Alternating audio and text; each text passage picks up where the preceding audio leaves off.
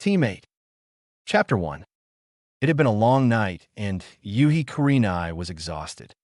She got an early start that morning, so she could scout out the potential new Genins at the academy. An unusual number of talented students were taking the test this year, probably enough for 3 full teams. That was why the Sandame asked her to take on a Genin team. She'd worked independently for almost 10 years, ever since that incident. She wasn't happy about being forced to work in a team again, but when the Hokage asks, he doesn't necessarily have to say please. The fact that Sarutobi did so made him even harder to refuse. The old man was actually very considerate of her feelings. He knew that this would be opening old wounds ever since that tragedy. She ground her teeth to avoid the memory, but only a truly skilled shinobi would note any change of expression. Likewise, no one at the academy could have detected her presence as she observed the students go through their routines. After the Sandame's request, she decided to utilize the remaining days to observe the students. This was unusual, as most sensei jonins simply waited for the team assignments to be made, trusting the academy instructors to construct well-balanced teams. Kurenai was not most jonins. Sarutobi had asked her to revive an old tactical concept and lead a team of reconnaissance specialists. The last one had come to grief, but she didn't think the concept itself was flawed. What happened to Namaru, Matai, and Kobaru Sensei had been a tragic accident. At least that was what she told herself on her good days. On her bad days, her thoughts were much darker. Sometimes they flirted with treason. Of a sort, anyway. If her suspicions were correct, she wasn't alone in such thoughts, just in failing to act on them. However, she'd been having good days recently, so she occupied herself by watching the potential Genins, unheard and unseen. The Inuzuka kid almost sensed her presence during recess when the wind unexpectedly shifted, but she'd been able to move before he could smell her. Mostly she watched them talk and play. She noticed an unusual number of children from prominent shinobi families. Just like their parents, a Nara, a Yamanaka, and an Akimichi were all set to graduate together. If they all passed, there was little doubt they'd be placed on a team together. People liked to stick with what worked. It was just too bad for the boys that the Yamanaka girl looked to be an incredible shrew. She saw a few prospects for a recon team. There was an Aburame kid who was so quiet the instructors tended to lose track of him. If he was any good with his bugs, he'd be a resource for any team. She'd worked on occasion with a man who was probably this Shino boy's father. His little friends always warned them of approaching enemies, giving them plenty of time to change position. The Inuzuka boy undoubtedly had a good nose like most of his family, as would his dog. He was a little loud and a bit of a braggart, though. There was also a Hyuga there, and Kurenai recognized the girl, Hinata, that she'd escorted to the academy years ago. She'd done a tour at the academy while recovering from her wounds and preparing for the Jonin exam. She'd been dispatched to the Hyuga compound in response to a request from the clan head, Hyuga Hayashi. The man coldly informed her that his daughter was hopelessly weak and unable to master more than the basics of the Hyuga gentle fist taijutsu style. It was hoped that she'd be of some use to the village as a shinobi if she was too weak to serve the family directly.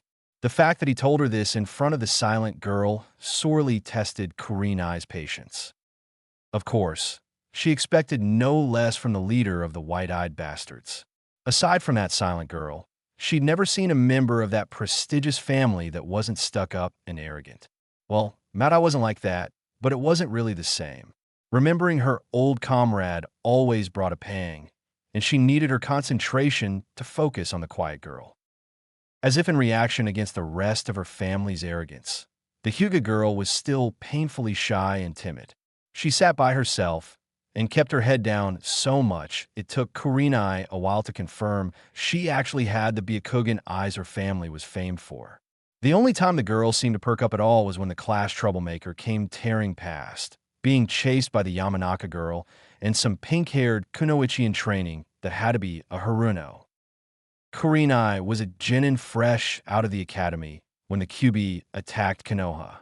She and most of her friends were assigned to areas of the battlefield far from the worst of the fighting, which was probably the only reason any of them had survived that night. She didn't have any personal animosity against the child the fourth had sealed the demon fox into. It wasn't like the little Gaki had asked for it. Still, this Uzumaki Naruto seemed to be quite a handful. He was always pulling pranks, though never anything really mean or hurtful. Mostly he just seemed a little starved for attention. Unfortunately, that was something most of the academy instructors seemed unwilling to give him. To his credit, Yumino Irika seemed to be the least prejudiced of the lot. His irritation seemed to be focused more on the boys' poor study habits and hell-raising. At least his antics were occasionally entertaining. He did show a lot of creativity in his mischief, and the reactions of those around him also gave Kurenai some insight into their personalities. Unfortunately, it looked like his lack of focus had caught up with him that afternoon during the Genin exam.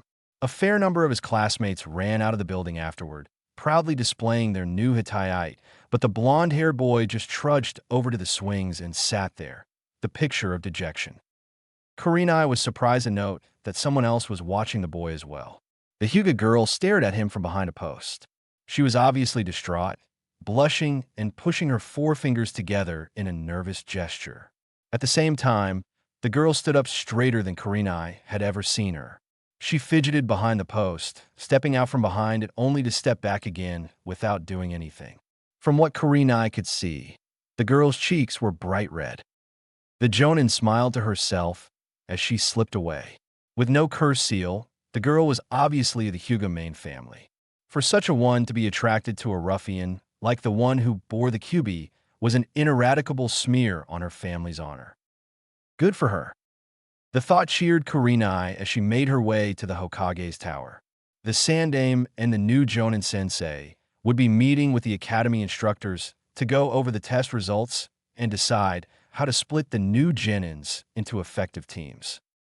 It was nearly nightfall by the time all the Jonins arrived, mostly due to Hitaki Kakashi's chronic tardiness. She understood the reasons for his frequent diversions all too well, but that was not a good reason to make everyone wait for over an hour. Although she supposed the same could be said of her violent dislike of the Hyuga clan. The first bit of bad news was that only 8 students had passed the Genin test. That meant one team would be short a student, or they would be forming 2 4-person teams. Kurenai wondered if she'd be let off the hook, but Sarutobi soon scuttled that hope. He said he didn't think the best of Jonins could give 4 students sufficient attention for their development. The Jonins sometimes whispered on drinking nights that the old man still blamed himself for Orochimaru's betrayal of Konoha. No sane person blamed the old man for his grown students' actions, but Kurenai knew quite well that guilt follows no logic but its own. No sooner had they settled that question and began wrangling over who would only have 2 Genins than a messenger arrived. It seemed that someone had broken into the Sandaime's quarters and made off with a scroll of forbidden jutsus. No one was sure who had done it, but Uzumaki Naruto had been seen in the vicinity just before the break-in was noticed. Yumino Irika went pale as a ghost when he heard this news, confirming to Kurenai's eye that the man did care something about the unwanted child. He immediately rushed out to join the search for the boy. How did Naruto do in the examination? The Sandaime asked one of the academy record keepers. He did not pass, Hokage-sama, the man asked without even checking his scroll. If he was able to break into the Hokage's office and make off with a heavily guarded scroll, it makes me wonder how hard that test is, Asuma grumbled sourly. He'd been forbidden to smoke inside, and Kurenai was sure he was suffering from lack of nicotine. Sarutobi seemed unusually unconcerned about the missing scroll. So after he went up to his office, they instead sat around discussing the strengths and weaknesses of the Genins as they looked through the reports. It seemed a little odd to do this when neither of the senior instructors were present. Kakashi volunteered to oversee the training of the Uchiha survivor, which made sense given his use of a Sharingan eye. He also was willing to only have 2 students. This was presumably so he could devote more time to Uchiha Sasuke, but Kurenai wondered how much of that was just laziness. It seemed to her that the more skilled the ninja, the more eccentric their personal habits became. It also made her wonder if her own ambitions to improve her skills would become ultimately self-destructive. The copycat ninja was feared throughout the ninja world, but he was also squirrely as hell with his chronic tardiness and perverted reading material. In fact, his fingers were reaching for the corner of a brightly colored book protruding from his flak vest when Sarutobi led Irika back into the room, the latter missing his Hittite. "It looks like we have a ninth graduate," the Chunin gasped after sitting down. He looked like he'd been in a nasty brawl. He was covered with cuts and scrapes, including a really large gouge in the middle of his back. "What happened, Irika?" Maybe it was Kurinai's imagination, but the slight smile the Hokage wore indicated he knew more than he let on. "It was Mizuki that betrayed us, Hokage-sama. When Naruto couldn't produce a good bunshin, he failed the jutsu portion of the exam. Mizuki told him that stealing the scroll and bringing it to him would count as extra credit and allow him to still pass the exam. He fell for that?" Kakashi asked in surprise. "And we're considering making him a ninja, why? If students cannot trust their sensei, who can they trust?" Irika asked stiffly. "We cannot punish him for listening to a teacher, can we?" He turned toward the Hokage with the last question.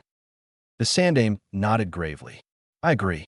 If we cannot guarantee the loyalty of the people who teach our children, we cannot blame them for doing no better than we." He looked at Irika for a second. "What happened to your forehead protector?" Yumino Irika smiled proudly. "I gave it to Naruto for passing the exam. He'd failed to produce a simple bunshin, but when he was defending me from Mizuki's attacks, he revealed that he'd learned Kage Bunshin, no jutsu, and filled that whole section of the forest with clones. I literally lost count. But Kage Bunshin is much harder to perform." Asuma protested. Irika shrugged happily. "That's why I passed him. He's quite surprising." "Well then, it looks like we have 3 full-size teams now," Sarutobi said with a faint smile. Most of the Jonins knew he sympathized with the boy's lack of family. "Kakashi, if you will take Naruto, that will dash." "Your pardon, Hokage-sama," Kurinai broke in. She'd been thinking about the Hyuga girl. With her bloodline, she had tremendous potential, but her confidence issues were worrisome. Now she saw a possible way around them. "I wouldn't mind having Naruto on my team." "Are you sure of that?" Sarutobi asked. She also saw Asuma and some of the academy workers quietly shaking their heads. "I understand your team is to specialize in reconnaissance missions, and Naruto doesn't show a lot of potential in that area. Or any other." She thought she saw one of the record keepers mouth to his coworker. Irika shifted painfully in his seat to glare at them.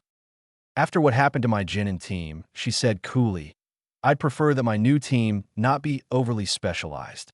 If they fall into a trap," she continued, giving the last word a slightly sarcastic emphasis that made the Sandaime wince, "it would do well to have someone with the ability to get us out of a perilous situation. A Genin capable of filling the woods with Kage Bunshin would be able to provide quite a distraction, wouldn't he? Besides, I also seem to remember a large number of Chunins, Jonins, and ANBU pursuing that boy after he decorated the Hokage monument. He led you on quite a chase, didn't he?" Several faces in the room looked a bit sheepish after that. Irika, on the other hand, appeared happy that someone was recognizing his pupil's abilities. Of course, he was also the one who eventually caught the boy. She turned toward Kakashi. "Kiba is passable with his taijutsu, but he also spends a lot of time working with Akamaru. They work well together and might give your students an example of the teamwork you seem prize. Psychologically, the Inuzuka boy is like most of his family and very group-oriented. He's a little boisterous, but friendly enough he might be able to thaw out that Uchiha head case." Kurinai noticed that everyone in the room was staring at her. She sighed. "When I was selected to mentor a Genin team, I decided to spend a few days observing them interact and getting a handle on their personalities. Am I the only Jonin in this room that bothers to think ahead?" Kakashi was reading his book, and Asuma was fiddling with his cigarette. Evidently, she was. She sighed and laid her face in her hands. "Fine then, just take my word for it.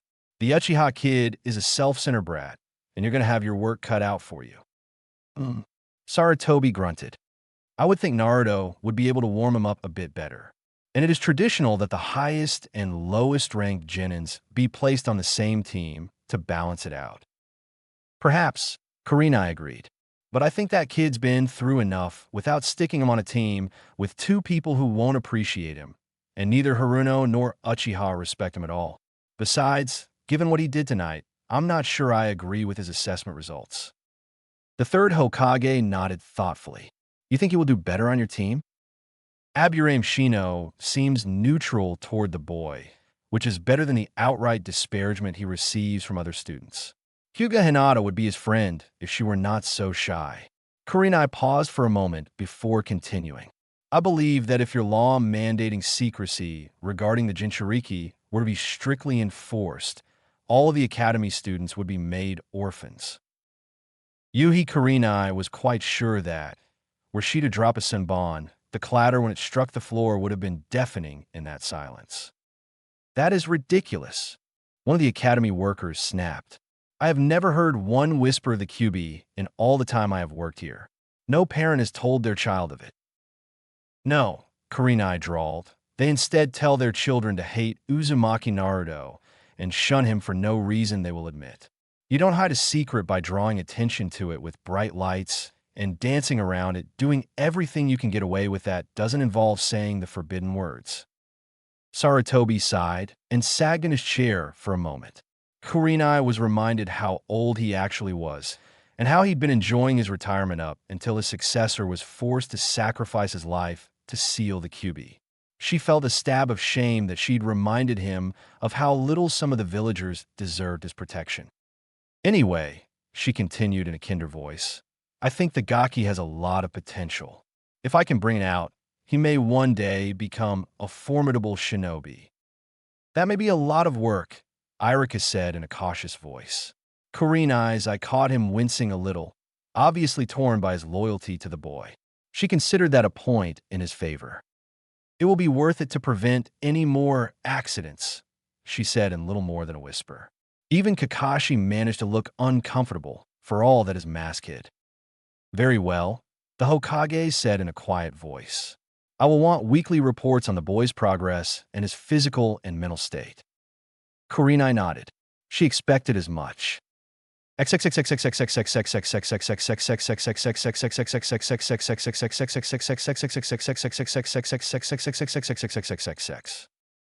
Hyuga Hinata had not slept well that night. Yesterday had been the last day she'd likely seen Naruto in a long time. She passed her Genin exam, but he would be staying at the academy for remedial classes until he could pass. He tried so hard that it broke her heart to see him fail. For once, his smiling mask had slipped and he'd walked outside like a broken-down old man. And still she failed to say anything to the boy who inspired her so much with his attitude and ever-present smile. Her father was right. She was a useless coward, not brave enough to do more than hide and watch him like some pathetic stalker. She'd always been a little embarrassed for the sillier kunoichis who chased Uchiha Sasuke around like a miniature fan club. But in the end, was she any better? She was just as harebrained and silly, and even more cowardly. Those girls at least had the courage to let Sasuke know that they liked him. Not even the prospect of not seeing Naruto anymore could make her act, and she despised herself for it. She'd been too upset at herself to even think of eating breakfast, and her steps faltered as she slowly walked to the Konoha Ninja Academy for the last time. Her only consolation was the possibility that she might see Naruto there again today. It was fairly common for students who failed the Genin exam to stay home the following day. It was painful and embarrassing to see your classmates who were leaving to become full-fledged shinobi, even if they were only reporting to a different room for team assignments. But then again, Naruto seldom did the usual thing. The prospect of seeing him again, even if it would be the last time in a long while, buoyed her spirit. Maybe today she would find the courage to actually speak to him. Her steps quickened as hope slowly leaked into her heart. She soon made her way into the academy building and found the classroom where the new genins were assembled. Her classmates were spread out in their usual disarray but Naruto was there as well, with his head down on a desk. She froze in shock as she walked in the door, but then her feet automatically led her to one of her usual seats, high up and near the door in the back. Everyone ahead of her and no one behind. She stared at the boy, wondering if someone would come in and tell him to leave. Finally, Nara Shikamaru ambled into the room and stopped by Naruto's table. When he asked Naruto why he was there, the blonde boy sat up and said he'd passed, showing off his new Hitaiite. Naruto-kun graduated too, she whispered to herself. Then Ino and Sakura burst into the room, arguing about who arrived first. Naruto stared in her direction, his face lighting up, and Hinata felt her heart skip a beat. But then the pink-haired Kunoichi walked by her, and she realized Naruto was looking at her instead. "Ohio, Sakura-chan." Naruto greeted her with a smile as she approached. "On my way." Sakura snarled as she elbowed him to the floor so she could sit next to Uchiha Sasuke. An unpleasant voice in Hinata's head said it was glad that the girl Naruto seemed to like did not return his affections. But for the most part, she was dismayed to see him treated so cavalierly. Then Ino contested Sakura's right to sit in the chair she'd just thrown poor Naruto out of. In moments, most of the girls in the room were arguing over the evicted seat, while Naruto was still sprawled at their feet. Naruto climbed up on the desk and glared at Sasuke, again attracting the ire of Sasuke's fan club. Even worse, an inattentive boy at the table in front of them bumped into Naruto, making his and Sasuke's faces meet. It was hard to tell from where she sat, but from the screams of outrage that followed immediately afterward, it seems the two boys had inadvertently kissed. Hinata thought it was somewhat funny, especially the way the two boys carried on afterwards, spitting and gagging like they'd been poisoned. The Sasuke fan club, on the other hand, was incensed at Naruto's forward behavior, not to mention quite jealous. The beating they gave Naruto was well out of proportion to his actual offense. Hinata grew worried as they showed no signs of stopping. She pushed back her chair and was about to intervene when Irika-sensei entered the room and broke it up. Poor Naruto looked like he'd been run over by a farmer's wagon.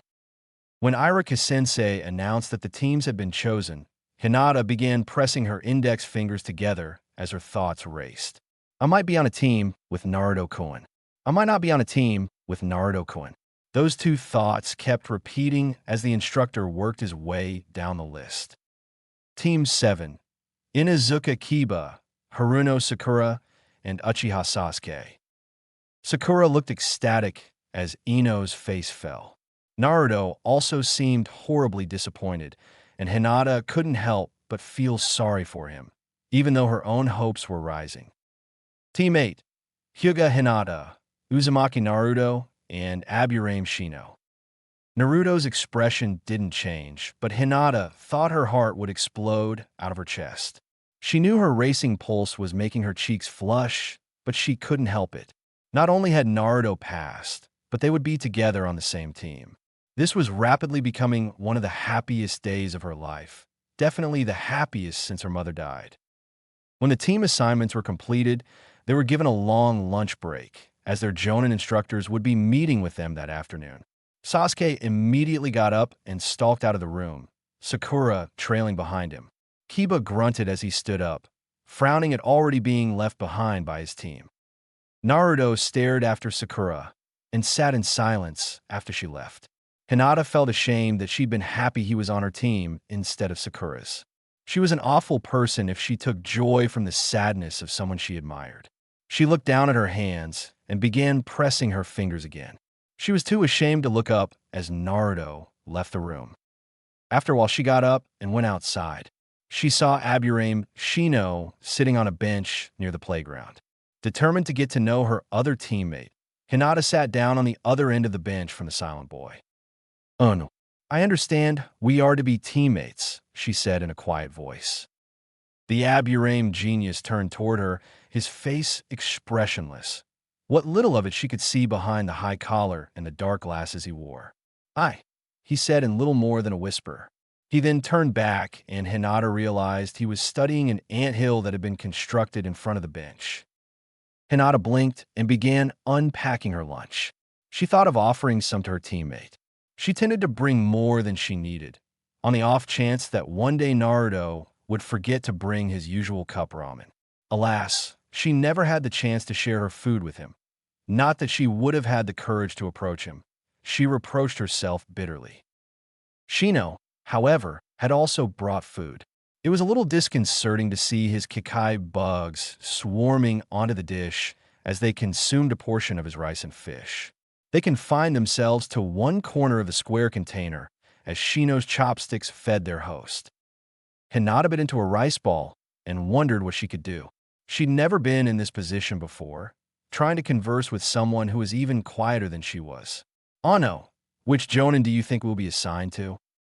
Shino turned toward her again. He seemed to stare at her for a long moment, making her fingers fidget even faster. Given our abilities, I would think one of the scouting specialists. Uzumaki's presence is troubling, though. Hinata took a deep breath. I'm sure he will work very hard to make us successful, she said in as firm a voice as she could muster. Shino simply regarded her for several heartbeats before answering. Perhaps, but he doesn't possess a bloodline or sensory abilities. I question what role he could perform, or if he was simply placed here to keep him out of the way. Hinata felt her stomach contract into a small, hard ball. She always questioned whether she would actually be useful as a ninja or not. Was Team 8 just a place for throwaway ninjas? Had she and Naruto been placed here to keep them out of the way? But what about Shino? He was supposed to be the pride of the Aburame clan, the best bug user they produced in over a generation. Oh no, I don't think we're a team for shinobi that no one wants. Naruto works very hard when he trains by himself, and he still received a Hittite. Shino turned back toward his lunch. That may have been done to remove him from the academy. There is something about him that the adults do not like. My clan will not speak of it, but they do not hold him in high regard. While Hinata was glad that Shino was speaking more, his words disturbed her. She remembered the way her father's face twisted when one of Naruto's pranks was mentioned at dinner. The Branch family retainer blanched under Otusen's furious glare, and for an instant Hinata thought his cursed seal had been activated. Hinata may not have been the ideal Hyuga warrior, but even without her Bikugan active, she was still intelligent and, above all, observant. As such, the looks some of the adults gave the object of her affections did not escape her notice. Surely they don't hate him for pulling a few pranks? Naruto-kun never hurt anyone, not even by accident. I believe it's something deeper than that. I've heard his name mentioned in passing even before the first time he defaced the Hokage monument, Shino replied. Hinata was too involved in their conversation to wonder at how her teammate seemed to have finally discovered that he had a voice. Later, she would wonder if it was the teasing apart of a mystery that finally engaged him, or if it was simply the fact that someone was actively seeking to speak with him. Hinata wasn't especially fond of insects, but they didn't creep her out like they did some girls. What else could he have done to become so unpopular? She asked, frowning. It may not be anything he did, Shino replied. I don't know of another Uzumaki in the village, so he may have come from a family that disgraced themselves in some fashion. Hokage-sama wouldn't execute a child for the crimes of the parents, no matter how heinous. The villagers may not be so forgiving. Hinata sat there, her mind racing as a half-eaten rice ball fell back into her bento. As far as she knew, Naruto-kun had no parents and was forced to live alone as there was no one who would take him in. To think that he would still be blamed for the actions of people he'd never met made her feel very strangely. It was similar to the tight feeling she got when Otusen told her Hanabi would make a better heir and how she at least could make him proud, but the emotion gripping her right now was much stronger. Hyuga Hinata was angry. These people deliberately hurt her Naruto-kun with their cold eyes. The boy with the big dreams who always smiled and tried again no matter what. He deserved better than that. She'd seen his smile slip a few times, the most recently after the Genin exam, and even if she was too cowardly to say anything to him, his sorrow still stabbed her heart like a kunai. After a moment, she was able to master her new emotions and don the sterile mask she was taught a Hyuga must always present to others. That is very foolish of them, she said coldly, since he's going to be Hokage someday. Shino didn't say anything, but turned back to his lunch. While he didn't necessarily sound like he agreed with her, Hinata would settle for a lack of overt disagreement. They finished their meal in silence and returned to the academy to await their sensei.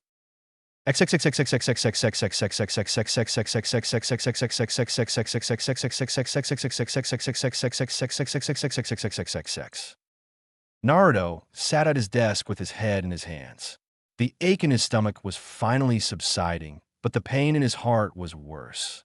It wasn't fair that Sakura was assigned to a different team, and even worse that she was partnered up with that Uchiha team. When he saw Sasuke eating his lunch, Naruto was struck by inspiration.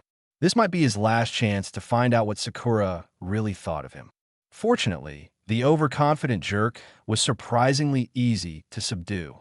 So much for genius. The look on his face when the Kawarimi log appeared in a cloud of smoke and half a dozen clones descended on him like the wrath of Kami was the high point in Naruto's day. After that, it was simply a matter of tying the fool up and using Hinge no Jutsu to copy his appearance.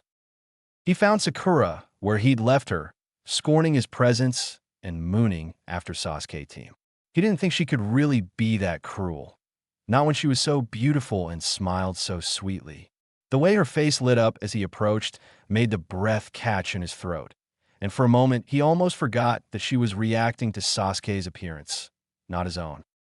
After a moment, he remembered his plan and sat down on the stone bench next to her. He tried to copy Sasuke's patented slouch and glower, and it seemed to work. Sakura smiled shyly and blushed. "So," Naruto said, trying to sound disinterested, "what's the deal with that Naruto boy who seems to like you? He's always greets you warmly every morning, and you usually bash him on the head." Sakura looked confused for a moment before giggling. "That Naruto, he's always such a pain. He doesn't really understand me, and he's always interfering with my plans." She sighed. "At least he's not on a team with us, and after today, I won't ever have to look at him again. Aren't you relieved as well, Sasuke-kun?" Naruto didn't trust his voice at that moment, as he felt his heart shrivel up and blow away. He just grunted and stood up again. He slouched away as Sakura called after him. He refused to acknowledge her confused cries. Maybe she might come to know how it feels. Not that she cared. He was halfway to the academy building when his stomach began cramping violently. Naruto did raise his head when he felt a presence full of killing intent enter the classroom. Sasuke didn't look at him directly as he stalked over to an empty seat, but Naruto could feel the anger radiating from the boy. Naruto also knew the stuck-up Uchiha wouldn't say a word about what happened. He'd sooner die than admit that the dead last had beaten him down in a fight. While he had been taken by surprise, it was no excuse for someone that was trained in the ninja arts, let alone the almighty Uchiha genius. Naruto didn't even look directly at the boy, who also ignored Sakura's confused expression. Those two deserve each other, he thought bitterly. She just seems to irritate him, and now she'll get a chance to see how it's like to be ignored and despised. His mind was so wrapped up in his misery that he almost missed Irika calling out for teammate. He stood up and sullenly shuffled over to the teacher's desk. Irika frowned at him as he joined Hinata and Shino. Irika-sensei introduced a tall woman with shoulder-length black hair and red eyes. "This is Yuhi Kurenai. She will be your Jonin instructor. Good luck to all of you." Irika smiled when Naruto nodded and straightened the Hittite that Irika had given him. Kurenai smiled faintly, but her eyes were watchful as she led them outside. Hinata smiled at him, a little hesitantly. Naruto actually respected her for being one of the few girls in their class that didn't spend all their time fawning over Yukika team. Shino was a little odd. He didn't talk much, just the opposite of Naruto, but the other kids avoided him because of the bugs, which was something they had in common. Naruto didn't mind bugs, as long as they didn't try to get into his food. His live and let live attitude ended where his ramen began. As he walked out the door, Naruto found himself looking back at Kiba, Sasuke, and Sakura, who were still waiting for their Jonin instructor to show up. He took a deep breath and turned his back on them, leaving with his new team.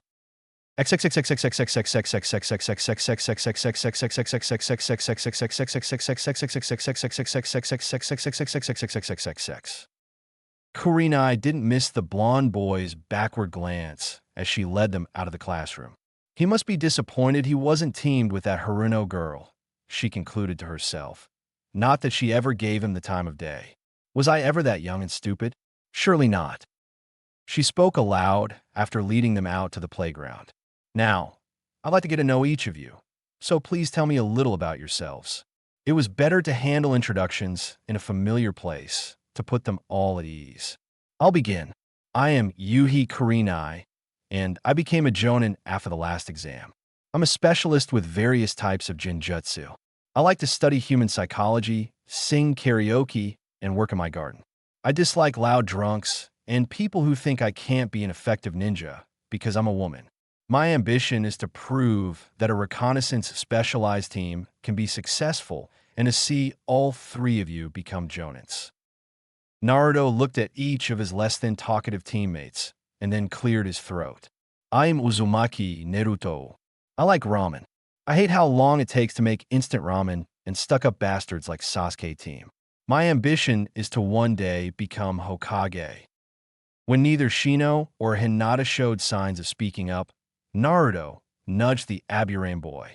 Shino's head snapped around at Naruto. So quickly the blonde flinched back. Kurenai wondered if the bug user was used to any sort of human contact. I am Aburame Shino.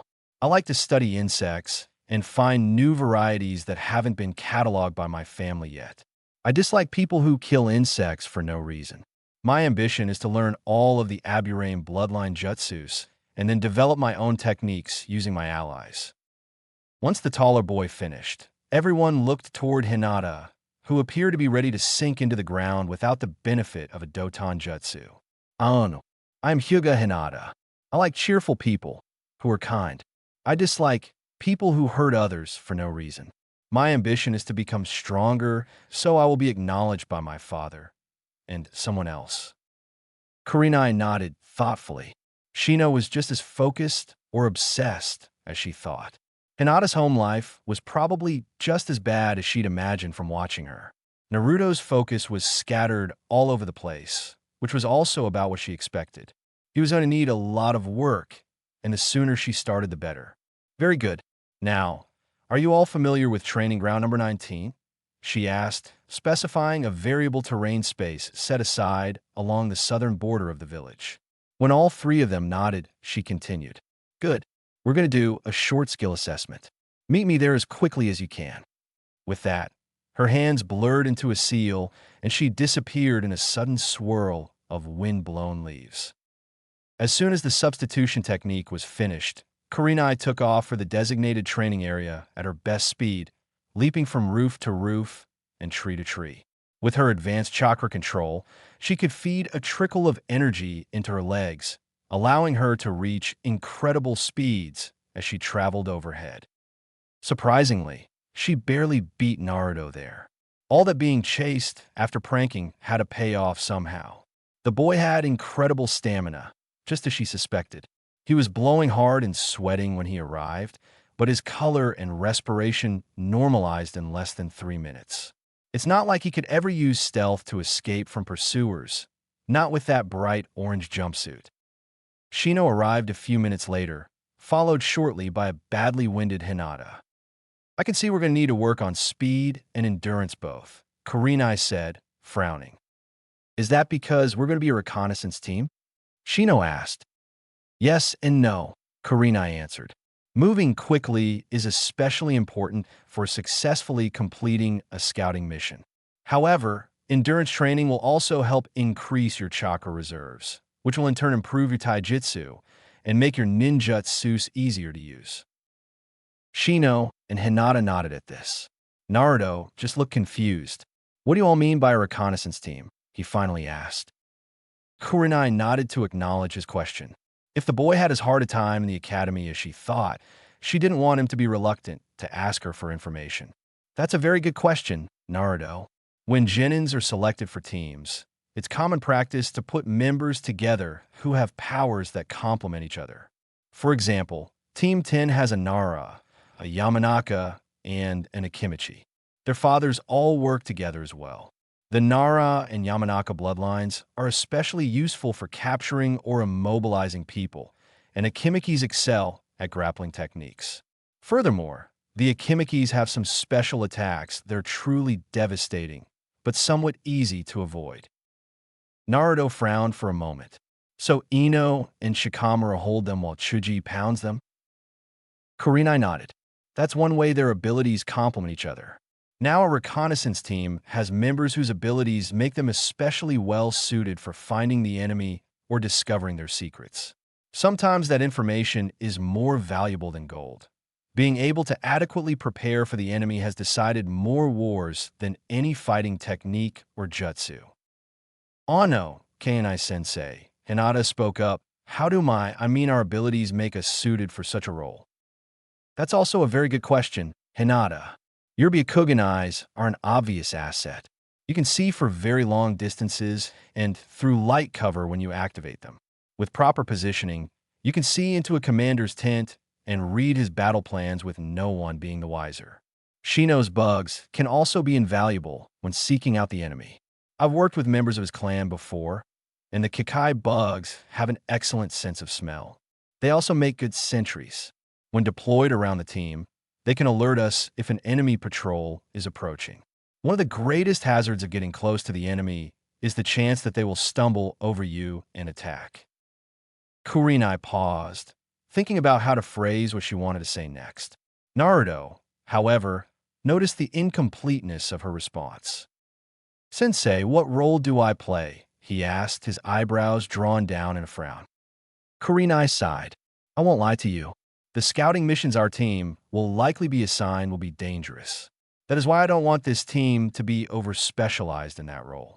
Naruto, if the worst happens and we are discovered deep in enemy territory, your job will be to buy us time to escape. Your unexpected skill with Kaguya Bunshin makes you well suited toward distracting pursuers so we can successfully disengage. So it's all about running away? Naruto asked, sticking out his lower lip. Yes, it is, Kurenai answered sharply. Because completing your mission is what shinobi do. Proving who's tougher is a schoolyard game. Staying to fight when the Hokage needs our information isn't just stupid, it's treasonous. Ninjas who don't learn that lesson usually die as fools. Their names won't even be carved onto the memorial stone because they threw their lives away, rather than sacrificing them for something meaningful. Everyone grew quiet after that. Kurenai gave them a moment to digest that, then set them to work on basic taijutsu drills. Hinata proved to be the best of the bunch. Her form was almost perfect, and her movements were swift and precise. While she may lack somewhat in power and speed, that would come as she got older. Shino's taijutsu was workmanlike, not particularly inspired, but she was sure he practiced it more for the chakra enhancement than anything else. More chakra meant more energy for his bugs.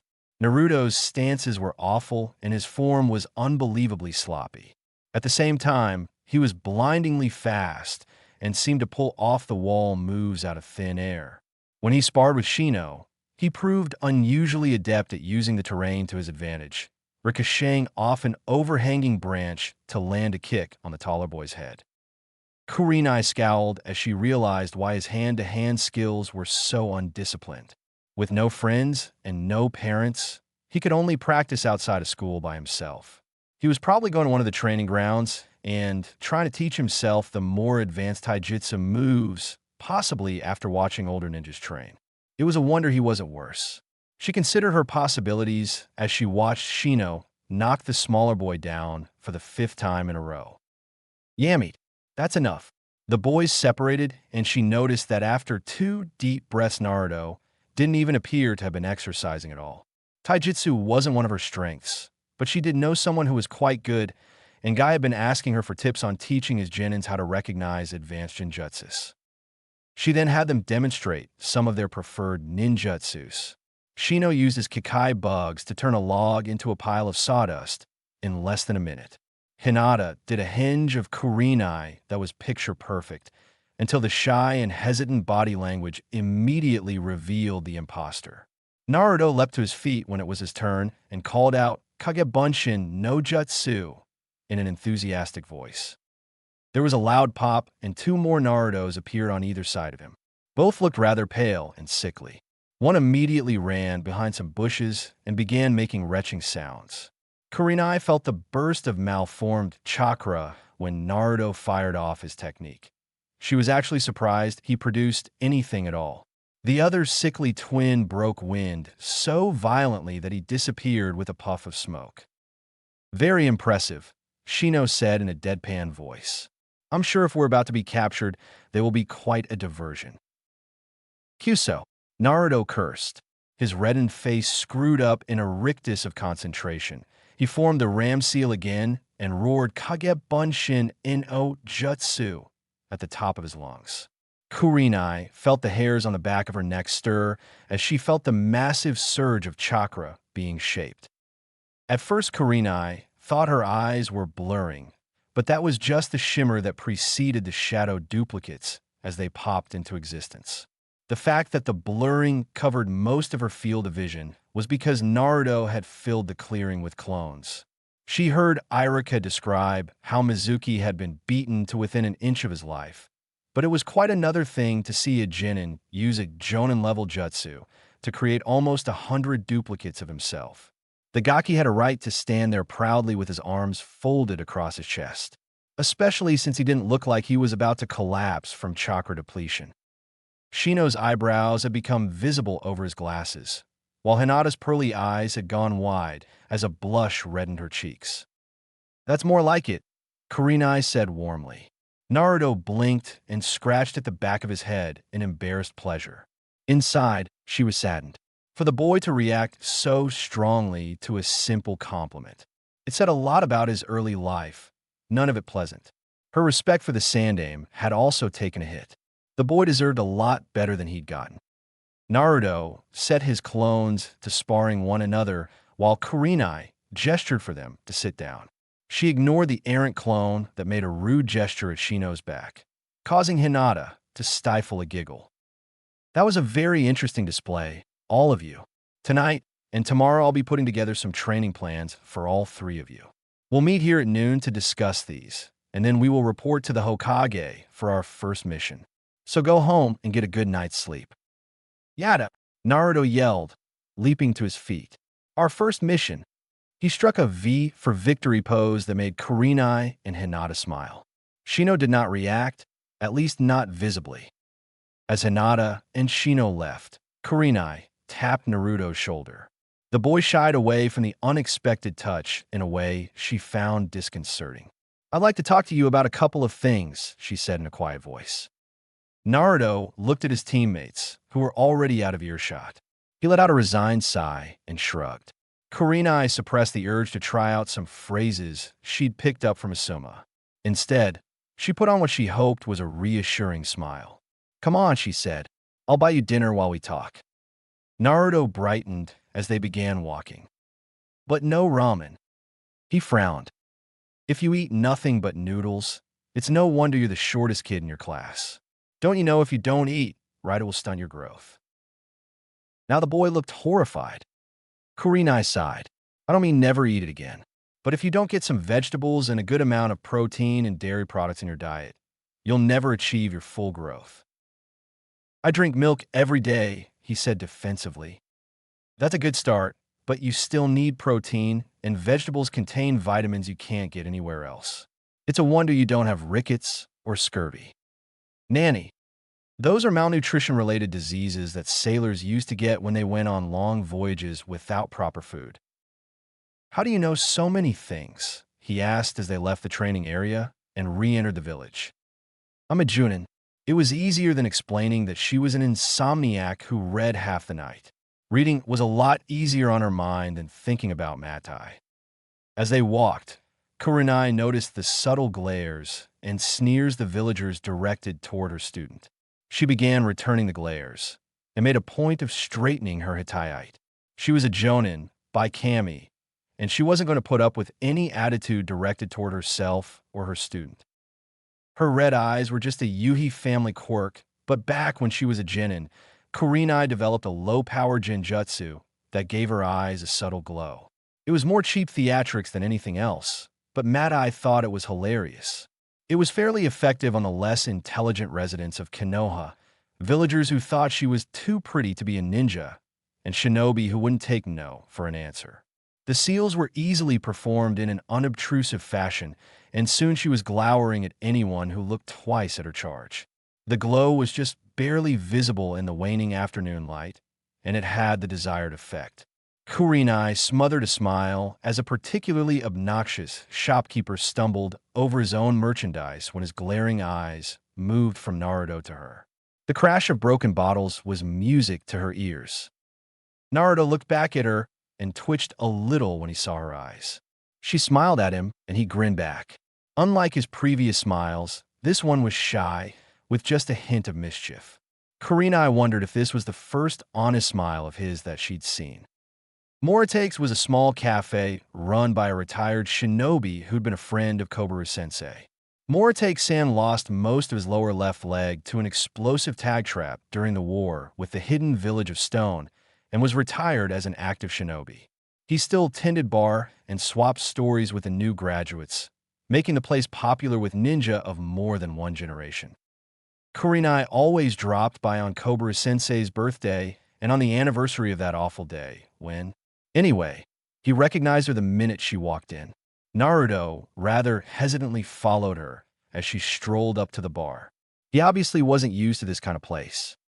Kurenai-chan, Moritake-san called out with a smile. And who is the gaki? This is Uzumaki Naruto, she said in a loud voice, one of my new students. She was a little disappointed to see the hesitant expression on Moritake's face, but he quickly mastered it and smiled at the boy. I know what she wants, but how about some tea, kid? Naruto nodded, and Kurenai wondered why he was being so quiet. She accepted the warmed bottle of sake with a smile, then placed an order for some yakitori, along with steamed rice and vegetables. Carrying their drinks, Naruto followed her to a table in the corner. They sat down, and Kurenai poured a saucer of the steaming liquid and used it to wash the dust from her throat. She looked over at Naruto, who took a sip of his tea, but seemed pensive. Kurenai looked around. Was he being quiet because he was nervous being in the restaurant? Have you ever been in a place like this before? She asked him in a quiet voice. Naruto shook his head. No, I've been to Ichiraku's for ramen. It's really good there, and his voice trailed off. And they don't run you out like other places do? Naruto nodded and growled. Stupid people, he muttered. I know why they act that way, Kurenai said, and Naruto stiffened. And you're right, she continued. They're stupid people. Naruto looked up at her. Irika said he wasn't allowed to tell. He isn't. I was there actually when it happened. I was barely a genin, and we were assigned areas well away from the worst of it. No one knows why the demon decided to attack Konoha, and I doubt we ever will. But the people blaming you for its actions are just trying to strike back at something because they have fear and anger left over from those days. That still doesn't excuse their behavior, though. The Hokage's law prohibits me from saying anything to people who don't already know, and you know. The law specifically doesn't apply to you either. You can tell anyone you want to. Nanny? Why would I want anyone else to know why all the adults hate me? I don't think all the adults hate you. I certainly don't. You had nothing to do with what happened to the village, and you're maintaining the seal that makes sure it doesn't happen again. I think your friends, your true friends, won't care. I don't think I have any friends like that, Kurenai-sensei. Perhaps not. Maybe you will in the future, so don't close off any of your options. Anyway, I wanted to ask you, are you serious about your dream? About wanting to become Hokage?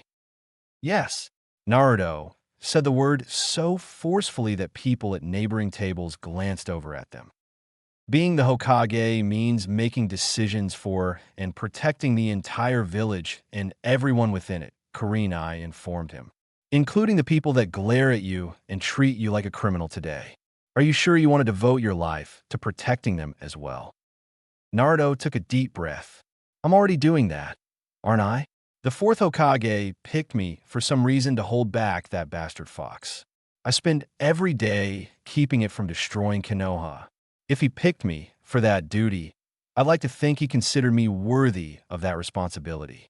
I just want everyone else to see me that way as well, so his choice would not be in vain.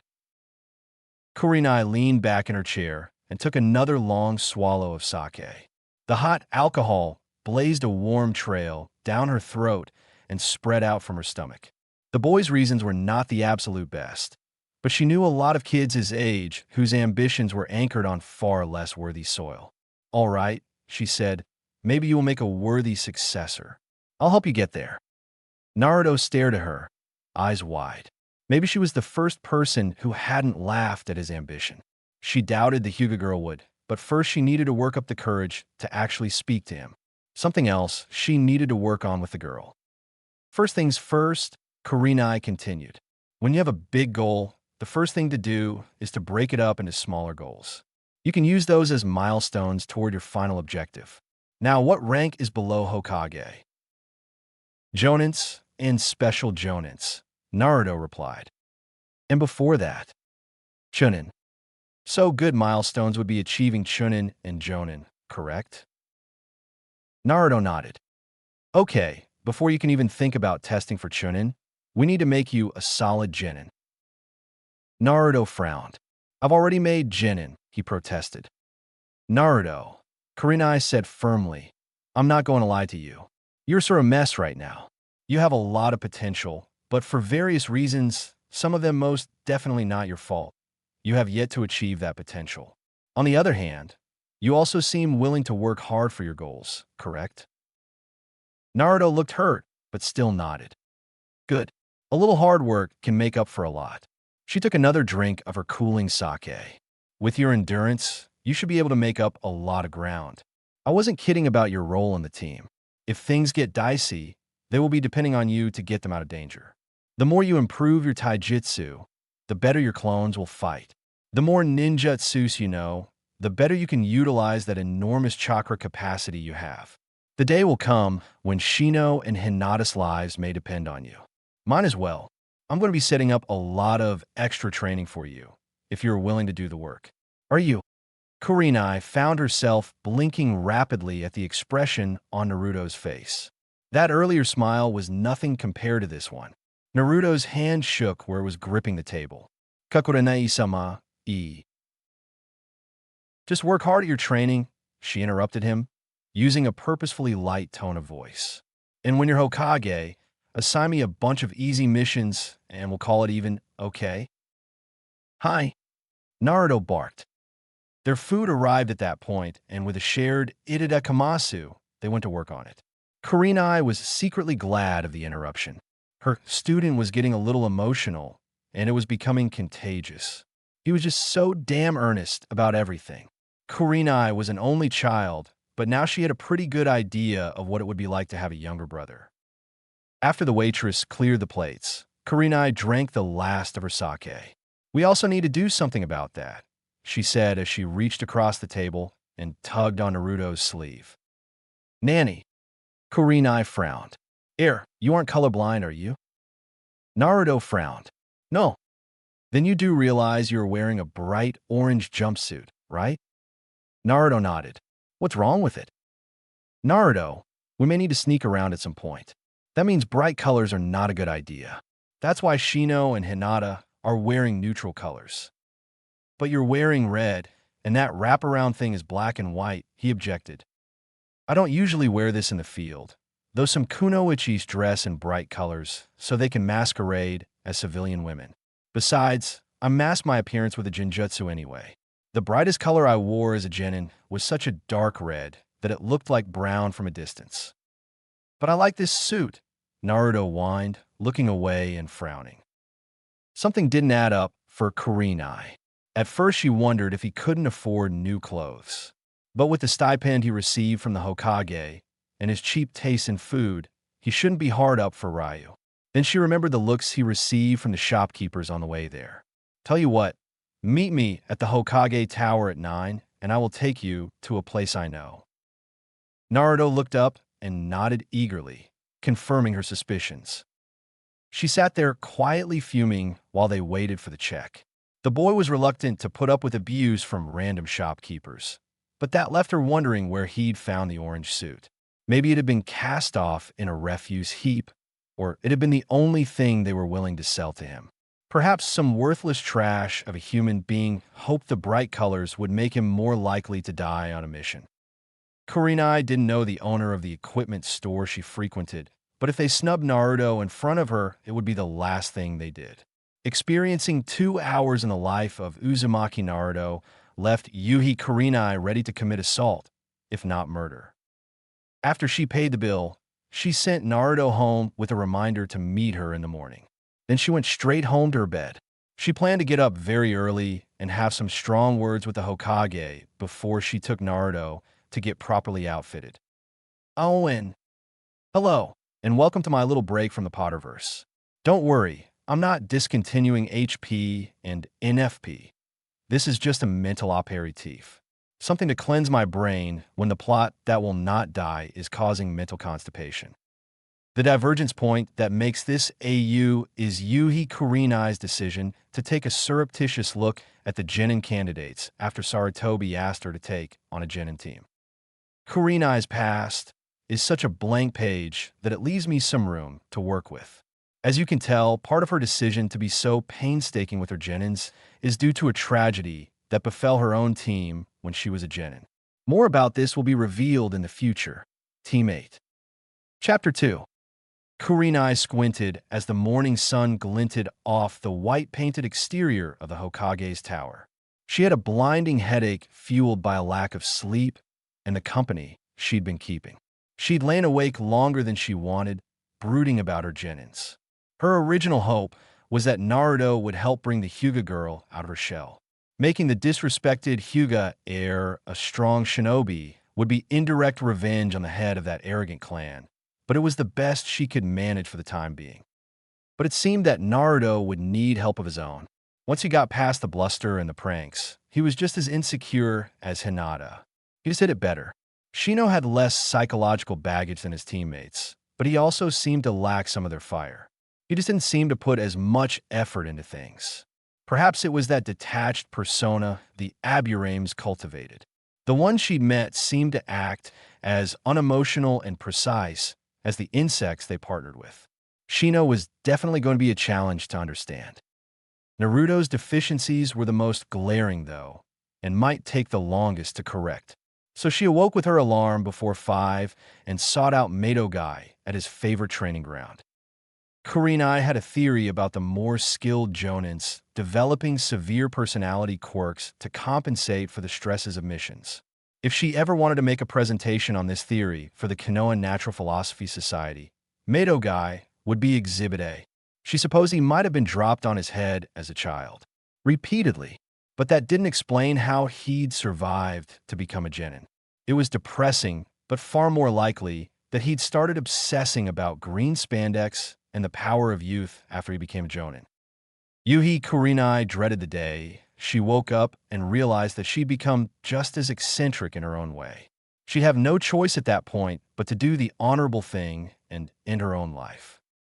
At least Guy was predictable in his obsessions.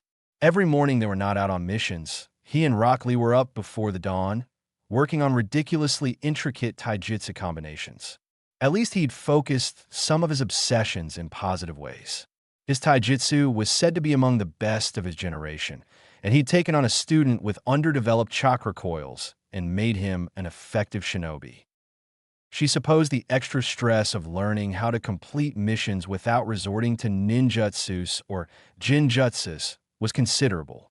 Something had to explain the accelerated descent of Rock Lee into green, spandex-clad madness with his sensei. On the other hand, it was hard to argue with results. The green-clad genin moved so quickly that without chakra, her eyes had difficulty keeping up with him, and his punches were leaving visible divots in the thick training logs. Naruto could learn a lot here. Guy looked up from his pupil and flashed what he probably thought was a charming grin. Kurenai-san, you are up early to see the power of youth.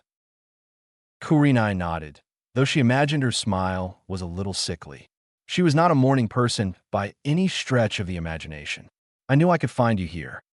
Guy's expression became a trifle smug. It takes a lot of training to become a genius of hard work. But Lee will make it because he is full of the fires of youth. Yash, Guy Sensei. Lee, Guy Sensei. Kurenai knew she needed to nip this in the bud. Her impending migraine was only a couple of verses away. I wanted to talk to you about some supplemental training for Tintin and something else that has come up. Mado Guy might be self-absorbed, overenthusiastic, and completely lacking in fashion sense, but he wasn't stupid. Lee, run 5 laps around Konoha. Yes, Guy Sensei. And if I cannot do that without stopping, I will climb to the top of the Hokage monument, walking only on my hands. Guy cheered as the student took off. Kurenai wondered if Naruto would be safe hanging around with these two. She'd have to make sure later on that day to impress upon her genin that neon green was also not an appropriate color for ninja attire. Kurenai gathered her thoughts as Guy turned back toward her and crossed his arms in what he seemed to think was a serious pose. Now that Lee is testing his endurance, what did you wish to discuss? His smile was a little too eerie for Kurenai's tastes. I've been thinking about your idea regarding using our specialized knowledge to best develop our students' potential, she said carefully. That wasn't exactly what he said when the Jonins were all out drinking. What he actually said was something more along the lines of how he'd take pity on any students assigned to his Kakashi and train them out of sympathy for having such a heartless sensei. Kakashi, of course, replied by asking if he'd said something. Nanny, Guy's inch-thick eyebrows bunched up in confusion. Well, Kurenai continued, I thought it was a pretty good idea, so I'd like to work out a trade. I've got a student who needs a lot of extra work on his taijutsu. If he could join you and Lee in the mornings, he'd provide Lee with a sparring partner as well.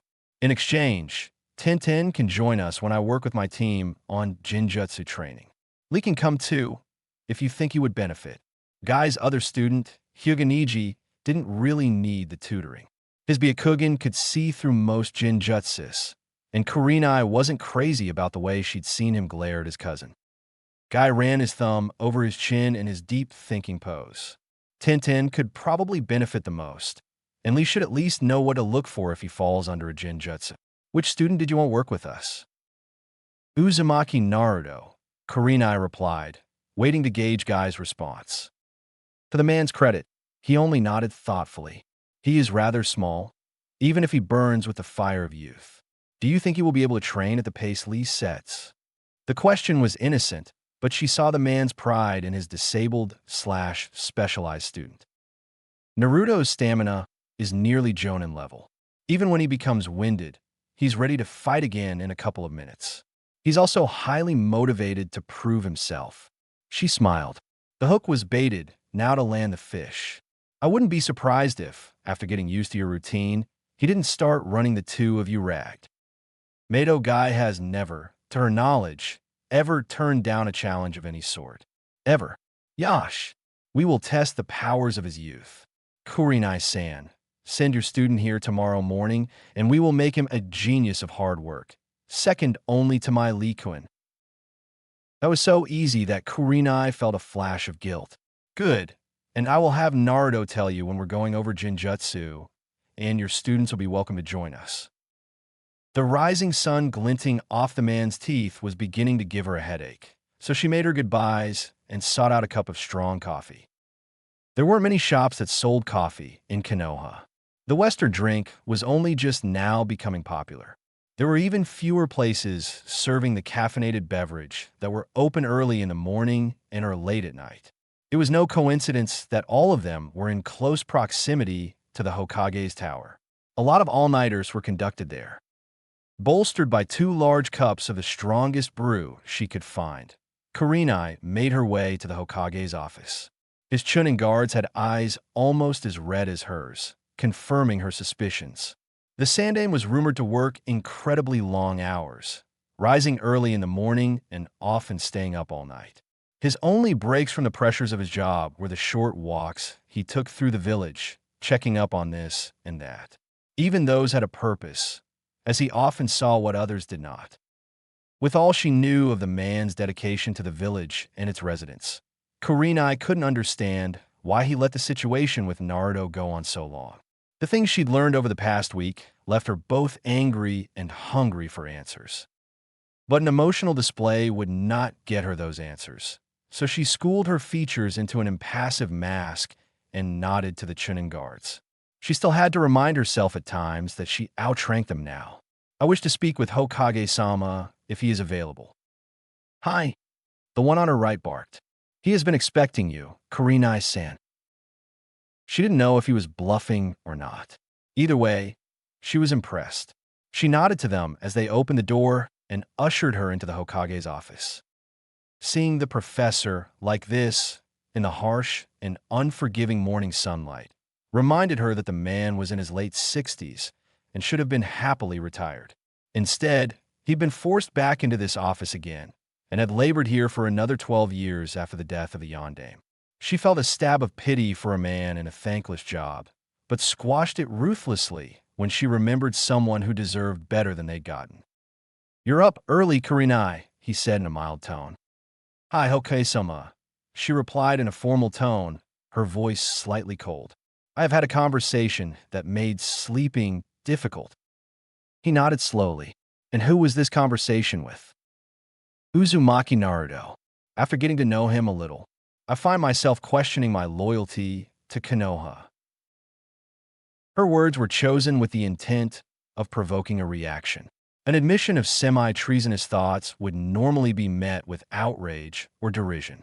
She would not expect such a display from the Hokage, but she wasn't prepared for what he did do. He smiled. "I'm glad to see that Naruto has found another sympathetic ear," he said as he straightened up in his chair and relit his pipe. Yuhi Kurenai was not often struck speechless, but it took a moment for her to collect her thoughts. "You knew what was going on with the boy. Hokage-sama, why have you allowed this?" The Sandaime sighed, and for a moment his eyes showed her a glimpse of a supremely weary soul. If only the Hokage were as powerful as everyone seems to think. He gave her a tired smile. "It would be nice to be able to do anything I wanted, at least for a short while." Kurenai frowned. This wasn't going anything like what she expected. "But you are the Hokage. Your word is law." "It is, to a limited extent. In reality, the Hokage just shows the villagers and the shinobi the way. It is up to them to follow his leadership. The two halves of the equation must work together if anything is to be accomplished." In the case of the boy, she asked. Kurenai had a feeling she knew what he was driving at, but she needed to know for sure. "You can lead the ox to the river, but it will only drink if it desires to do so. The village elders and the clan heads petition me to have the boy executed, or failing that, to exile him from the village. I refuse to do this. I tell them the boy is the Yondaime's legacy, and that he wished the boy to be seen as a hero, because he is the Kyuubi's jailer. They nod and agree with me. Then when they go home, they tell their subordinates to shun the boy. But if they're defying your orders, you are the Hokage." The caffeine in Kurenai's blood was keeping her awake, but it also made her thoughts jitter like water bugs as she struggled with the scope of this betrayal. "They do nothing to openly define me," Sarutobi assured her. "They have grown too wary for that. Villagers have tried to kill the boy on numerous occasions, only to be foiled by the Anbu. Worse, there have been shinobi, maddened by their grief, who also sought the boy's life." His eyes hardened. They met with the same fate. But now they agree with their mouths and disobey with their hearts. The Hokage can tell someone to treat the boy properly, but unless I or one of my subordinates stands over that person, they will not do something they feel has been forced upon them. Konoha has always placed fewer strictures on the private lives of its inhabitants, but it appears there is a downside to this freedom. Kurenai found herself sitting in one of the chairs facing the Hokage's desk. She wasn't even aware of when she'd sat down. "So, you're telling me that the villagers and a good portion of the shinobi are so determined to abuse Naruto that they will go behind her back to do it? You basically have widespread civil disobedience where the boy is concerned." Sarutobi nodded. "That is one way to sum it up. The villagers look at the boy and see a reflection of their fears. The shinobi see a reflection of their loss. They won't see him as anything different until he can touch their hearts and make them see the truth. I think one day Naruto will prove himself to the village, and those who scorned him in the past will heartily regret their actions. Regrets? Kurenai asked sharply. Future regrets mean nothing to him right now. It's a wonder he hasn't run away or started killing everyone he meets. These idiots will be lucky they don't turn him into a self-fulfilling prophecy with their own actions. Wouldn't it be kinder to send him away? Let him grow up in some isolated village where no one knows who he is. No, the Hokage said in a firm tone. Naruto is Konoha's. The Yondaime wished him to be the hero of the village, not the exiled pariah. He raised his hand as Kurenai started to speak. Even if it would be kinder, there are other reasons he must stay. There are rumors of a group that has been seeking out information on the Jinchuriki. It's not known why they want this, but Naruto is better off in Konoha and learning to defend himself.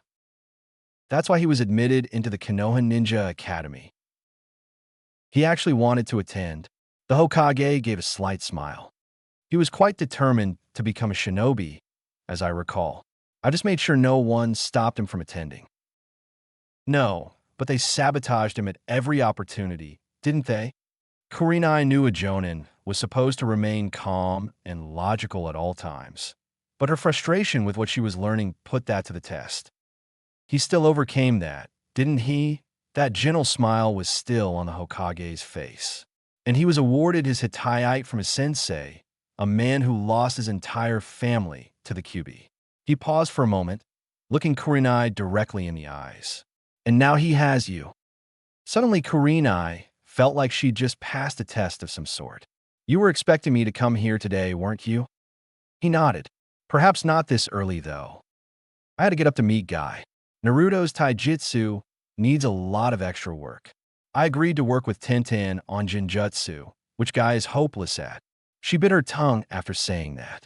Technically, Jonins were responsible for training their own Genins. There wasn't a specific rule against what she'd done, but it was definitely against custom. The Hokage chuckled out loud, which shocked her. Trust Yuhi Kurenai to break the rules in such a way as to make us ask why we hadn't long ago. Kurenai shrugged, a little uncomfortable with his humor. It only made sense. Guy is the best taijutsu instructor I know. His time is better spent doing that than trying to teach Jinjutsu, something I can do better. I see the logic of your plan. Most Jonins would not admit that someone else can teach a subject better than they. I aim for my Genins to be as well prepared as possible before I lead them outside the walls of Konoha. We all know how the unexpected can always happen. She didn't mean to sound bitter, but her words still came out that way. You still dwell on that day. It was not a question her Hokage was asking. There's still no answers for what happened. Her voice was layered with a deep tension, like a steel cable gradually becoming taut. You mean there are no answers that you will accept? Despite his words, the Hokage's voice was gentle. He seemed to be more sad than anything else. Some things stretch the boundaries of coincidence, and we all know who benefited the most from such a tragedy. The cable began to vibrate. But there is no proof. Is that an indication of innocence? Or cunning? It doesn't matter. I have another team with someone on it who he would rather see in the ground. I'm not going to take any chances this time. That refusal to take any chances was why she found herself standing outside the Hokage's tower right now, waiting for her student, and feeling her headache get steadily worse. Fortunately, she did not have long to wait. Shortly before the 9th hour, an orange blur appeared in the distance, bouncing along the rooftops. She watched closely, but there didn't seem to be anyone chasing him, which was a relief. She hoped he'd stop committing pranks all the time, especially if she kept him too busy to get bored. Naruto landed in a crouch in front of her, grinning like a madman. She raised an eyebrow at him. "What's the rush?" she asked. "Ano, you said yesterday that a scouting team needed to do a lot of running away. So I figured it would be good training to travel as quickly as possible." Kurenai nodded. and your alarm didn't go off, and you barely woke up in time to get here." Naruto laughed uneasily and scratched at the back of his head, a little embarrassed. She chuckled a little as she gestured for him to walk with her. "Well, we'll need to get you a good alarm today as well. Tomorrow you're going to start getting up at 5 every morning." 5 o'clock. Why? Naruto's eyes had gone wide and his mouth dropped open comically. Because that's when Guy Sensei does extra taijutsu training with his student, Lee. You will be joining them every day we are in Konoha. Is that understood? "You aren't going to train me?" he asked, sounding a little confused and disappointed. "You will still train under me with the rest of the team at our normal meeting times. This is extra training. You'll be working with Mato Guy because he's one of the best taijutsu masters I know. He'll be able to show you things I can't necessarily do." She took 2 steps before she realized Naruto had stopped dead in his tracks. "Aren't you my sensei?" he asked, perplexed. "Yes, I am, though you should probably call Guy Sensei as well. Despite what you may think, it's not a weakness to admit that someone else is better at something than you are. In many ways, it's a strength. Guy is the better person to teach you taijutsu, and I'll be showing his students the finer points of genjutsu. That's why shinobis work best in teams, Naruto. Everyone has different strengths and weaknesses. Knowing how to use the abilities of your team to their best effect is the true test of a leader, especially a Hokage. Do you understand?" Naruto stared at her for a moment before he began to nod. "Good. Then you will be reporting to Guy at Training Area 23 every morning at 6 on days both his team and ours are in Konoha. I'll also give you some advance notice before I start working on genjutsus. His students will probably be joining us for those training sessions. Now, I want you to obey Guy's instructions when you are working with him, but otherwise you are still my student. Before you make any changes that extend outside your training sessions with Guy, I'd like you to check with me first, all right?" She didn't want to undermine Guy's authority, but she was not letting him dress her student up like a clone of himself. One Rock Lee was enough. Naruto nodded, a little less sure of himself this time. "Good. Did you bring your money?" Naruto nodded and dug out a frog-shaped wallet that was stuffed to bursting with folded Ryu notes. She blinked, a little impressed that he'd managed to save so much. But she supposed that wasn't so hard to do when few shop owners would have anything to do with him. "Then let's get to it. We have less than 3 hours before we have to meet the others." They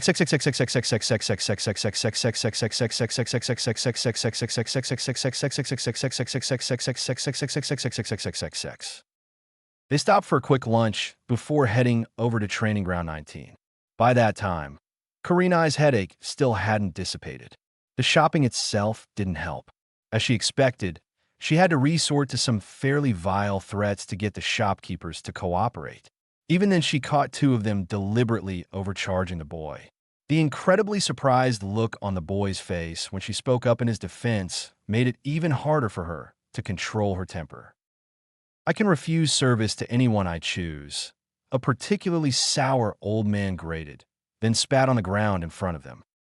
"Naruto is a shinobi of the leaf. Is he given a choice about whether or not to defend you if the village is attacked?" she countered. "You got no business threatening me. What were they thinking, making a silly girl a jonin?" Kurenai locked gazes with the old man as the temperature inside the weapons shop seemed to drop 20 or 30 degrees. Even Naruto edged backward as the other customers fled. "This silly little girl is acting under the direct orders of the Hokage himself. That means I can do anything to you that I want, since you are acting against his wishes. I can send you on a 30-minute tour of the lowest level of Yomi. When I'm done with you, no one will even recognize you. Assuming, of course, that you're still sane. It would be a lot easier to just drive you mad and then take what we want, wouldn't it, Naruto?" "Nay, Kurenai-sensei. I don't want anyone to say I am a thief." She couldn't tell if Naruto knew she was bluffing or not. This, of course, made the shopkeeper even more terrified. "You are lucky my student cares about his reputation. He's naive enough to think a foolish old man like you might eventually learn his lesson and see him for who he is. You and I both know that will never happen. After all, you were idiotic enough to insult a Jonin to her face, right? She was laying it on a little thick, but the old baka had decided to play around with the wrong kunoichi this morning. Igriegajis. No. I mean, the old man was babbling in fear now. Even an extremely weak killing intent on her part had nearly broken him. Let's go, Naruto. As stupid as this old man is, he's probably sharpened the handles of his kunai instead of the points. As they made their way to another shop, one run by the father of one of Guy's genins, she spoke quietly to her student. You notice how fear and ignorance seem to run hand in hand in people? A person with one usually has a good portion of the other, and as such is easily affected by Jinjutsu. He hates you, only because he is afraid, and his fear needs an outlet. Why are you telling me this, sensei? Because of this, ignorance and cowardice will never be completely eradicated from the hearts of men. Even if you become Hokage, there will be some people who will still refuse to accept you. There are more than a few people in Konoha who do not accept the Sandaime, either. More than she would have thought before this morning anyway. Naruto nodded slowly. His eyes may have dimmed a little, and she felt ashamed of herself for tarnishing his dreams, even if it would save him from future disappointment.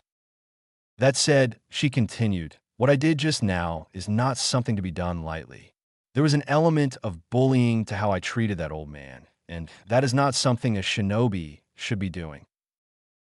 Then why did you do it? He said, asking the obvious question. 1. I wanted to demonstrate something for you. 2. He was acting directly against the will of the Hokage, which is criminal at best and treasonous at worst. 3. He insulted my gender. Gender? Naruto asked. The boy was full of questions, but in some ways that made him easier to teach. Some people think that men are inherently superior to women. Naruto just looked at her, obviously puzzled. Look, which of your teammates would you rather face in a serious fight? Oh, Hinata, of course. What do you mean, of course? Kurenai asked in a deceptively mild tone. Well, Shino's bigger, and he hits harder. But wouldn't Hinata's jukin hurt more? Maybe, but I don't think she'd use it on a teammate. Kurenai sighed. All right then, outside our team. Say, would you rather face Sasuke or Sakura? The boy visibly shuddered. Sasuke. Kurenai stopped dead in her tracks. Naruto would rather face the Uchiha genius? Maybe he was still afraid of offending his crush. Why is that? She asked him. Sakura hits really, really hard when she's mad, Naruto whispered. Okay, he is being objective after all, Kurenai mused. Maybe there's hope for him after all. Asuma didn't do nearly as well. On the way to the other weapon shop, she passed a tailor that had a banner on the front proclaiming their grand opening. She changed their itinerary on the spot and was glad she did. The proprietor, a man named Ikitaro, had recently emigrated from Wave Country, hoping to make a new start after the economic depression that ruined his old business. As she hoped, the man knew nothing about Naruto's past and was overjoyed that one of his first new customers would be a Konoha shinobi. Ikitaro had some ideas that Kurenai liked, though she had a few suggestions based on what she knew about Guy's training methods. Weights? Really? How heavily should those seams be reinforced then? The young man asked. Kurenai gave Naruto a speculative look. I'd use the heaviest material you have, backed with thick leather for the seams and the inserts. His instructor tends to increase the load as they get used to it. Naruto didn't sound too enthused at what she was suggesting, right up until she mentioned that it would make him faster and stronger than Sasuke. At that point, he would have cheerfully agreed to being lit on fire. Ikitaro didn't have any other customers yet, and he worked incredibly fast, altering some heavy clothes that were already close to the right size. When they were done, Naruto didn't have a scrap of orange left. He wore heavy trousers made of a dark green material, with a matching jacket. Both pieces were reversible, the lining being a neutral gray. The idea being that when he was traveling somewhere with little or no vegetation, the gray color would be less conspicuous. The knees and elbows were reinforced with quilted padding. Ikitaro also included, at her suggestion, a dark gray cloth that Naruto could wrap around his head and tuck under his attire to conceal his bright blonde hair. Under the jacket, he wore a black t-shirt, and a shuriken holster was strapped to each thigh. A weapons pouch was attached to his belt on each hip as well.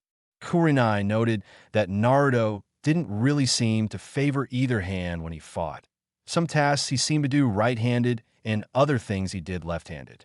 He was more than likely ambidextrous, a rare and useful trait, especially for a shinobi. Not that anyone would bother to notice, she reflected bitterly, best not to make a big fuss about it. That would only drive home that no one paid attention before. They also purchased a large traveling backpack for him. Since Guy would almost certainly have him working with weights on his body like Lee, she decided that some of that extra weight might as well take the form of extra weapons and equipment. One day, he might be called upon to carry a wounded teammate, just like she was. Kurenai ruthlessly severed that train of thought. Naruto was oddly quiet as he looked at himself in the mirror. It was hard for her to tell at that angle, but he seemed to be frowning slightly. She stood directly behind him, so he could see her face in the mirror as she nodded approvingly.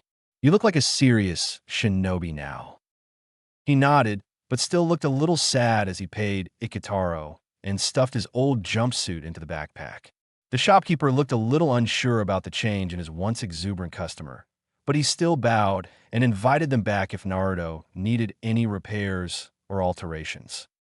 "Is something the matter, Naruto?" He shook his head. "I just feel funny. When I look at myself in these clothes, I get a weird feeling in my stomach, and I know it's not expired milk." Kurenai was fairly sure she didn't want to know more about his last remark. Maybe it started sinking in. "Naruto, you've graduated from the academy and become a genin. Soon, you'll be doing missions, and some of them will be dangerous. Maybe the new clothes represent that seriousness." Naruto nodded slowly. "Is it okay to feel scared about that?" "It would be stupid not to. Every shinobi who goes on a mission does so knowing that something might end their life. But life is all about risk, isn't it? So we work and we train and we do everything we can to be prepared for what comes. I'll do what I can to keep you three alive and safe, and you'll help me keep Shino and Hinata safe as well." "What about them, Sensei?" "They will help me keep each other safe, and you as well." "Then who keeps you safe?" Kurenai smiled. "That's my job. There's a reason they send a Jonin with each genin team, and it isn't just to make you behave." Naruto scowled at this, but didn't say anything. As Kurenai hoped, the next weapon shop they visited had a more congenial proprietor. Once she mentioned that Naruto would be training under his daughter Sensei, he was even friendlier. "Tenten isn't here right now," he explained as he looked at Naruto speculatively. "Do you have a special weapon preference?" he asked. Naruto shook his head. "Just kunais and shuriken." The man nodded thoughtfully. "Probably better to get more of your full growth before you commit to something." "Really?" Naruto looked at him in confusion. The man nodded.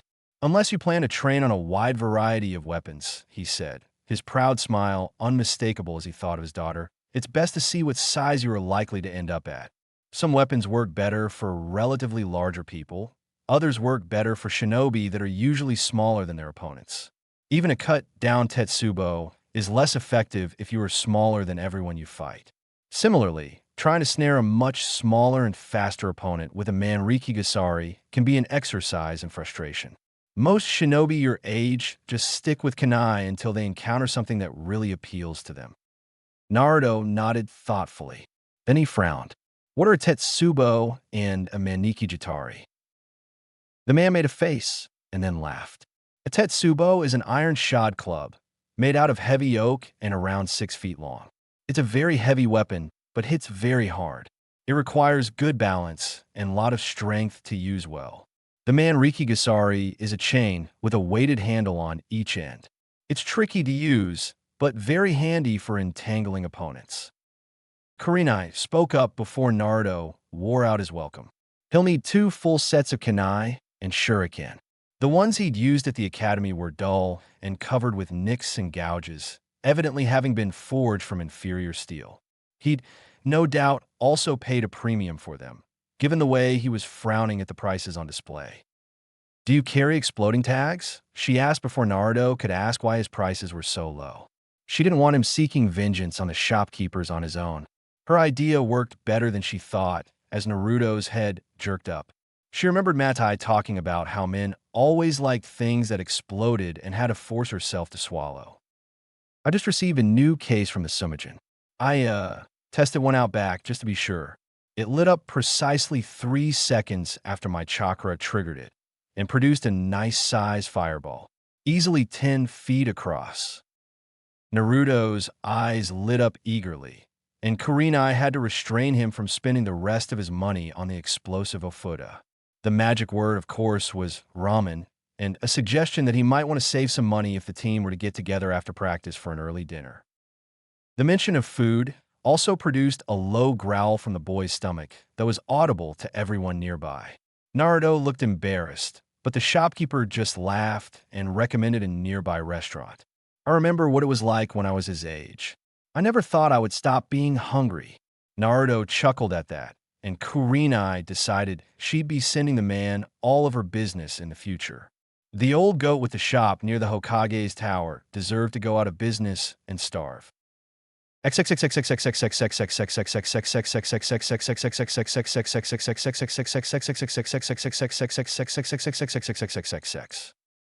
Hinata's mornings seemed to crawl by. Much like the inchworm, she watched as she sat in the garden. She'd slept poorly that night, too excited to relax. She couldn't believe her fortune at being placed on a team with Naruto-kun. The rest of the day had passed in a bit of a haze. She knew she hadn't been properly focused during the taijutsu sparring. Shino managed to hold her off with no difficulty. Naruto, too, was just as fast as she was, if a little less precise in his movements. Ordinarily, she might have been a little worried about sparring with the boy she admired, wondering if he would grow impatient with her weakness. Instead, he seemed to enjoy it quite a bit, smiling as they exchanged blows and sticking his lower lip out when she managed to connect. She tried not to pay attention when he did that, because she found his fake sulks adorable and squealing quay. In the middle of taijutsu practice was not something a Hyuga warrior was supposed to do. The way Naruto enjoyed sparring, she wondered why he never joined in with the other kids after school when they gathered, sometimes with the parents supervising for extra practice and to show off a bit. She, of course, was not allowed to do such things, as her father would not approve. The secrets of Jukin, her family's gentle fist taijutsu style, were not meant to be paraded around in front of commoners. Hinata sometimes wondered who in the village, outside her family, were not considered commoners, but she hadn't built up the nerve to ask her father. At least her duties as a shinobi were clear-cut. If Kurenai-sensei wanted her to spar with her teammates, then she was right to do so. Father could not disapprove of her following a direct order, though sometimes she wondered. Hinata had learned, at a young age, to be wary of the emotional states of others, and to read them as a means of self-defense. Her father was best avoided when he was angry or frustrated. Otherwise, the sight of her might remind him of her history of failures, and he might decide to test her in some new way. She knew he was only trying to find some aspect of her life in which she wasn't a complete disappointment to him. But lately, she was starting to wish he would just give up on her. It hurt too much to be given hope that she might somehow win his approval this time, only to have it brutally crushed out of her heart when she invariably failed again. She knew her life was one long legacy of failures, but hopefully, if she trained hard, she might find some way to make a difference. Perhaps she could die bravely in a mission, like the heroine in a book she'd once read. That way at least her failures would be over, and maybe in some way her death would mean something. Maybe if she did that well enough, her father might not regard her as a waste of a life. She frowned as she recognized the downward spiral her thoughts had taken. This was happening more and more frequently of late, and she found it a little disturbing. Yet another thing that was going wrong with her. The other kunoichis didn't think like this, did they? What was wrong with her? She pressed her fingers together as she scowled. What was she thinking about before being distracted by failures? Yes, father could not disapprove of her following Kurenai-sensei's orders. They were drilled constantly on the laws of the shinobi at the Konoha Ninja Academy, and obedience to one superior was paramount. This was so ingrained in the way of the shinobi that if her commander ordered her to do something that violated the laws of the village, then her commander would be responsible in the eyes of the law. But she'd also sensed something between her father and Kurenai-sensei when she was sent to the academy. Something that she was almost too distracted by her mortification to notice. There was a tension there, one that was unexpected. Kurenai-sensei never took her eyes off of Otusan, and her father seemed to react toward her with greater disdain than he normally displayed toward a chunin who was not a hyuga. Pondering that dynamic was less painful at the time than thinking about her father's words as he cast her away like refuse. It was also diverting to think of his latest reactions to her news. 2 nights ago, he'd stared at her when she announced that she had passed the Genin examination. Then he asked her what her ranking in the class had been. She had been so happy to have passed that she didn't think to ask about the class rankings afterward. He scowled when she tried to explain this, saying in a cold voice that for a hyuga to pass as anything but the top of the class was a failure in and of itself. He'd seen the crop of rabble that they were admitting these days, and he was far from impressed. It should be simplicity itself for the hyuga heir to distinguish herself from the common dregs, if she would but try. Hinata was embarrassed and ashamed that she hadn't anticipated her father's request. She had forgotten her family's place at the forefront of the village. Of course, merely passing would not be enough to earn his approval. After lunch yesterday, she'd asked Irika-sensei in the hallway if she could know her ranking within the class. He'd looked at her for a long moment, then explained that such information was considered classified by the village. She started to explain why she wanted to know when Irika suggested, in a kindly voice, that Hayashi-sama was more than welcome to meet with himself or any other academy instructor if he desired the details on her performance. At this, Hinata merely turned red and bowed, babbling apologies.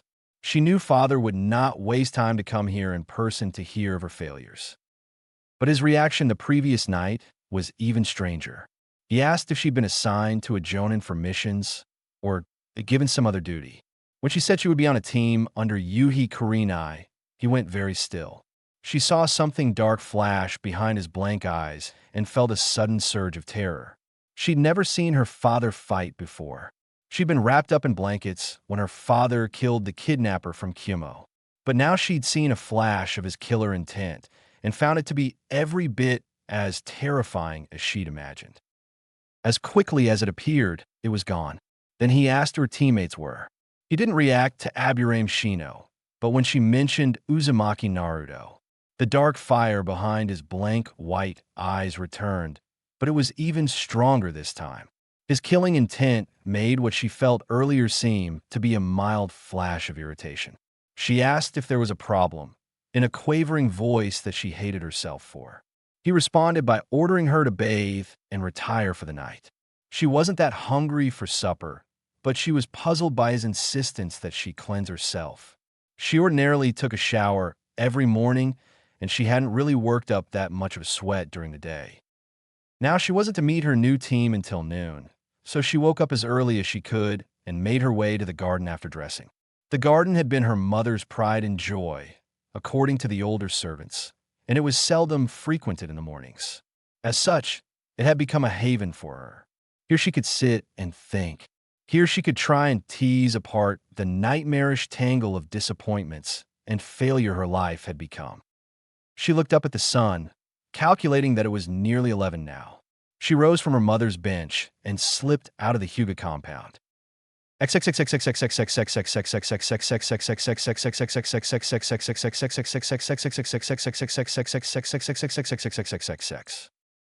Aburame Shino was not quite sure what to make of his team.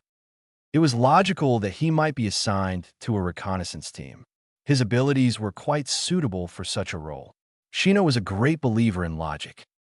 He was also painfully aware that his belief in rationality placed him firmly in the minority among both his fellow shinobi and the residents of Konoha in general. He didn't really understand why he was surrounded by people who insisted on handling their affairs in such incredibly slipshod manners. They based the most important decisions of their lives on emotional, poorly thought out, and invariably fallacious reasoning. They mated, raised families, and began careers, all with no thought of the eventual outcomes. Hives were much more intelligently run. Their goals were rather Spartan, but all the more straightforward because of that. Raise the young to continue the colony, locate and retrieve food to sustain the members, protect the queen so she can continue laying eggs. Simple, but logical. An insect hive's system of priorities was never skewed. Ego and emotions never coerced them into doing stupid things. He admired their focus and dedication to their goals. For all of his own rationality and desire to maintain an objective focus, how did he end up in this situation? He was teamed up with two of the most emotional and erratic genins in his class. Uzumaki Naruto's abilities followed no sane progression. He failed his exam because he was singularly incapable of creating an acceptable bunshin. But yesterday, he was somehow a genin anyway, and furthermore capable of using the far more demanding Kage Bunshin technique. There was something quite odd about the boy, something that ran far deeper than just being class clown at the academy. His Kikai bugs were unusually wary of being too close to his body. Something about him smelled odd to them, but they couldn't really explain what it was. That alone would be cause for concern. Things that couldn't be easily categorized were invariably dangerous. The idea of the smiling, ramen-obsessed blonde being dangerous was ludicrous, but the principle still held. He had a secret, and, for a shinobi, secrets can kill. On the other hand, Hyuga Hinata was all too easy to comprehend.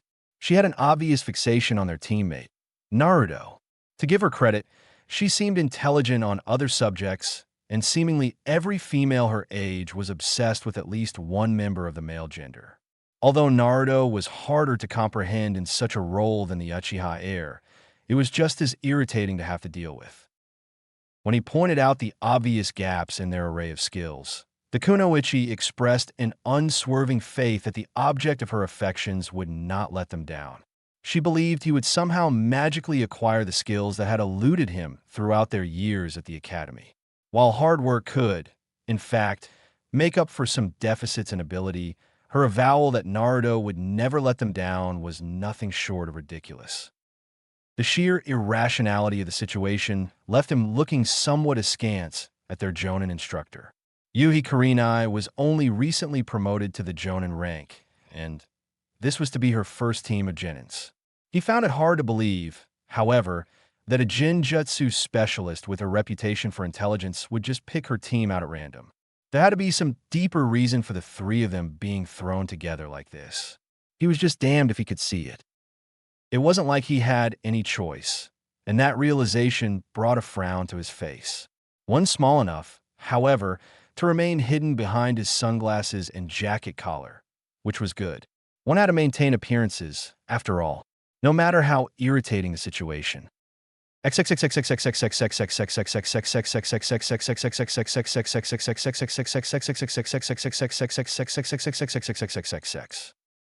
Naruto felt a bit odd in his new clothes. They were comfortable, of course. Ikitaro was extremely skillful. It was puzzling how he managed to lose his business in a wave country. Whatever that economic depression thing was, it sounded pretty bad. There was more than one reason for his uneasiness, despite what he'd told Kurenai. The other factor just took him longer to puzzle out. When people saw him, they didn't immediately recognize him anymore. In some ways, this was disappointing. He wanted people to recognize him. Uzumaki Naruto, the village pariah. At the same time, it was interesting to have them look at him with the neutral, vaguely respectful expressions they reserved for shinobi of the leaf that they didn't recognize. At least Ikitaro and that last weaponsmith seemed to respect him as Naruto, even though Ikitaro had no way of knowing about his sealed prisoner. Naruto kept his face carefully neutral as he walked with Kurenai-sensei and tried to work out how he felt about this. Some villagers eventually recognized his face as they approached. At this point, many would glare as they did in the past. However, a few continued looking confused. Were they wondering what the clothes signified? Or were they starting to question their opinion of the shinobi wearing those clothes? Naruto struggled to maintain the sober expression that Kurenai-sensei called a game face for some obscure reason. He wondered if he should ask her about the villagers' changing reactions as well. It was a little unnerving how wise his Jonin instructor was. He'd never encountered someone who spent so much time thinking about the reasons behind things. At least, he'd never encountered someone who thought so much about those things and was willing to share that information with him as well. He'd probably spent more time thinking and less time talking in the last 24 hours than in any day of his life. He didn't understand why she spent so much time explaining things. She said that it was important for him to understand, so that made it part of her job. But that would apply to the academy instructors as well, wouldn't it? Until his last year, when he was assigned to Irika Sensei's class, he'd never had an instructor who would simply answer any of his questions. Some were sarcastic or abusive when he raised his hand, wanting to know why he couldn't understand something so simple. This would usually get a laugh from his classmates at Naruto's expense. The really cold ones just ignored him when he raised his hand, looking through him like he wasn't there. Those were the worst and fueled his determination to become a prankster. If they wanted to ignore him, then they would pay the price. Naruto took a deep breath as they approached Training Area 19. Kurenai-sensei had explained as they ate lunch that he would be far too busy to do many pranks. Naruto wasn't quite sure how he felt about that. He'd had some fun over the past couple of years and enjoyed the grudging respect he'd earned from the few people who could appreciate his artistry. He would miss planning and executing one of his stunts, not to mention the wild chases that inevitably followed. On the other hand, his pranks were usually committed out of boredom, which was anathema to him, and Kurenai-sensei promised that he would have no time to become bored.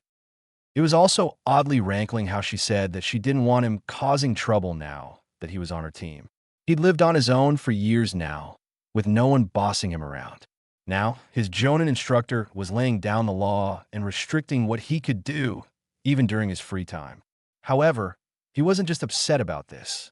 She also said that his misbehavior could reflect poorly on his team as well as herself. When she said that, "I don't want to have to explain to Hokage-sama why one of my genins still has enough free time to deface the monument," he felt his stomach contract like he'd been hit. Her genins, his team. He'd never really had anyone claim him like that before. It was an alarming and comforting sensation, all at the same time. No one had ever described Naruto as theirs before, not in any way that counted. His acceptance at the Konoha Ninja Academy was grudging at best, and he suspected that Hokage-sama had something to do with it. After all, the old man was the first person to even ask him if he wanted to train as a shinobi. But Kurenai-sensei freely described him as her student, even when talking to villagers that obviously hated him. Hinata didn't seem to be disappointed about teaming with the dead last. Neither did Shino, though it was hard to tell with those dark glasses he wore over his expressionless face. Kurenai also said she was depending on him to help keep his teammates safe. No one had ever said anything like that to him before. The responsibility it implied was a little frightening. But at the same time, he wanted to shout about it from the rooftops. The latter feeling surprised him. Uzumaki Naruto was not known for his introspective capabilities. He'd gotten through 12 difficult years operating by the seat of his pants. But Kurenai-sensei had demonstrated at Moritake just how powerful her intuition was when it was bolstered by some hard thinking. It was with this in mind that he tried to tease apart his own feelings. It took a surprisingly short amount of time for him to arrive at an answer. He'd been acknowledged. In the space of 24 hours, Naruto had been acknowledged by no less than 4 people. First, Irika, who he'd gotten to know over his last year at the academy. Even after suffering the loss of his family to the Kyuubi, he still saw Naruto as a lonely boy, much like himself, rather than the demon Kitsune. More surprising was the Jonin who'd asked for him to be included on her team, valuing his skill with Kage Bunshin no Jutsu. She didn't know him, but she still saw value in him as a person and a shinobi. He wasn't foolish enough to believe that the errands they'd run that morning were a normal part of a Jonin instructor's responsibilities. His teammates had also accepted him to some extent as well. They didn't sneer yesterday when he was beaten during their impromptu sparring matches. In fact, he even noticed Hinata smiling when he bounced off the tree and actually got inside Shino's guard for once. Shino didn't get angry when Naruto actually scored on him. He just nodded silently and went back into a ready position. As far as Naruto could remember, neither of them had laughed or sneered at him while they were at the academy, which already put them in the clear minority. Naruto's thoughts stumbled over each other as he pondered this realization. He remembered what his sensei had said about Team 10. Most of the Leaf Shinobi also knew their famous fathers, the previous Naruto Yamanaka team, and how they were still friends and drinking buddies to this day. Naruto wondered if they conspired to have their children at roughly the same time, just to ensure they'd have the chance to work together as genin like their fathers. Would his team become as close? Was that normal for genins who undertook missions together?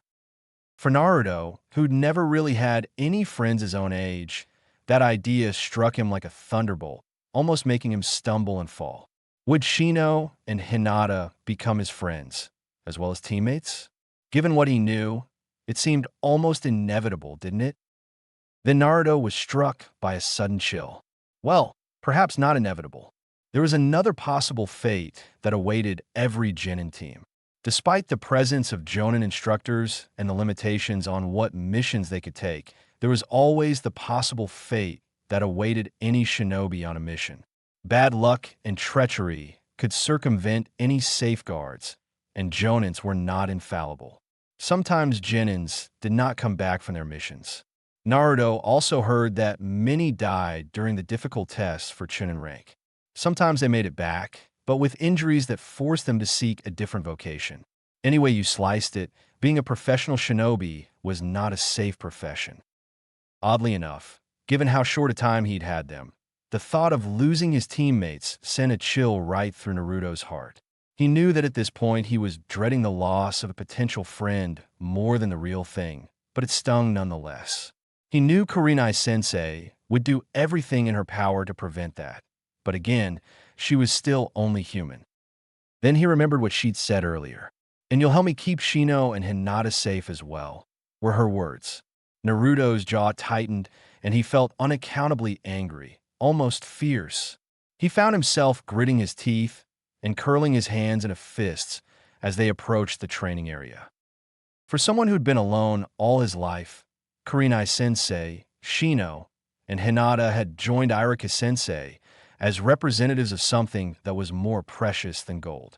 Anyone trying to hurt his precious people would do so only after stepping over his dead body.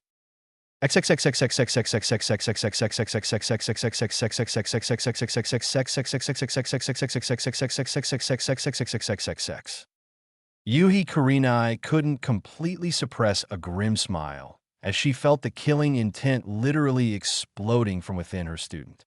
It had been fascinating to subtly observe the play of emotions across his face as they walked to the training area to meet with the others.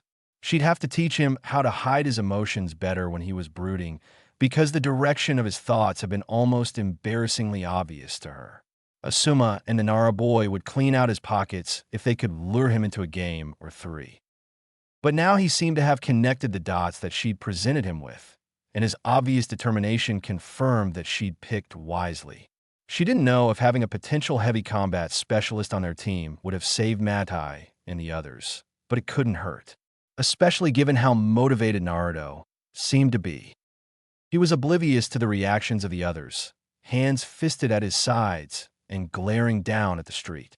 But the villagers definitely noticed the murderous aura radiating from the boy like a bonfire. Many of them turned away from him before his presence even registered. The ones that hadn't yet recognized Naruto were quietly respectful. The ones that recognized the Kyuubi's jailer looked terrified. As well they might, Kurenai reflected angrily, given the way he's been treated. Nonetheless, she carefully placed a hand on the boy's shoulder. His head snapped around, glaring, but his features immediately softened when he saw her. He nodded without saying a word and smiled. She knew the boy was strong-willed.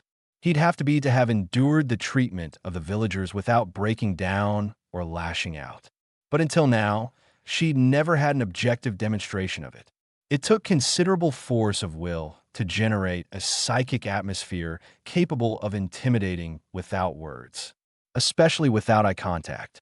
But the short blonde had gone from smiling prankster to enraged killer in the blink of an eye, to an extent that even a Biki-san would have taken note of. More and more the boy seemed to be a diamond in the rough, just waiting for a hand patient enough to polish it to gleaming perfection. Maybe her analogy was a little off. Her true task was more to sharpen him into a diamond-edged weapon, one capable of helping her reach a goal she'd set years ago. Oh, and wow, I was really bowled over by the response to my first chapter of this tale. About a third as many people read this as read a chapter of HP and NFP, based on the hit counts. But that single chapter got more reviews than any chapter of my Harry Potter story to date. I'm not sure what that implies, but it's kind of interesting to note. Yes, Karinai's past in this story is not canon. It's pretty much been left as an open book. If it bothers you that I'm filling this in, then you can consider the annihilation of her old Genin team as the AU divergence point, one that resulted in her actions in Chapter 1. No, I haven't revealed everything about that occurrence that I'm going to. Savor the mystery for now. Naruto has been given a lot to think about, which is making him a lot quieter than usual. Sakura's words expressing her relief at not being saddled with him on Team 7 literally broke his heart. A few hours later, Kurenai treated him like almost no adult in his life ever has before. This led to an epiphany that Naruto, with his loneliness, was almost inevitably going to have once he was placed on a team. Team 8. Chapter 3. Hinata was the first to arrive at Training Area 19. She left home earlier than strictly necessary, but she was happy to be out of the Hyuga compound. It was, she supposed, somewhat shameful that she felt happier away from her ancestral home. She knew that her father would see that as a demeaning lack of pride in her heritage. Hinata sometimes wondered what her mother would think if she were still alive. Shino arrived a few minutes later. The Aburame boy was quiet, merely nodding to her when she greeted him. At first, Hinata wondered if he was angry with her for disagreeing with him at lunch yesterday. But as she watched him examine the base of one of the trees, she remembered how quiet he had been at the academy. Perhaps he just didn't have anything to say. Kurenai arrived with another boy, and it took a moment for Hinata to recognize Naruto without the orange jumpsuit that had been his trademark over the last couple of years. He was frowning, making Hinata wondered what was wrong. Naruto was always smiling and joking, and for him to appear so grim. As they approached, Kurenai-sensei put her hand on his shoulder and said something too quiet to hear. Naruto nodded and shook himself like a dog with wet fur, and then he straightened up and let out a sigh. Naruto grinned at everyone, and she felt her face begin to flush again. "I'm glad to see you all got here early," Kurenai called out as they walked up. "Punctuality is important for what we do, or rather, being too late can be fatal." Hinata felt her stomach tighten at the Jonin's grim words, but tried not to let her fear show. Father would be mortified that any Hyuga, let alone his own daughter, would show fear before others. Not that Hinata had done that well at abiding by her father's wishes. Shino didn't visibly react to their sensei's words. Instead, he just continued to look at her through his ever-present dark glasses. Hinata envied his reserve. Hinata did not know quite what to make of Naruto's new uniform. He looked rather good in it, she had to admit. It was also certainly more practical, but his orange jumpsuit had become such a part of him that it seemed strange to see him without it. The quiet way he approached with Kurenai-sensei was also at odds with his normal behavior. All of this made Hinata concerned for her teammate. She liked the Naruto that always smiled and tried again, and she didn't want to see that change. As she became more upset, a sudden thought gave her pause. She liked the loud, brassy Naruto, but did he necessarily like it himself? He'd looked so dejected after the Genin exam, and her mind wandered back to other times that he'd been down. Were those truly the only times he'd been upset, or were they the only times he let it show? Reading people was a high art among the Hyugas, ever since one of her clan leader ancestors took his Byakugan to a new level. Hinaro-san was the first to actively read a person's intentions from the tension in their bodies and the way they moved. The observations he made were said to be devastatingly accurate, and the Fire Lord often hired him to evaluate his courtiers and to aid his spymaster in weeding out the disloyal. His eyes were said to be acute enough to detect variations in a shinobi's pulse rate by observing the vibrations in the skin over their carotid arteries. There is even a rumor that fear of this formidable skill was what led the Hitaki family to begin wearing their traditional masks. As with most of her family's arts, Hinata was not very adept with body reading. She could see the disappointment and resentment that festered in the eyes of the clan elders, but they also didn't bother to conceal their feelings. Her cousin Niji, on the other hand, was said to be able to see things that the adults wished to keep unnoticed. For most people, Hinata could merely guess at their mental state. However, she had also spent a long time studying Naruto. She was no expert on his mercurial moods, but as she watched him approach, she didn't get a sense of sadness or anger from him. He was just reserved in an odd way. At the same time, he also seemed very focused. When Kurenai-sensei spoke, Naruto took in every word. Not even Iruka-sensei, at his angriest, could command so much of Naruto's attention. Hinata found herself respecting the Jonin even more now, though she wondered what she had said or done to Naruto to earn such respect. Her curiosity became even stronger when the woman reached into the pouch at her waist and removed a pair of scrolls. She handed one to Shino and the other to Hinata. These are some exercises I'd like you to perform on your own outside of our team meetings.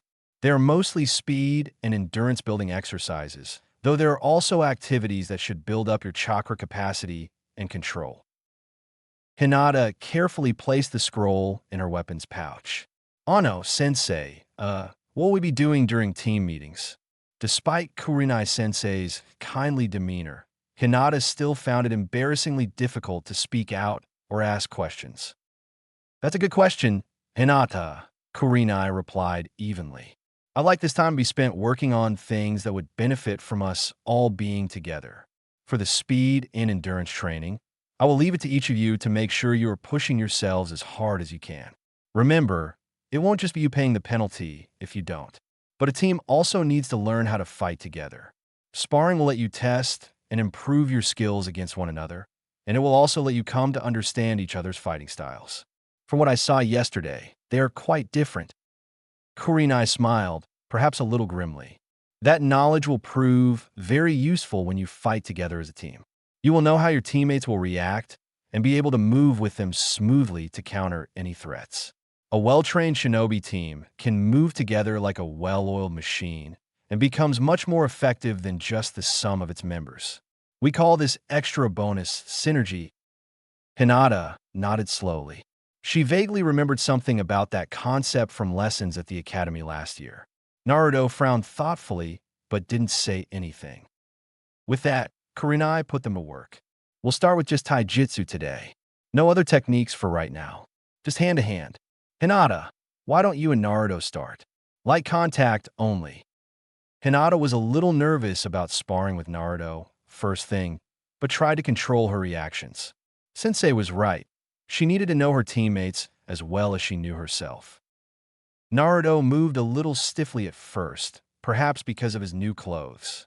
Hinata activated her Byakugan so she could see his Tenketsu points, but she didn't push any chakra out of her palms as she struck. This way she could tell if she struck true, which wasn't as often as she liked, but didn't disable her teammate.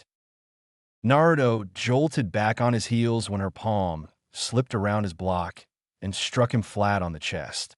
He smiled ruefully at her and shook his head. Her stomach gave an odd wobble as he dropped back into a ready stance. Naruto didn't seem to be upset that she'd scored on him. In fact, his look was almost approving. That thought made her falter, and she almost missed a block. Naruto, of course, was pulling his punches at the last instant. Neither of them was out to hurt the other. Nonetheless, his knuckles still jarred her shoulder. Mortified at her slip, Hinata grabbed his sleeve, wrapping her fingers around his arm just above the wrist. She brought her other hand in low, aiming for the Tenketsu point right above the hara, between the navel and diaphragm. Naruto twisted backwards to avoid the blow, but her hold on his arm limited his motion. Naruto purposefully fell backwards. Hinata let go of his arm so she could chamber a kick, but then realized that he had a handful of her jacket clenched in his fist now. Her unpredictable teammate rolled onto his back, pulling his knees up to his chest, and Hinata was yanked forward off her feet. He let go of her shoulder as her stomach came to rest on his sandals.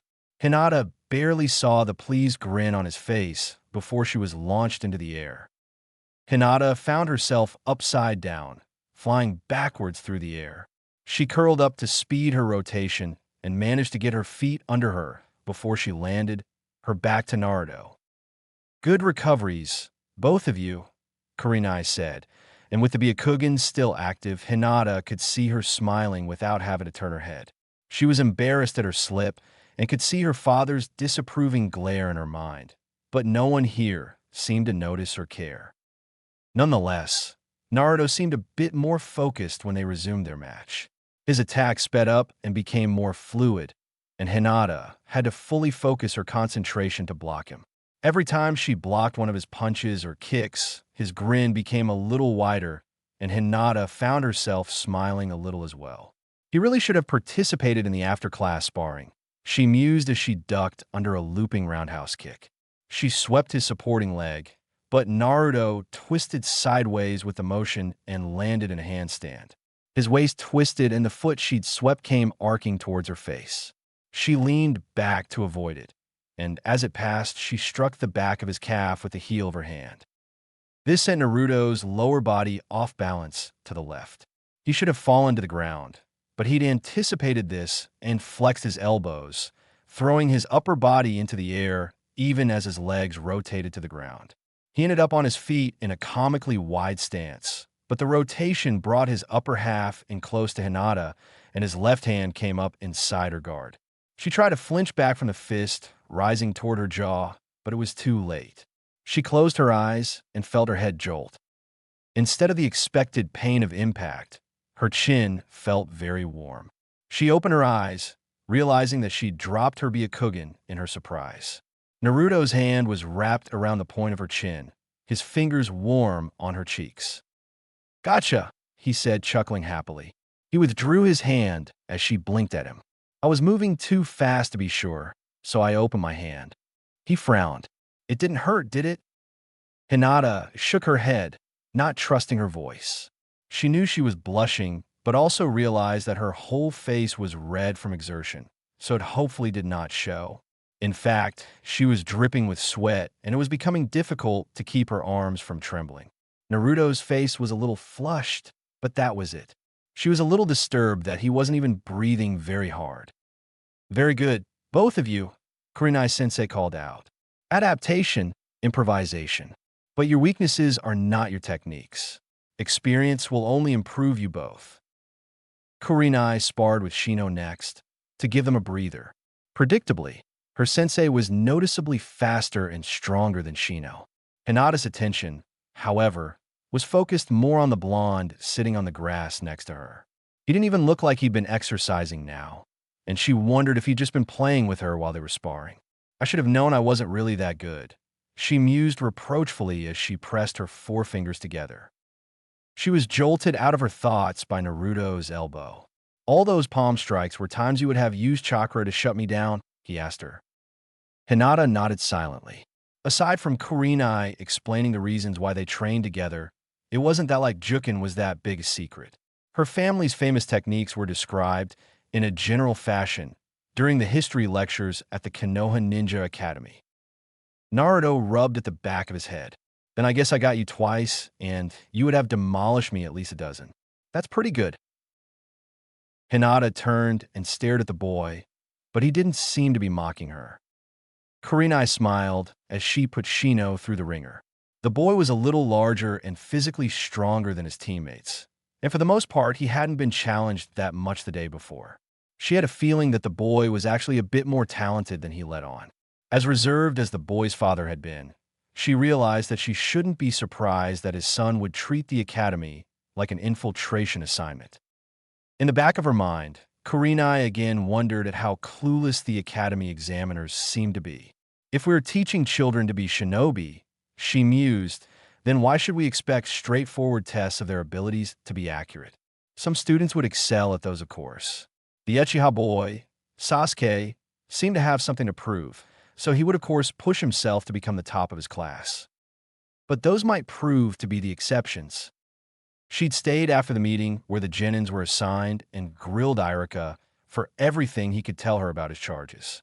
The Chunin was a little disconcerted by her attention, but gratified that she was actually interested in his observations, as well as the examination grades. In those, Shino was said to be merely average at taijutsu. He was more than capable of defeating someone without training, but was barely above the bottom third of his class at the academy. But now, placed on the spot against a superior opponent, the boy was executing blocks and counters at a level of proficiency approaching that of Chunin. "You've been holding out on us," she accused as she drove a spear hand strike at his midsection. He silently blocked with the edge of his wrist and sent a back fist strike against her temple. Kurenai stepped into it and blocked with her forearm. She brought up an unnoticed knee and tapped Shino in the stomach.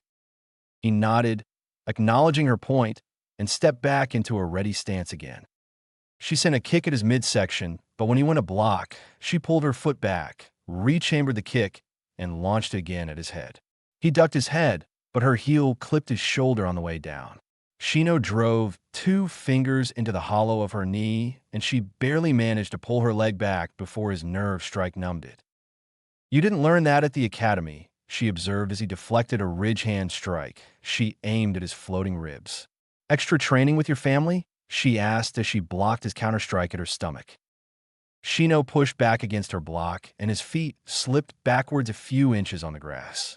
That evidently was his aim, as that motion gave him enough room to bring his foot up and kick. She caught his ankle between her palms and gave his leg a sharp twist. He leapt upward and retracted his leg, pulling himself closer for a knife hand strike at her face. The move was unexpected and well-timed, and she barely pulled her head back in time to avoid it. As it was, his fingertips ghosted across the skin of her forehead. She used her grip on his ankle to throw him back, and he somersaulted backwards once before rolling onto his feet and rising into a low crouch. "Very good, Shino," Kurenai said approvingly. "But if you wish to remain on this team, you will not hold back during our training sessions. I can understand your caution within the academy, but there should be no secrets between teammates." She saw Naruto give a guilty start out of the corner of her eye and knew he'd gotten the message as well. Shino merely nodded at this, which she accepted with good grace. She'd get him talking. Eventually, maybe. After that, Naruto sparred with Shino and had a noticeably harder time landing a hit than he did the day before. Kurenai also took the opportunity to work with Hinata on her blocking techniques. Kobaru-sensei had done the same for her many years ago. There were ways to angle the arms and legs that increased one's leverage. These modified blocks were not taught at the Konoha Ninja Academy because they required superior speed and timing to execute properly. For an agile kunoichi who possessed less upper body strength than her male counterparts, however, they were ideal. Hinata took to the techniques avidly, and Kurenai could tell she was flattered to be getting any individual instruction at all. If she didn't already despise Hayashi, the Hyuga girl's reactions would drive her to do so. When she explained why she was showing the girl the alternate techniques, Hinata just nodded thoughtfully. Kurenai was embarrassed to remember how she had given Kobaru a very hard time about his insinuation that she was weaker than Matai or Namaru. After about half an hour of this, switching off sparring partners every few minutes, Kurenai found all of her genins to be somewhat worse for the wear. Naruto's new uniform was covered with dust and bits of grass from all the times he'd been knocked down. At the same time, he was also smiling broadly as he helped Hinata, who'd slipped to one knee after successfully blocking his last kick. The Hyuga girl was red-faced and barely able to stand, and Shino's chest moved rapidly enough to inform his teacher that he was breathing hard. "All right, that's a good start. We can walk to cool down and let our muscles relax. I can tell we definitely need to work on endurance training. Make sure you follow the exercises I gave you, and ask me if anything is unclear." With that, she led them out of the training area and through the outskirts of the village. The villagers they passed had very different reactions to the genins placed in her charge. Hinata's eyes and unadorned forehead marked her as a member of one of Konoha's oldest and most powerful families. People who didn't know her gave her at least a respectful nod, and she returned those she noticed. Shino's clothing and glasses marked him as an Aburame, and most people gave him a wide berth. A few glanced downward at their arms and legs, as if to make sure a bug hadn't crawled up onto them. Kurenai did have to wonder how commonplace it was for a member of Shino's clan to tag the people around them with the scent-producing female Kikai bugs. The one she'd worked with explained that it helped him differentiate his teammates to the allies he'd stationed on guard duty. It also proved useful when a member of their team had been ambushed and wounded, and they needed to find him quickly. Of course, that didn't mean she was comfortable with the idea of someone ordering a bug to crawl on her body and hide itself. She'd probably need to talk to Shino about that the next time she could speak to him alone. While Shino seemed either uninterested or unperturbed by the villagers' reactions, the same could not be said of Naruto. Maybe it was his acceptance by Irika. Maybe it was her own agreement that his treatment was unjustified. In any event, as Naruto received his normal allotment of angry glares and muttered oaths, he began to glare back. Soon he was walking with his hands fisted at his sides, on legs stiff with anger and resentment. Privately, Kurenai wondered if this wasn't a healthier attitude for him than his previous denial. At the same time, it wouldn't do for him to get into an altercation with random villagers. She resolved to let him work through his feelings on his own, but keep a close eye on him and offer advice if asked. By the time they'd arrived at the Hokage's tower, everyone appeared to have recovered from the sparring. She led them up the stairs to the top floor and told the Chunins on duty that they were Team 8 reporting for assignment. At her words, she noticed Naruto straighten his posture with pride, and even Hinata stopped looking downward for a moment. The Sandaime looked pleased to see them, and his eyes seemed to linger on Naruto's new clothes. His eyes then met hers, and she couldn't suppress a mild blush at the approval she saw in them. "You're just in time, Jonin Kurenai," the Hokage said. "We still have a few D-rank missions left." Kurenai inclined her head respectfully as the old man shuffled through a stack of papers on his desk. "There we are," he said, pulling one out. "I need you to report to herbalist Yukitaza in the Western District near the river. He suffered a broken leg last week while working on his roof and needs some help."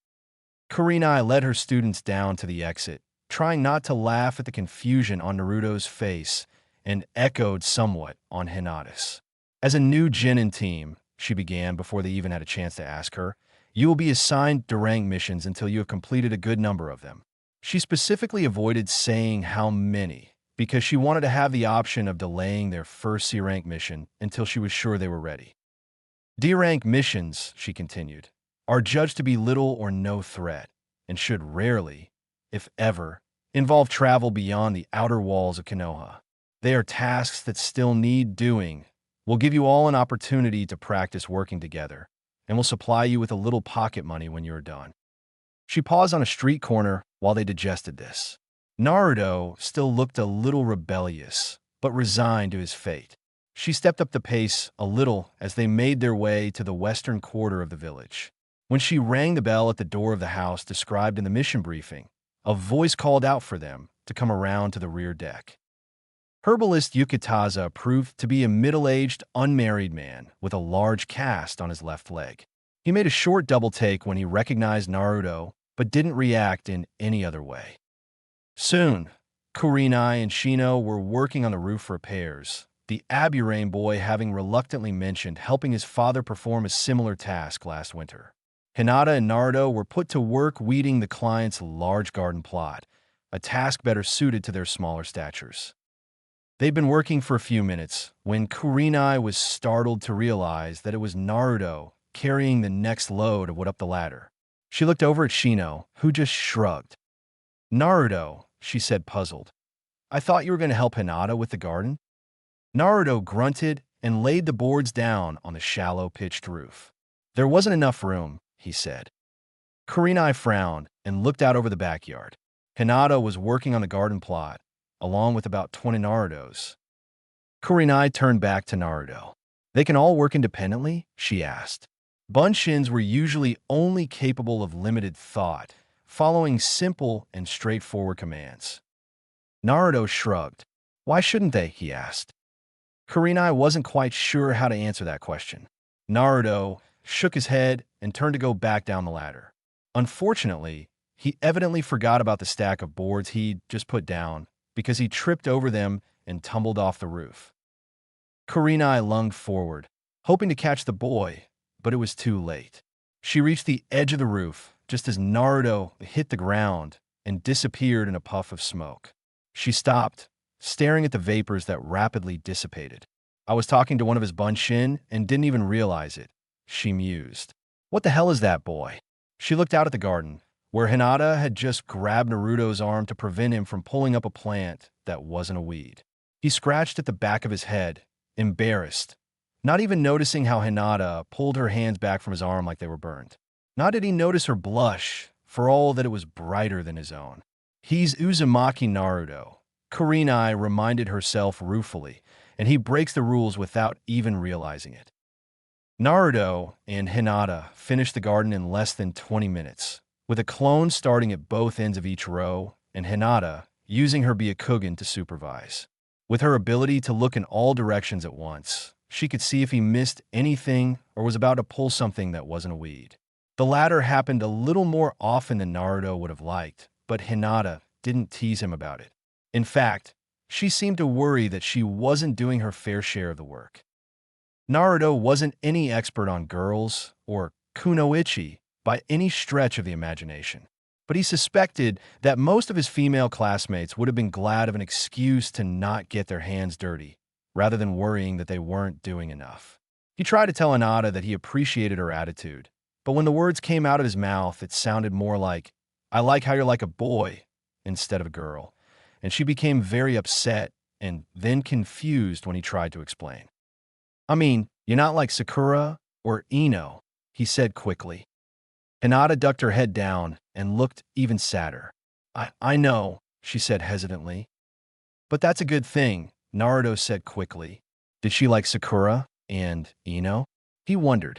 I don't remember ever seeing them talk, but they are all girls. They're like some secret society. It is, she asked.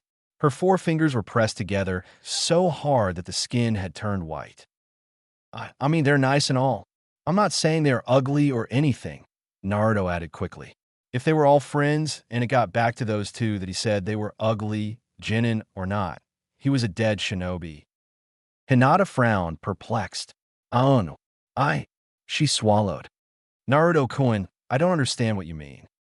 I'm just saying, I'm glad you're on my team, Naruto said firmly. There, no one could interpret anything bad out of that, right? Hinata stiffened like she'd been slapped, then quickly turned away. Naruto's mouth dropped open. He started to step around her to ask what he'd said when she pointed at one of his clones. Stop. He's about to pull a good plant, she said in a choked voice. Naruto whirled toward the offending clone. You heard her, he barked. Take it easy, Baka, the clone said. You're acting like she's your girlfriend or something.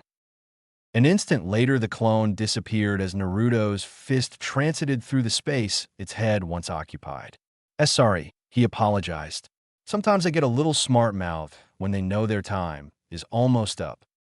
We appear to be almost done, Naruto, Hinata said in a quiet voice, still not facing him. I will go inside and help Yukataza-san with the kitchen. Naruto glared at the remaining Bunshin as Hinata silently walked toward the house.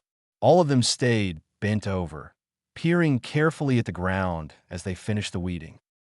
After finishing outside, Naruto went indoors to help with the cleaning.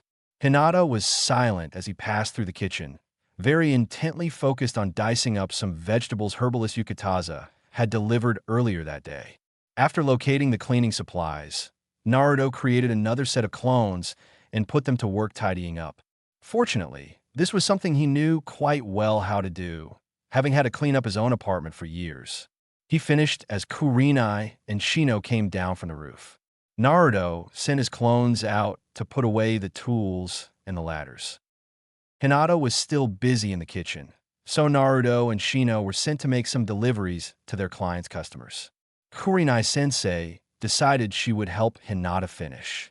She gave Naruto a piercing look as she announced this, and he felt the back of his neck grow hot. As he ran down the street with a small bundle of herbs, Naruto tried to figure out what he'd done wrong. It wasn't like he'd asked the stupid Bunshin to mouth off. Maybe Hinata thought it was saying something Naruto was thinking, and that was why she'd been offended. It sort of made sense in a way. Sakura always hit him soon after he'd asked her out. Naruto realized that his attempts to be friendly with her seemed to always make her angry at him. Maybe it was something about him. Maybe it was some aura given off by that bastard fox. Perhaps it was a side effect of the seal used to imprison his unwanted tenant. Maybe a seal strong enough to repel a demon would also repel any girls he came into contact with as well. He scowled as he knocked on the door of his bundle's destination. An old woman opened it, and Naruto handed her the package before she had a chance to realize who he was. This is from herbalist Yukitaza. He broke his leg and can't make his own deliveries today. With that, he spun and was halfway back to the street before the woman had a chance to speak. Naruto stuffed his hands into his jacket pockets as he made his way back to the herbalist's newly cleaned and repaired house. It was bad enough how people hated him for something that happened the day he was born, but now he was pissing off everyone else, even when he was trying to be nice. When he returned to the house, Hinata and Kurenai had finished up in the kitchen. With the deliveries made, the last tasks for their mission were completed. The herbalist thanked them for their help and even looked Naruto in the eye, which impressed him a little. Not quite an hour and a half, Kurenai said after they made their goodbyes. That was very quick. Good use of your bunshins, Naruto, and coordinating with Hinata to make sure there were no problems. I'm very pleased with your teamwork, both of you. Naruto felt the knot of resentment in his middle loosen a bit. Hinata's reaction, however, caught his eye. She looked down, pushing her fingers together as her cheeks turned red. When she noticed him staring, she turned completely away. He frowned and let out a sigh. Evidently, she was still mad at him or something. As they made their way back toward the center of the village, Kurenai peered up at the afternoon sun. At this point, I doubt the Hokage has any missions left to give out. Let's get together a little earlier tomorrow. If we work as fast as we did today, we can probably clear 2 missions a day. I'll see you all at the training ground at 10, all right? Everyone nodded, and then Kurenai pulled some slips of paper from her pouch. A friend of mine gave these to me, but I have something I need to do tonight, so I thought you 3 could use them. She handed one to each of her genins. It was a coupon for Ichiraku, good for a large bowl at half price. Naruto's stomach rumbled, but the way things were going, he thought he'd rather eat alone. Thank you, sensei, he said, though he imagined his voice sounded a little subdued. His teammates echoed his thanks, though he noticed Shino looking at him a little oddly. Naruto also felt his sensei's eyes boring into him. Well, you better get going before the dinner rush starts, she said. You probably shouldn't stay out too late. Oh, before you go, Naruto, I needed to talk to you about your taijutsu training. You can catch up with the others. Naruto let out a quiet sigh as Shino and Hinata headed off to Ichiraku's. Okay, Naruto, Kurenai said. I need you to let Guy know tomorrow morning that I'll be working with you all on Jinjutsu Recognition Week after next. He can send Tintin and Lee over to Training Area 19 at noon so they can participate. Got that? Naruto nodded and repeated back the relevant details. Good, Kurenai said, nodding her approval. Now, would you like to explain why you are less than enthusiastic about sharing a meal with your teammates? Naruto rubbed at the back of his neck. I seem to have annoyed them at some point today. Shino seems to be acting normally towards you, Kurenai observed. Naruto stayed silent. So it's Hinata, she surmised. Did this happen after you paid her some compliment? Naruto's mouth stayed shut, but his head betrayed him by giving a quick nod. I see, Kurenai said. She gazed down at him for several moments. It probably isn't my place to say anything, she finally spoke, but I've noticed that she doesn't always know what to do when someone says something positive about her. I wouldn't take it too personally, Naruto. Why is that? He asked, genuinely puzzled. Kurenai shook her head. Why don't you ask her yourself? Naruto opened his mouth and then closed it. It was obvious to him that Kurenai-sensei knew more than she was saying, but she wanted him to find out for himself. Why are you making such a mystery out of things? Kurenai looked down at him and gave a faint smile. I know things about you that you would probably prefer that I keep to myself. Please extend your teammates the same courtesy. Naruto's stomach lurched when the meaning of her words sunk in. Gomen, he said quickly. Kurenai sighed and shook her head. No need to apologize, Naruto. You are still learning how a team works and what a sensei does for their students. Just keep in mind that I'm probably helping other people in ways similar to how I help you. She cocked her head, frowning, as the afternoon light glistened on her mane of black hair. Naruto, this is usually hard for someone your age to really understand, but keep in mind that not everything that happens around you is about you. Naruto frowned and scratched the side of his head as his mind raced. So, what you're saying is that she didn't act that way because she's mad at me? I'm saying that might be the case, Kurenai replied cryptically, or more likely it's a combination of things, and who you played only a contributing role in the outcome. Naruto nodded slowly. I think I understand a little. I don't understand why this has to be so complicated, though. People have been asking that question for a long time, Kurenai replied in a serious voice. Naruto let out a sigh. It's not going to get any easier, is it? Probably not, Kurenai said with a slight smile. But few worthwhile things are easy, are they? I guess not. Thanks for explaining some of this, Naruto said, straightening. His stomach decided to lighten the mood by letting out a low rumble. That's partly my job, you know, his sensei said with a sad smile. Real-life examples of looking underneath the underneath seem to work the best. But you'd better get going before they eat all the ramen. Naruto knew she was just teasing him, but his pulse still sped up at the thought. After a quick bow, he began racing off across the rooftops to catch up with his team. He heard the quiet laughter that followed him, but, recognizing her voice, he just smiled himself. He caught sight of Shino and Hinata blocks before they reached the ramen stand. He landed lightly on the pavement behind them, but still they both turned as one to look at him. Well, we're supposed to be a reconnaissance team, he mused.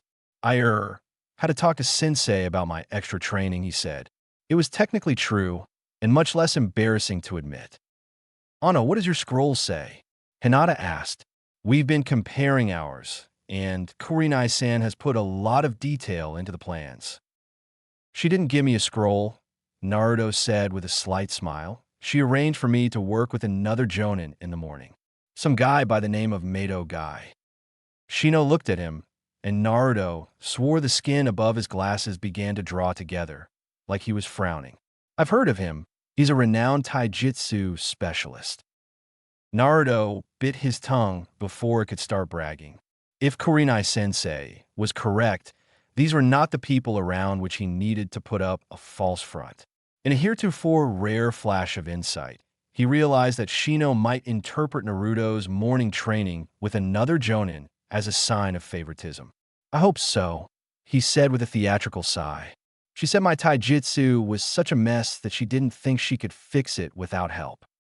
Hinata just stared at him as Naruto gave a sheepish shrug.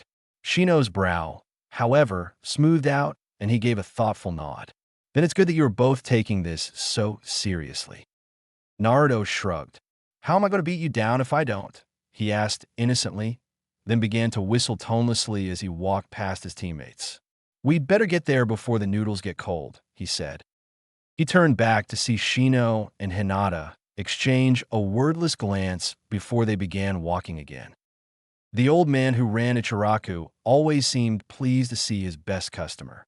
Hey Naruto, who are your friends? He asked. Until recently, He and his daughter were the only people Naruto knew who were likely to even notice if he dropped dead in his apartment. At least, until the smell bothered the neighbors, he reminded himself. Still, if anyone deserved a smile, the gracious man about to serve the noodles surely did.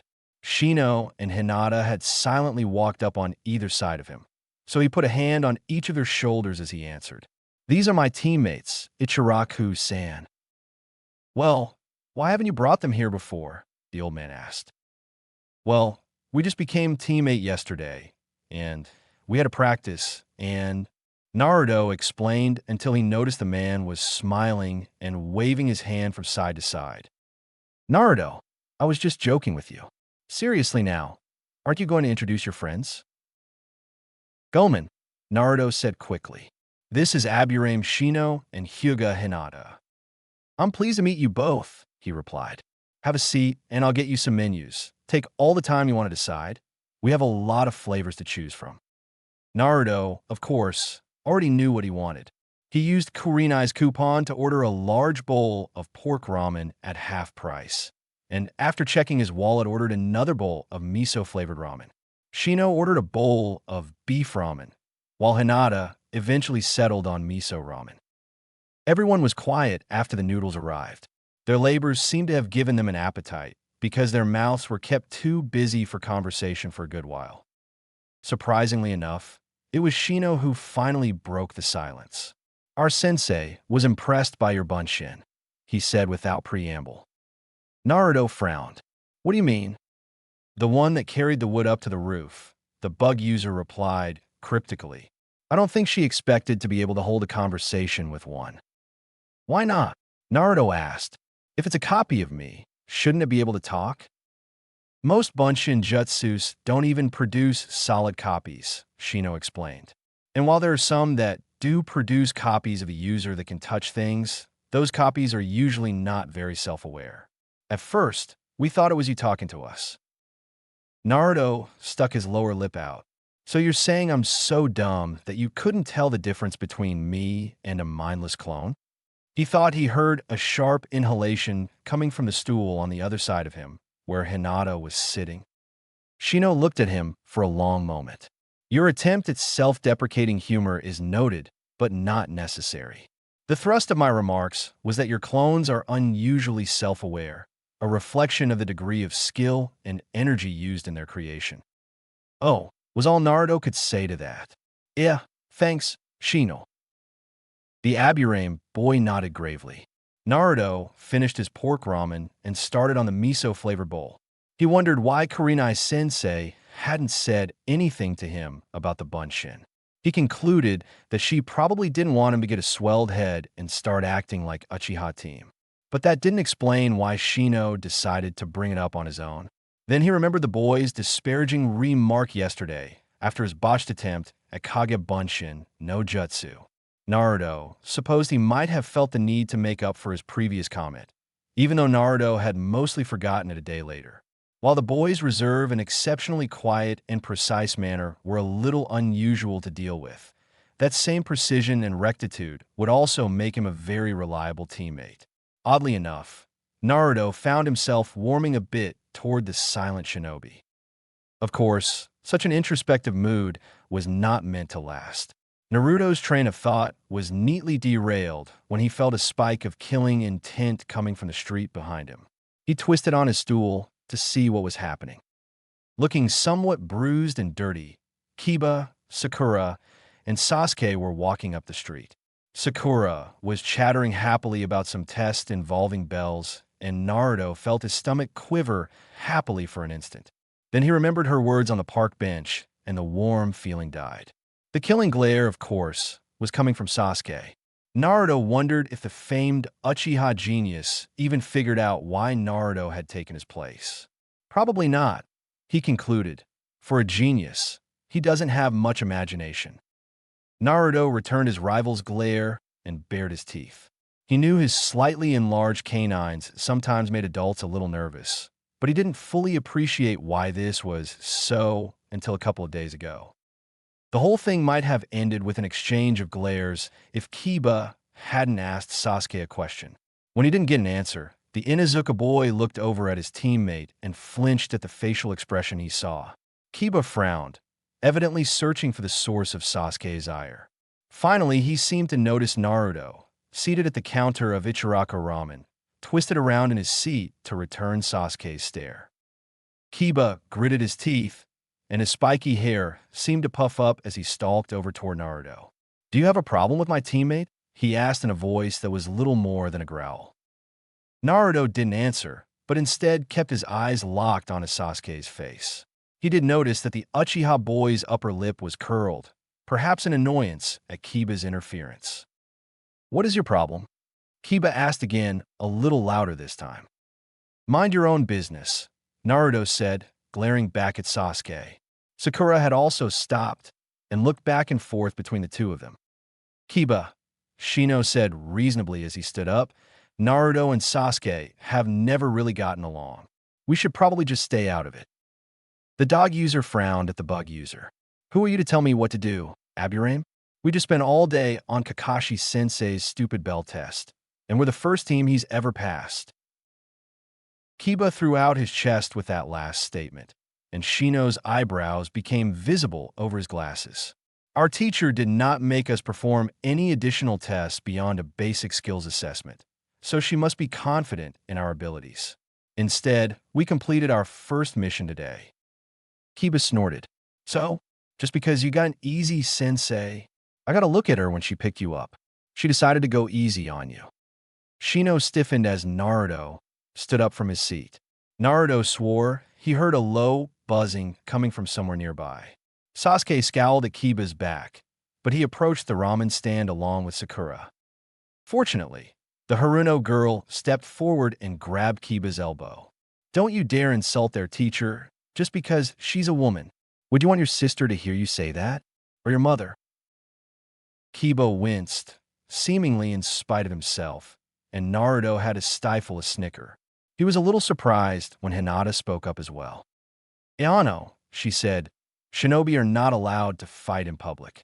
I don't want to see any of us get in trouble so soon after graduating." Shino's brow furrowed, but he gave a short nod and sat back down. "Right, Hinata," Sakura agreed with the girl. "Leave it to the women," she sneered at Kiba as she emphasized the word, "to keep their heads in a crisis." She smiled at the Hyuga girl. "It's not worth any of us getting in trouble, just because Naruto Baka is too stupid to leave Sasuke alone." That last insult, so gratuitously added, was the last straw for Naruto. Sakura was playing the peacemaker here, but she still made time to insult him. Her precious Sasuke was glaring at him, while he was just trying to eat his ramen. Well, to hell with it, and to hell with them. He got up from his stool so abruptly that it fell over. He pushed past Kiba so brusquely that the larger boy took a half step backwards.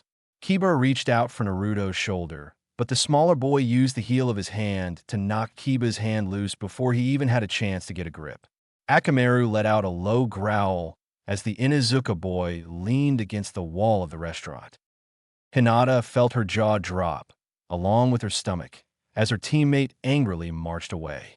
She felt almost worn away by all the emotional reversals she'd been through that day.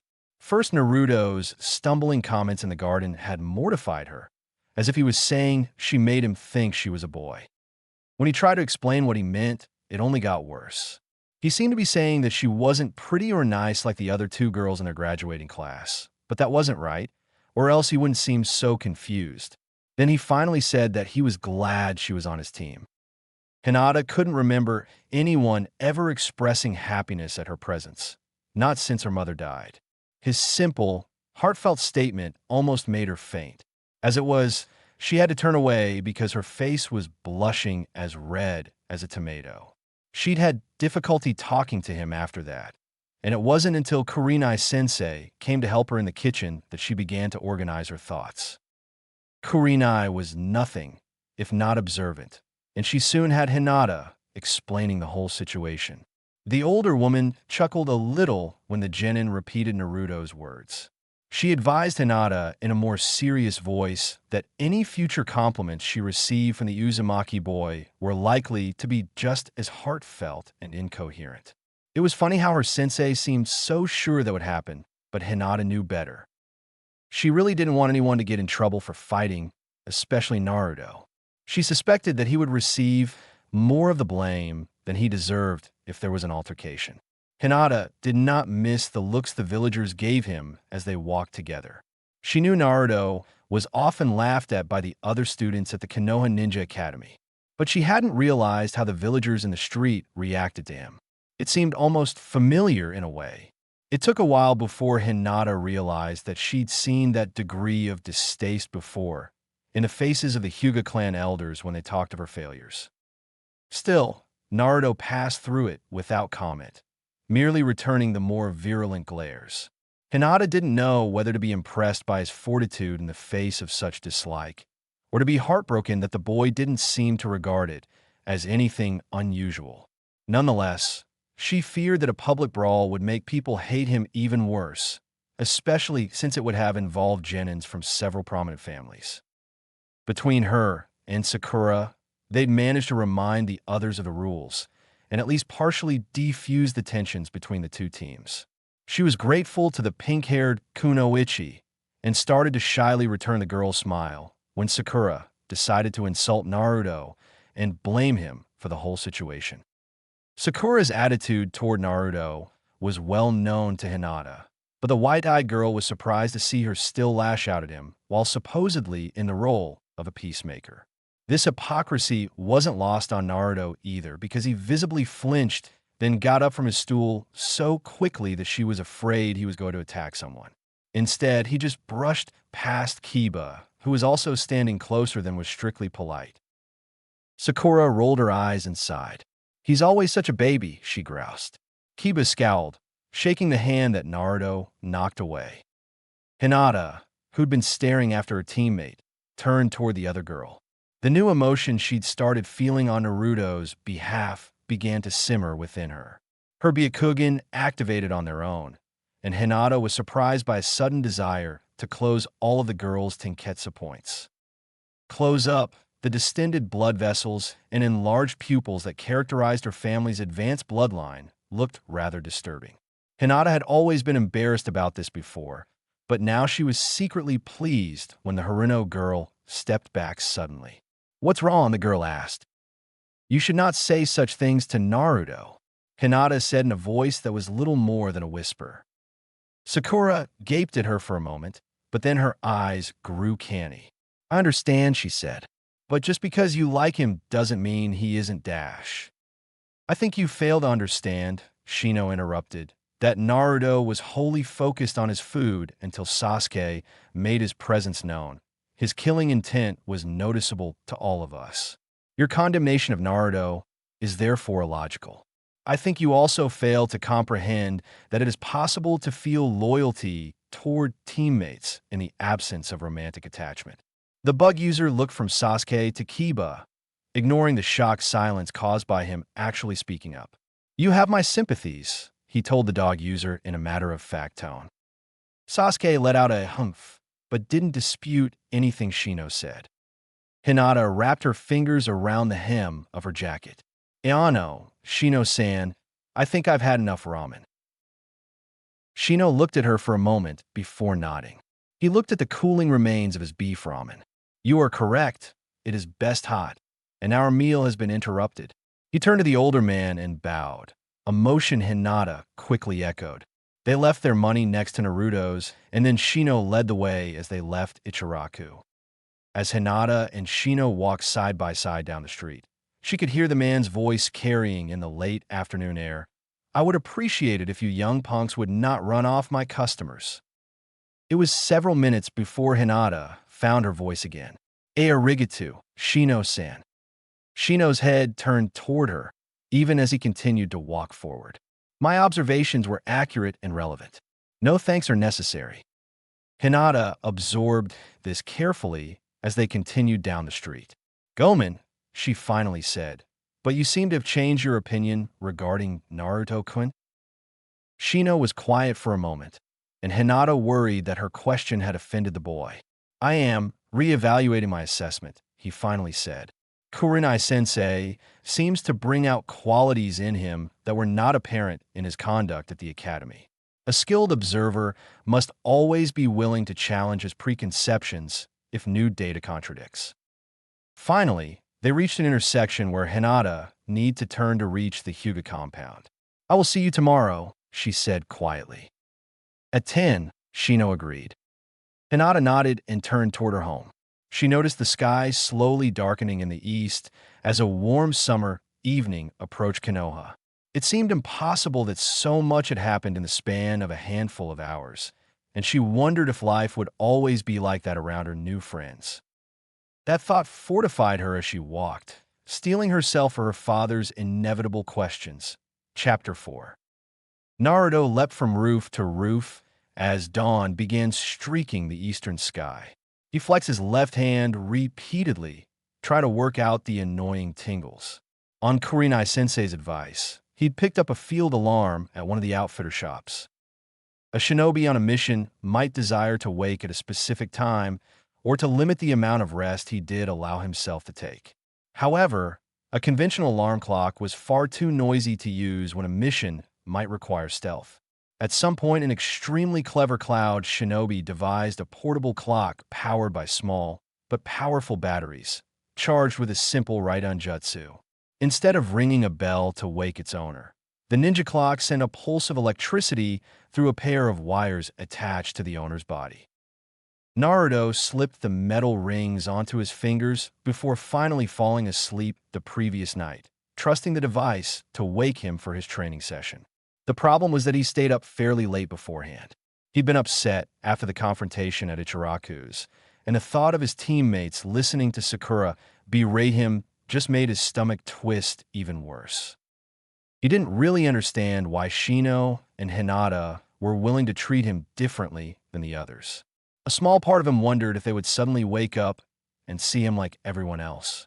The niggling fear of that occurring kept him from even thinking about taking Kurenai's advice. He'd rather no one ever knew about his prisoner. Such thoughts kept Naruto awake far later than he realized, and he'd evidently slept through the first several pulses of his new alarm clock. Whoever built this particular model must have had some experience with sound sleepers, though. The pulse that finally woke him up left his hand numb and tingling. That complicated things as he rushed around his small apartment, trying to get ready with only one hand working well. Still, he did manage to make it on time, and arrived at the designated training area at the stroke of 6. Of course, what he found there immediately had him wondering if he was still asleep and dreaming. Guy, Sensei, he supposed was a large, muscular man in a green leotard. The outfit was loose on his frame, for which Naruto was grateful, and over it he wore a Chunin vest. Topping all of this was the ugliest bowl cut Naruto had ever seen, though the one on the kid standing next to him was close competition. Standing next to Guy was a half-size duplicate that Naruto supposed was this Rock Lee person. He didn't have the vest, though he did have the orange leg warmers that matched with nothing else. After meeting Kurenai-sensei, Naruto was beginning to dislike that color for some reason. "Ah, you were right on time," the man boomed in a loud voice that seemed to have no business belonging to a ninja. "You must be eager to start banking the fires of your youth." Naruto had no idea what that just meant, so he used one of Kurenai-sensei's parting words of advice. He just smiled and nodded. Oh. Hours later, Naruto was bruised, tired, and hungry. Despite his handicap with ninjutsus, Rock Lee was still a formidable opponent. He proved this by beating Naruto senseless every time they sparred. Possibly the most irritating thing about this experience was that eerie smile he wore the whole time. Naruto was used to a variety of expressions from his opponents. Sneers and emotionless masks he was used to, having known both Sasuke and Shino. Scowls were the norm with Kiba, and board calculation was to be expected from Shikamaru. But Rock and his teammates were from the previous year's graduating class at the Konoha Ninja Academy, so Naruto had never sparred with him before. It was a little odd to fight someone who never stopped grinning, even on the rare occasions when Naruto actually managed to land a blow. Guy Sensei's idea of training consisted of Naruto and Lee sparring for nearly 2 hours straight, while he watched and nodded thoughtfully. By the end, Naruto realized that Lee was starting to take it easy on him, which actually stung his pride a little bit. That drove him to fight even harder, but every blow he landed was just further proof that Lee was holding back. Finally, the older boy went to make one of his flying spin kicks, but was just a hair slow on the launch. Instead of ducking or blocking, Naruto stepped inside the kick and sunk his left first into the boy's stomach. Lee fell down for the first time that morning. When he got up, he was still smiling, but he nodded and Naruto realized he was breathing heavily. "Yash," Guy said, startling the genin. Kurenai was right. "You will make a most challenging sparring partner for my Lee." "No," Naruto said, shaking his head. "I barely hit him at all." He usually didn't let his frustration show like this, but he was tired, cranky, and humiliated at how thoroughly he'd been schooled all morning. "Naruto," Guy said in a disappointed voice that made Naruto want to shiver. Something about the man made his skin crawl just a little. "Don't let the fires of youth gutter out so quickly.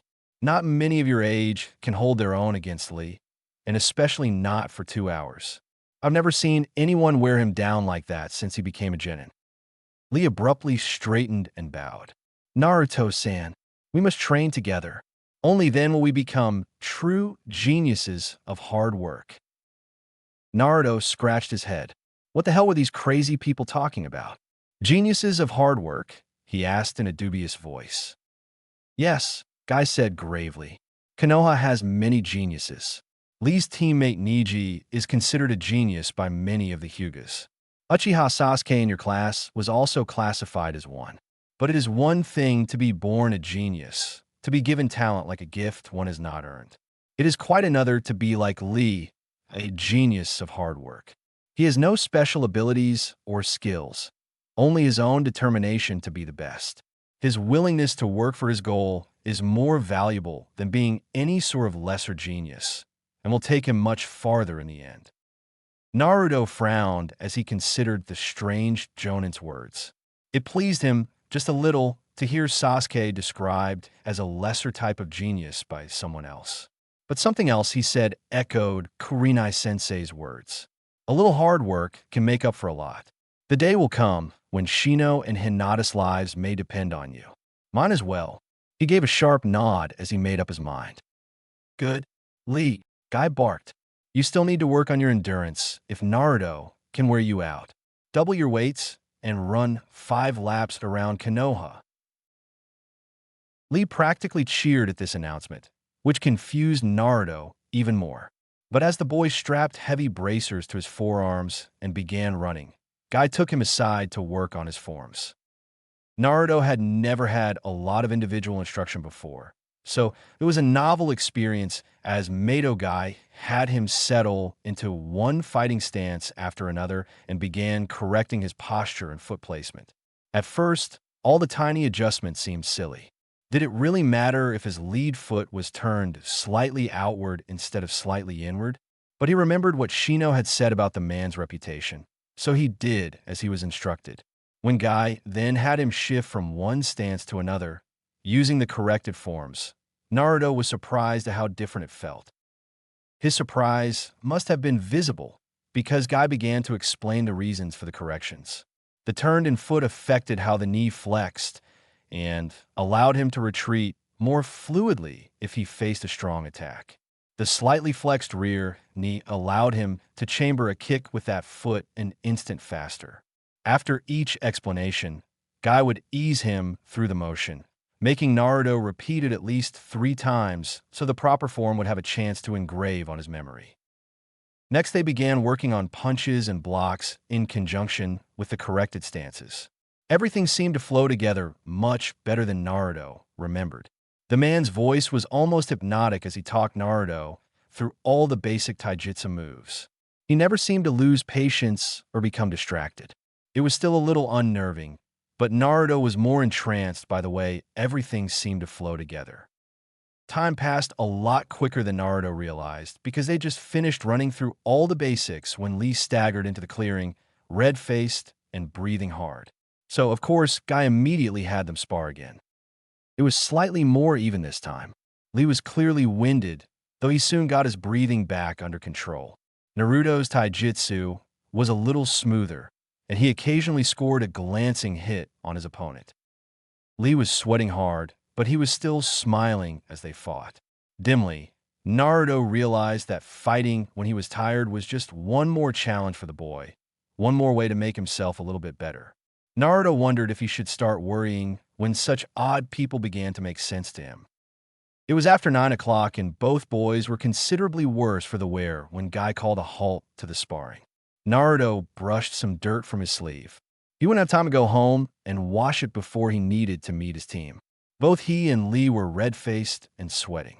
They both had bits of grass sticking to their uniforms from where they'd been knocked down, and their hands trembled slightly as they froze in their ready positions at Guy's command. "That's enough for today," Guy said with a nod.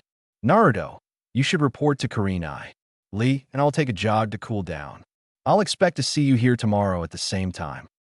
Naruto aped Lee's bow to his sensei and watched with some amusement as Lee struggled to keep up the pace Guy set as they ran out of the training area. Naruto walked a little slower toward training area 19.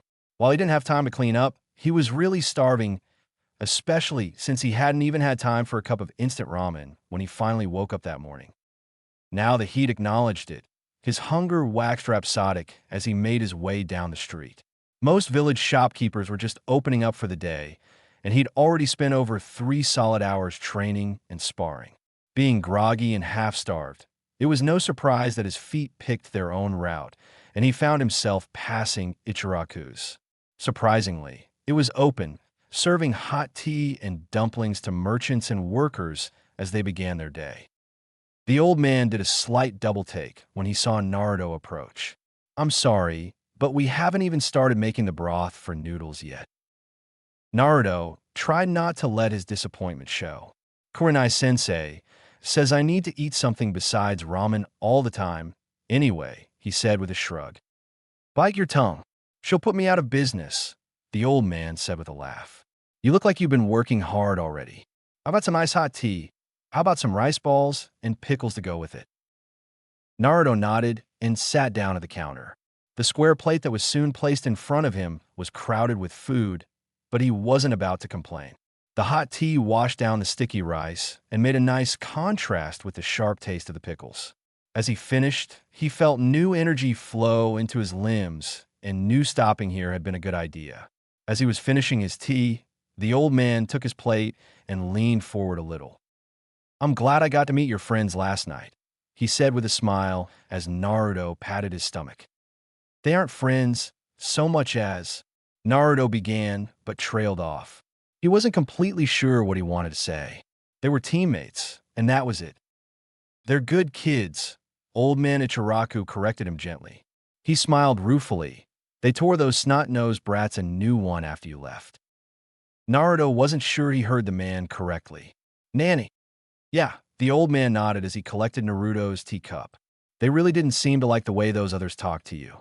I think that little Hyuga girl gave that pink-haired one the scare of her life." "Hinata?" Naruto asked in disbelief. "Yeah, that was her name," the old man smiled. "She did something weird with her eyes. I couldn't see her do anything with her hands, but that other girl jumped back like she'd been burnt. If that little girl is a Hyuga, I can see why everyone steps lightly around her clan." Naruto was confused as he thanked the man and paid for his breakfast. As he resumed his journey toward the training area, he tried to puzzle out their behavior. He didn't know why they stuck up for him, especially since he wasn't even there to see it happen. But knowing they had done so made him feel unaccountably warm. The more he thought about that, the stranger Naruto felt. He knew as he approached the training area that he needed to do something about this. "Oh." Kurenai was mildly curious as to how Naruto's training session with Guy and Lee would go. She'd been tempted to look in on them, but Guy was a jonin and his senses were particularly acute. He might take offense if he thought she was questioning his abilities, and she didn't want to do anything to jinx the deal they had struck. It was a little unusual by Konoha standards, but she felt it was the best way to get Naruto's level of proficiency up to where it should be. She felt unaccountably pressured in this respect. Perhaps it was that unknown group the Hokage mentioned. Maybe it was her own instincts. Either way, she had the feeling that the sooner the boy learned how to effectively defend himself and his teammates, the better. Hinata arrived first, as seemed to be her habit. She was visibly more composed than she had been the day before. Kurenai hoped that her words and the successful completion of their first mission had bought the girls some peace. She hoped that sending her genins out on an obvious team bonding exercise would ease them past any potential tensions that might arise. She was particularly concerned about the Hyuga girl. If her assessment of the girl's father was accurate, she'd likely need a safe haven within the team. If she was uncomfortable with her teammates, that would not be available. The girl greeted Kurenai in her usual, hesitant manner, but from her posture, the Jonin could tell that something was wrong. "Hinata," she asked as a quiet inspiration overtook her, "how did dinner at Ichiraka go?" Something about the girl's turmoil suggested that it was related to the boy she so admired. Hinata pressed her lips together, even as her forefingers began to push against each other. Her posture was hunched over as normal, but the quaver in her voice when she spoke was something new to Kurenai's ears. "Oh, Naruto caught up to us part of the way there. We asked him about his extra training, and he told us he was working with Guy Sensei as we walked the rest of the way." Kurenai frowned at that. She'd hoped the boy would have more sense than a brag like that, but she supposed he was still making up for what had happened in the academy. Still, she'd have to talk to him about this. Hinata took a calming breath. When Shino said he'd heard of Guy, Naruto replied that you told him his taijutsu was so bad that you didn't think you could fix it yourself. She paused for a moment and then continued in a rush. "Why did you say something like that to Naruto? He tries so hard and no one ever gives him any credit." Kurenai rocked back on her metaphorical heels, but tried not to let anything show on her face. It wasn't like she hadn't actively encouraged Hinata to assert herself when they talked, but it seemed like her words had just been wasted air. And now, this same girl was questioning her judgment where Naruto was concerned. As breakthroughs went, it was a minor thing, but Yuhi Kurenai had learned as a genin to take whatever successes she could find. How she handled this was important. At least it was if she wanted Hinata to build on this. "Hyuga Hinata, before I say anything else, I want you to know that I am pleased that you have taken me at my word when I said I wanted you to ask questions when you don't understand something. This was not a question I had anticipated, but I am pleased that you trust me enough to ask me about this." Kurenai concluded with a smile. "That said, I would ask you if Shino had any expression on his face when he mentioned Guy Sensei." Hinata frowned in confusion. "Kurenai Sensei? I did not notice anything, but..." Her voice trailed off. "But you were focusing on Naruto as he spoke," Kurenai supplied helpfully. "I ask this because that was not exactly how I described the situation in Naruto when I told him he would be working with Guy. I think he chose his words so that you and Shino would not think he was receiving favorable treatment. My arrangement with Guy is unusual among Jonin Sensei. Naruto's unusual stamina means that he can make up the time he lost at the academy faster than most. Our arrangement will facilitate this. It is because of Naruto's strengths, including his willingness to work hard, that this was done." Hinata looked more than slightly mortified. She ducked her head down again as she stuttered out, "G. Gomen, Kurenai Sensei." "None of that, Hinata," Kurenai said sharply. "Your loyalty to your teammate is commendable, and I specifically instructed you to ask me questions like this. At some point, you may become an advisor to a village leader or AMBU captain. Under those circumstances, not speaking up would be an abandonment of your duties. I'm also glad to hear that Naruto was considerate of the feelings of his teammates when a potentially uncomfortable subject was raised." "Naruto is never cruel," Hinata said quickly, then stopped and swallowed. "No, he isn't," Kurenai agreed. "But he doesn't always realize when he's giving offense to others, does he? But he means well, and that counts for a lot. All he has to do is just learn to think in another's place, part of seeing underneath the underneath. You have just given me proof that he is making progress in that area, and for that I thank you." Hinata's cheeks pinked, and she nodded in acknowledgement. Kurenai frowned at her and decided to take a stab in the dark. Something else happened, though, didn't it? Hinata let out a sigh and began describing the confrontation with Team 7.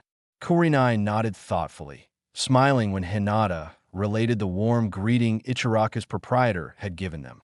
She'd have to find an excuse to talk to the man at some point. Naruto might just be a regular customer to the man, but it wouldn't do to make assumptions. She did raise her palm at one point to ask a question. "Are you quite sure you felt the killing intent coming from Sasuke before Naruto turned around?" Hinata nodded quickly. "Good," Kurenai said with a smile. "I'm glad he did not do anything to provoke Uchiha. I'll be having words with Kakashi about controlling his students if anyone tries to make something of this." However, Yuhi Kurenai was highly annoyed by the time Hinata was finished with her story. "I almost hope the owner of Ichiraku does file a complaint against them for interfering with his customers," she growled. She frowned at her student. "Hinata, you did nothing worse than standing up for your teammate. Activating your Byakugan, consciously or not, is not an offensive action by itself. Sakura did not look like she expected that, did she?"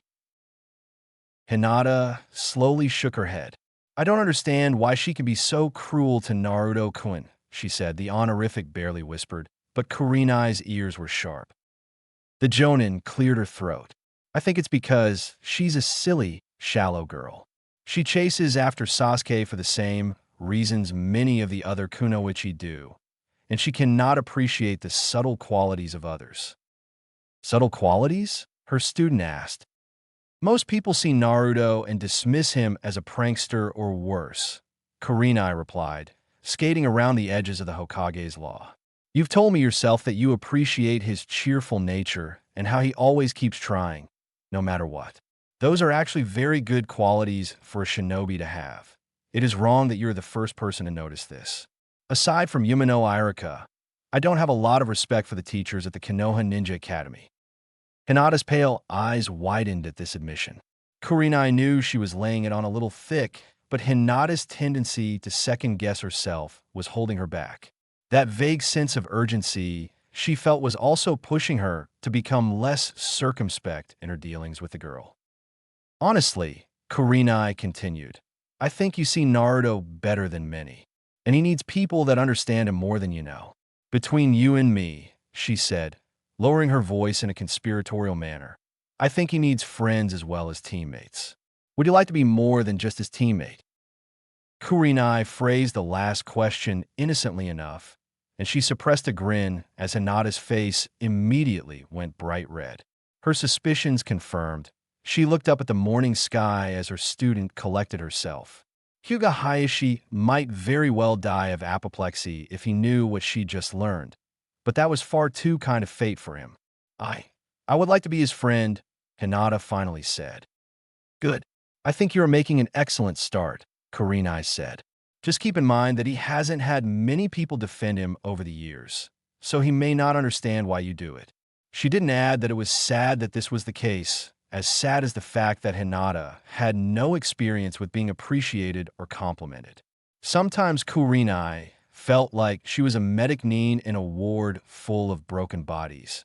Only what she was trying to repair here was harder to heal than mere flesh. She was broken out of this reverie by Shino's arrival. The Aburame boy was as quiet and expressionless as ever, but Kurenai could almost feel his attention shift back and forth between herself and Hinata. "Hinata informed me about the altercation last night," she said. Shino appeared to straighten slightly inside his long coat, but it might have been Kurenai's mind picking up subtler indications and filling in the blanks for her. "Our conduct was within the guidelines set forth for shinobi at the academy," he said a little stiffly. Kurenai nodded, "And I was about to compliment you both on your handling of the situation." Shino nodded in turn, accepting her implied criticism of his defensiveness. "Will there be repercussions from this?" he asked. "Only for them. Your conduct was above reproach, all of you, even Naruto. He left while being insulted, rather than retaliate. That speaks highly of his maturity, of all your maturity, Kurenai added. Then her expression hardened. If there's an inquiry of any sort, I will deal with it, and make whoever raised it sorry to have done so. Shino stood there for a moment, and Kurenai could almost hear the gears turning behind those dark glasses of his. Finally, he nodded again. Kurenai felt like the boy was still forming his own opinions of her, as well as his teammates. She wasn't sure whether her last statement would move him positively or negatively, but she guessed the former to be the case. After all, logic would maintain that they had followed the Konoha shinobi code of conduct to the letter, and logic was something Shino, like many Aburames, seemed to inordinately prize. I would suggest, she said, that we not mention this incident to Naruto unless he brings it up. They were his classmates, and it was him that was being targeted, so it may not be a comfortable subject. But if you can bring this sort of cohesiveness to our field missions, they will become much easier to accomplish. What was that about missions? Naruto asked as he landed in the middle of the clearing. Kurenai felt her blood change to ice. Her student had discarded the uniform Ikitaro had spent so much effort altering the previous day. Instead, he was wearing a bright green leotard that bunched up in odd places on his small frame. The burn-umber leg warmers were there as well, with the toes of his sandals barely poking out of the fabric pooled around his ankles.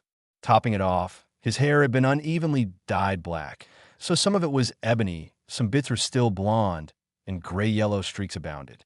It had also been hued, apparently with a dull kunai, into a crude approximation of a very distinctive bowl cut. Guy had practically sworn not to do this. Naruto wasn't supposed to make major changes to his equipment without consulting her. She'd taken so damn many precautions, only to see this after only one training session. She didn't know how her kunai had gotten into her hand. All she knew was that it felt very, very right somehow. I'm going to kill Guy in his sleep, she snarled. He promised me. No, I'm going to just sever his spinal cord and let him live as a quadriplegic. Naruto had taken a step back, as did her other startled genins. He seemed to be having some sort of difficulty moving, or was it breathing? Abruptly, he bent forward and his legs buckled. His rear end hit the ground, and there was a loud pop and a puff of smoke. When it cleared, Naruto was lying curled up on the ground, in his new uniform, holding his stomach and laughing until tears began to leak from his eyes. Kurenai stared at her student, realizing that she'd just been had. She'd been so shocked by Naruto's appearance that she hadn't even thought to check for a hinge. He'd conned her, and quite skillfully under the circumstances. She tried to keep a straight face, but the corner of her mouth kept twitching as she stared at her genin. Naruto sat up abruptly, as if he felt her eyes boring into him. He scratched at the back of his head and tried to stifle his laughter. I promised I wouldn't pull any more pranks in the village, but I didn't say I'd completely stop, he explained in a sheepish tone. Kurenai gave it up as a lost cause and let out a bark of laughter, something that hadn't been heard in Konoha for many years. She saw her other genin's eyes widen as she laughed along with the blonde-haired prankster. Very good, Naruto. I hadn't extracted a completely binding promise from you, had I? She asked rhetorically. Now, do you know why your little joke worked so well? Naruto sat up straighter and frowned. Hinata had a faint smile on her face, no doubt from seeing Naruto fully recovered from the previous night. Shino was, well, Shino. Naruto shook his head. Kurenai kneeled on the ground, getting comfortable and motioned for the others to do the same. That was a very realistic hinge, but normally I can see through a hinge a block away. I'm a Genjutsu specialist after all, but I didn't immediately think to check. Why was that? Naruto frowned, concentrating, but it was Shino who spoke up first. You were clearly agitated by the apparent changes to his appearance. This obviously interfered with conducting logical thought processes. Kurenai nodded. That's part of the answer. For what you said earlier about when you said I'd still be your student, Naruto said slowly.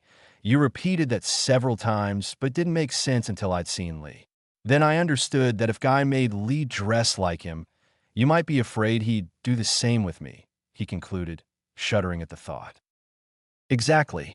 And if I was afraid it would happen, then I obviously considered it to be at least remotely possible, correct? Kurenai asked. Shino spoke up. So he showed you something you at least partially expected to see and made sure that it was sufficiently upsetting that you would react without thinking first, he summarized. Exactly, Kurenai agreed. Now, while this was a good prank, you can also apply those principles on missions, can't you? What followed was a rather stimulating discussion on using misdirection and knowledge of the enemy's emotional hot buttons, both on the battlefield and to accomplish mission objectives. The latter was more applicable for a reconnaissance team, but all three of her genins contributed to the discussion. Hinata had evidently been paying attention in her classes, for she was able to effortlessly recall details from various famous missions they'd studied at the academy. Naturally, Shino settled into a role as the critic for their various strategies, picking apart their plans and exposing every weakness. Uzumaki Naruto was as creative as his additions to the Hokage monument suggested. What was surprising was his ability to put together a plan almost instantly when presented with a situation and an objective. Kurenai slowly began to realize that Naruto's pranks had given him a thorough grounding in operational planning that many shinobi 3 times his age lacked. For the most part, Kurenai would simply present them with a situation, then sit back and watch them hash it out. Sometimes it would take Naruto several attempts to come up with a plan that Shino would approve. Hinata stayed out of the discussions at first. She turned pink and looked down immediately after correcting Shino regarding the range of a sand country hunting boomerang.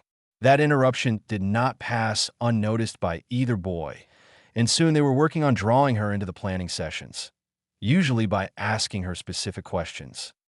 By the end of the hour, her genins' heads appeared to be buzzing with all the new thoughts and ideas they'd assimilated. Despite herself, Kurenai was a little impressed by the way they'd worked together on her hypothetical problems.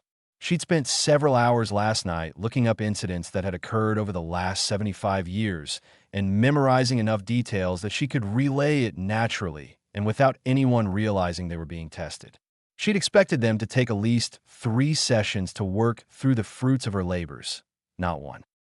Nonetheless, she smiled to herself as they began walking toward the Hokage's tower to receive a mission. It wasn't often that she misread people like that, and it was even rarer for her to be positively surprised. Her Genin team was a bit more intelligent than she'd anticipated, and that was a good thing. She idly wondered why she'd been so resistant to taking on apprentices when her bitter memories supplied the answer. Unbidden, she saw her students' forms overlaid with ghosts from the past. Hinata was replaced with a slender, red-eyed kunoichi with a far more aggressive attitude. Shino was replaced by the equally pragmatic, but even more hard-headed Namaru. And Naruto, the village pariah, was replaced by another young shinobi, also hated by some for something he had no control over. Matai was there, his pale eyes in sharp contrast with his heavily tanned face and unruly black hair. The ghosts of her childhood walked before her, and Kurenai wondered if she looked into a mirror, would she see the imposing figure of Kobaru Sensei in place of her own? It was a fortunate thing that a Jonin must possess iron self-control. It was a blessing that the shinobi code would allow no trace of her anguish to show on her face. It was a curse that she would walk behind her team, letting them find their own paths, but always watching their backs and swearing to herself, never again. All of this as her mind relived those painful memories, along with bittersweet remembrances of a boy she once thought she might have loved. Oh, with creative use of Kage Bunshin, Kikai bugs, and Hinata's all-seeing eyes, Naruto and his teammates began regularly clearing out 2D rank missions every afternoon. As long as they finished their first mission quickly, the Hokage was happy to oblige them when they returned to the tower. Kurenai-sensei was also correct about how the money would accumulate from doubling up on missions. Naruto soon paid Ikitaro the tailor another visit and ordered a duplicate uniform made to the same specifications. It would be nice not having to do laundry every night to keep from stinking. He even thought about buying a small washing machine. Such thoughts were especially attractive since he got pretty dirty every morning. If anything, The pace of the workouts with Lee and Guy-sensei grew even more intense. Naruto was frustrated that he couldn't build up calluses and scar tissue on his knuckles like Lee could. He tried to hit the training logs just as hard as his rival, and he always finished with bloody knuckles, but after they healed, the skin refused to harden up. Eventually, he gave up and just wore his fingerless gloves, tried to do as much damage as possible to the thick wood.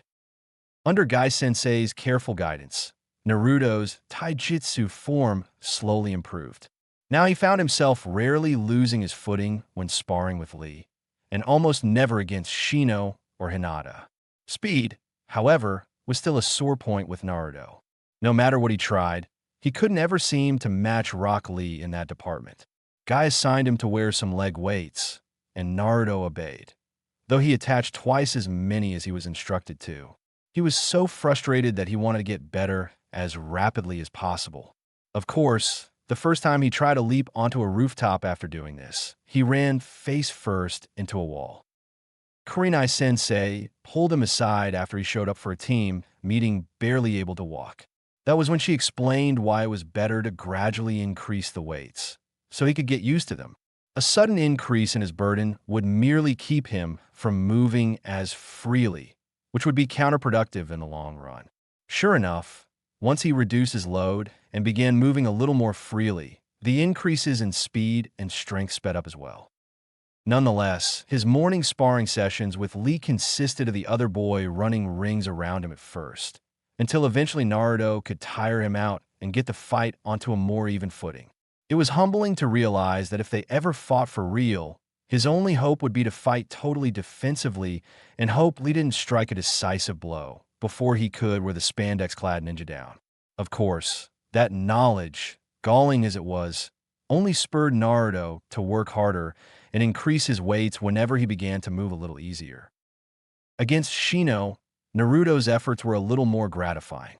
The larger boy still had reach on him, but Naruto's corrected stances were stable enough that he could block his teammates' attacks without falling or being shoved off balance. The weights made it harder to block fast enough, but the increased mass was gratifying when he snapped his forearm around properly and knocked Shino's arm completely out of line. The bug user's eyebrows rose above the tops of his dark glasses as Naruto spun inside his guard and lightly slapped his stomach with a textbook-perfect reverse punch. Not a word was exchanged as they slid back into ready position for the next round.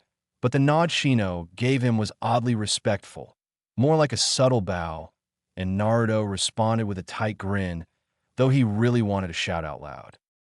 Naruto was also secretly glad that he had not run into certain other people as well. They'd heard through the rumor mill that Team 7 had been given a C-rank mission after Kiba pitched a fit about being asked to catch the cat belonging to the Fire Lord's wife for the third time. Now, Kiba, Sasuke, and Sakura were out of town for an unspecified period of time, escorting some bridge builder.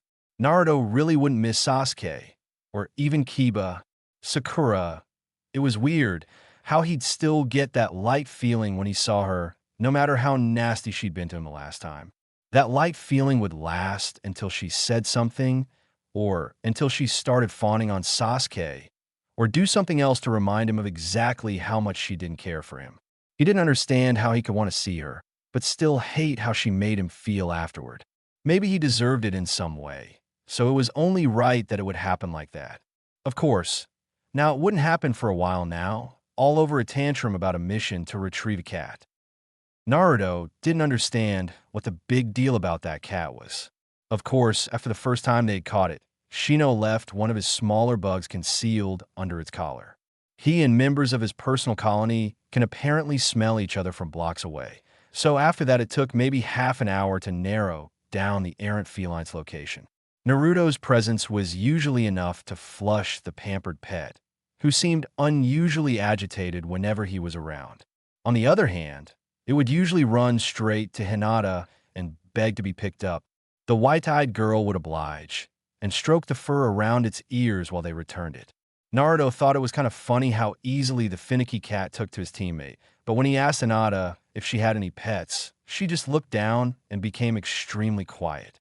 He wanted to ask Kurenai if she knew what was going on, but when he caught her, she was frowning as well. Uzumaki Naruto wasn't the most observant shinobi in the Leaf, but he wasn't stupid. Well, not completely stupid anyway. His white-eyed teammate wasn't just quiet.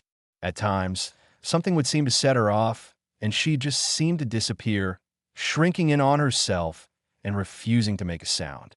Try as he might, he couldn't see any pattern to when this happened. He remembered when he tried to compliment her in the herbalist garden and how she pretty much refused to talk to him after that. Yet that same evening, she'd reportedly gone off on Sakura for saying something nasty about him. It just didn't make any sense, even for a girl. Of course, that meant he had no idea what to do. He knew his own issues with that damned fox seal behind his navel tended to make him react oddly at times, but no one bound a demon to Hinata, so he had no idea what was wrong. It was very confusing, so he tried to not make a big deal out of it. He just wished he knew what Kurenai-sensei was being so close-mouthed about. After completing their 30th mission, yet another cat retrieval, Kurenai-sensei did not lead them back to the Hokage's tower for another mission. You three have been working very hard, and I'm quite pleased with your progress. So we will take a break this afternoon and relax, she said with a smile. With that, she led them through the village to a cluster of buildings that looked vaguely familiar to Naruto. But it wasn't until the sign became visible that he realized she was taking them to Moritake's. Oh. Kurenai smiled as she led her team into her favorite restaurant. They'd been working hard the past 2 weeks between missions, sparring, group lessons, and their individual training. She could see from the effects it had on their performance that none of them had been slacking on the ladder. At the same time, she became concerned she might be pushing too hard and risking burnout of some sort. That was the excuse Asuma used when she asked him about the training regimen he used with his team. Mostly it seemed to consist of him playing Go with the Nara kid, while the other two looked bored, or the 4 of them eating at Asuma's favorite yakitori place. He seemed to think that just putting a Nara, a Kimichi, and Yamanaka together on one team was enough to ensure success. Kurenai knew better. Success and survival were never to be taken for granted. Moritake himself looked up from a bar as they walked in. Kurenai, Naruto. Komein. This must be the rest of your team. Kurenai smiled and introduced Shino and Hinata to the retired shinobi-turned-restaurant owner. Soon they were seated at a table in the corner, where a waitress took their orders. Shino looked from her to Naruto and back again before speaking. Logically, this would be an establishment that you are familiar with. But how did he know Naruto? Kurenai resisted the urge to grimace. You couldn't train kids to look underneath the underneath for years and not expect them to do so at inconvenient times. After our first team meeting, I took Naruto here to discuss some issues that had come up. I see, Shino said in a neutral tone, then took a sip of his tea. Kurenai's eyes cut over to Naruto, who was looking a little uncomfortable. Hinata just stared down as if studying her plate. No, I'm not sure you do, she said in a reasonable tone. Naruto doesn't like to make a big deal of it, but I don't think you are aware of the extent of the supplemental training he has taken on. Naruto's face reddened a little, but now Hinata was looking up, evidently interested in the direction the conversation had taken. Shino just gazed at his sensei. His facial features settled into his neutral mask. Shino refused to show any overt emotion, but she was fairly sure the bug user was bothered by seeming favoritism on her part toward his teammate. He seemed to respect logic, so she would lay her cards on the table in a logical fashion. We came here to discuss his role within the team and the measures that would be necessary for him to fill it. He agreed to replace his uniform, at his own cost, for something better suited to our probable mission profiles. He is also undergoing the most comprehensive training program out of the 3 of you. Every morning, he gets up at 5 and meets with Mato Guy and his student for Taijutsu training from 6 until 9. Then he meets with us for team training at 10. Between training and missions, we are usually together until 5 or 6 in the afternoon. After that, he stays at training area 19 and practices alone with his jutsus and chakra control exercises. What time do you go home each night, Naruto? Be honest. I usually quit and go to Ichiraku's around 9 or so, he answered in a low voice. What have I told you about eating ramen too often? Kurenai chided him with a smile. Naruto acted embarrassed, but that only made her point for her. Anyway, I was asking him to basically commit to working 15-hour days, so I needed to ask about several things, including his willingness to work such a schedule. Shino nodded slowly. I admit I was curious as to the true extent of his extra training. He purposefully made light of it when we discussed it earlier. Given Naruto's improvements, I would probably also benefit from extra taijutsu training, but I currently spend most of my mornings and evenings working on the Kikai colonies at home. Kurenai was sure there was a regretful note in the boy's usual monotone. I understand that, Kurenai agreed. Your family's unique abilities are based on your affinities with the colonies you host. Your father made me aware that they were entering a delicate phase in their breeding program. I'm sure the long-term benefits will more than make up for any delays in your training. Shino nodded again, but didn't speak. Kurenai tried not to let any relief show on her face. The last thing she needed was any jealousy or perceived favoritism poisoning the atmosphere between her genins. The problem with Shino was that he didn't give her a lot of information to work with. He was normally so restrained and emotionless that the normal warning signs were usually absent. But as Kobara-sensei once said, still waters often run the deepest, and it was a mistake to assume the boy behind the emotionless shinobi mask was without feelings of his own. Kurenai's musings were interrupted by a hesitant voice. Ayano, Hinata said, I would like to take extra training if I can. I know I have a lot that I need to work on, and I need a lot of extra effort to be as good as I need to be. Kurenai considered the girl for a moment. While she damned Hayashi for systematically destroying the girl's sense of worth, his actions seemed to have given her motivation to work harder, rather than just giving up. It was too bad her father was too stupid to see her stubborn determination and acknowledge it for what it was. I appreciate your desire to improve, Hinata, but I don't think the morning sessions with Guy will be much help to you. They are working on standard taijutsu forms, not juken. The styles are so different that you would be relearning everything from step one. I also hate to mention this, but I think your father would have strong objections to you learning another style, at least for now. Kurenai considered her next words as she watched the girl's face fall. She supposed Hinata couldn't help but take it as a rejection. Everything in her world was probably rooted in the rejections from her remaining parent. Even if she understood it, Kurenai still found it painful to watch. On the other hand, I think you should work on your individual exercises in the morning. After our team meetings are over, you can always stay late and work with Naruto. If someone had suddenly whisked Hyuga Hinata away and left an alabaster statue sitting in her place, Kurenai doubted it would have looked much different. Kurenai turned toward Naruto, who looked a little surprised. You two are about the same size, so you make good sparring partners, at least for right now. You can show her some of the things you are learning from Guy. Hinata also has excellent chakra control, and that's one of your weaknesses. I think both of you can benefit from working together. Do either of you have any objections? She asked innocently. She felt slightly guilty for putting them on the spot like this, but the better she got to know the two of them, the more she felt a stronger friendship between them would do them both good. Hinata needed to absorb some of Naruto's confidence, and Naruto needed acceptance. He was still afraid to tell anyone who didn't already know about his prisoner. Kurenai felt, given her reactions, that Hinata was the least likely person to reject him if she found out. Still, it was a calculated risk. She didn't know what Naruto would do if he did finally trust someone, only to be betrayed. The worst-case scenario was, well, disastrous. Not that it would be anything worse than this village seemed to deserve, claimed a traitorous thought welling up from the bitterness of her past. She dismissed that sentiment as unworthy of her, and unworthy of the memories of those lost. She looked from Naruto to Hinata and back again. If she was wrong, the village would live or die on the merits of its youngest generation. And perhaps that was as it should be. Wars were usually decided in a similar manner, weren't they? Do either of you object to working together? She asked archly.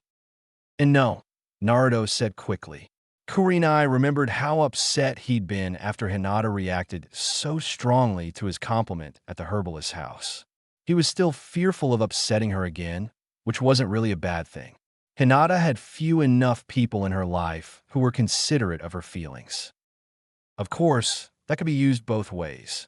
Hinata, I understand if your father would not approve. If you don't think you can do this, Naruto understands, Kurenai said. It's not like you'll hurt his feelings, she added innocently. Naruto nodded calmly, but Hinata's face took on a trapped expression. I will be happy to train with Naruto. She stammered quickly, confirming Kurenai's assessment. As nervous as she was, Hinata was more afraid of giving offense, or doing something that could be seen as hurtful to Naruto. Good, it's settled. You two can start tomorrow. If your father has any questions, Hinata, please tell him to direct them to me. But let's not go borrowing trouble, all right? Hinata nodded. Kurenai doubted Hyuga Hayashi would even notice unless someone brought it to his attention. He was evidently very involved in training the girl's younger sister, Hanabi. There was already buzz around the Jonin ranks about another possible Hyuga genius being considered for an early admission to the Konoha Ninja Academy. Even if he did object, custom mandated that, even as Kurenai was powerless to interfere in his daughter's home life, Hayashi was similarly powerless to interfere with her genin's training regimen. Oh. The next day, Team 8 performed no missions at all. Instead, they were joined by two newcomers to Training Area 19. Kurenai watched Naruto lead Rock Lee and a brown-haired girl into the clearing to join them. Tintin was a pretty genin, a year older than Kurenai's students, with her long hair done up in an elaborate double bun that kept it up and out of her way. As they entered the clearing, she was twirling a kunai and telling Naruto about a sword her father was designing. When they saw Kurenai, Tintin and Lee immediately moved to stand before her and bow. Thank you for allowing us to attend this training session, Tintin said in a respectful voice as she straightened up. Lee didn't say anything, but nodded vigorously. Kurenai blinked, a little disconcerted by their extreme politeness. That's all right. I'm happy to have you here. Naruto has improved so much working with Lee and your sensei. Tintin nodded. He's really sped up. Guy-sensei has me come by every so often for target practice, and I can barely hit him now. Target practice? Kurenai asked curiously. Hi, Lee said abruptly. It's to test our reflexes. Naruto-san and I are the targets, and Tenin-san practices. Kurenai blinked. Blunted kunais, Tintin said quickly. They don't draw blood. Well, not much anyway. I don't let her hit me in the face anymore, Naruto said innocently. I see, Kurenai said in a distant voice. Well, let's get started. She motioned for them to sit. A Jinjutsu is a construct composed of chakra designed to deceive the senses. As she began with the standard academy introduction, Kurenai considered her audience. Shino was as impassive as ever, but she got a sense that his attention was unusually focused today, whether by the visitors or by the subject matter was debatable. Hinata hadn't said a word since the newcomers arrived. Her Byakugan could see through most Jinjutsus because the chakra would be directly visible to her, but she still paid close attention to the lecture. Kurenai wondered if she was aware of the small number of advanced techniques that could deceive the Hyuga bloodline, if she expected her eyes to fail her when it counted most, or if she was just being polite. Naruto was mostly focused on her words, though he did fidget a little as she talked. For someone as energetic as the blonde shinobi, that was almost inevitable. In addition to being excruciatingly polite, Guy's students were most attentive. Lee frowned a lot as she talked. She wondered if he was having difficulty following the material, since he probably hadn't studied Jinjutsus much since discovering he couldn't mold the chakra necessary to create one. Tintin, on the other hand, was almost starry-eyed. It took a while for Kurenai to understand why she had such an odd expression on her face. From what she'd heard, the girl was one of the more formidable new kunoichis, deadly accurate with thrown weapons, and no slouch with melee weapons either. Still, she was on a team with a male jonin and two boys, one of whom was the Hyuga prodigy. It was likely that she questioned, at least once or twice, if a woman could be a successful ninja and advance to the jonin rank. Girls were a noticeable minority at the academy, and the disparity only became more pronounced at the higher ranks. Kurenai realized, with an uncomfortable lurch, that the girl probably idolized her for her apparent success. Yuhi Kurenai's multitasking capabilities were put to the test as she sorted out her feelings and concluded the textbook explanation of her art. While she had made the rank of Jonin, she didn't consider herself any sort of success, let alone a role model. She'd simply had the dumb luck to survive a situation that killed her betters, and then been unable to find conclusive evidence as to why it had happened. Not that she needed it. She knew why it happened. But the Hokage couldn't act without proof, and for something like this, she'd need unassailable proof, because the villagers wouldn't want to believe it, wouldn't want to act. And so he got away with it, and she was left to pick up the pieces of her life, to find another team, but never get close to them, to pass the rank exams, but never feel successful after that one awful failure. Part of her wanted to pull that starry-eyed girl off to the side and scream into her ear. Tell her to stop looking to the future and to look around instead. Tell her to cherish her teammates and her friends, because they could all be taken away in the blink of an eye. But she couldn't do that. She frightened the girl, and she'd probably talk. Word might get around, and the one who did this to her, the one responsible for so much, he would know, and it might please him to know how deeply he'd scarred her. She'd rather die first. Instead, she wrapped up her description of the theory. "Are there any questions?" she asked. When no one moved, she continued.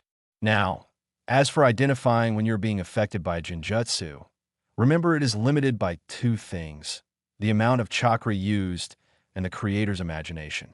Both of those factors mean that not every element of the illusion will be perfect.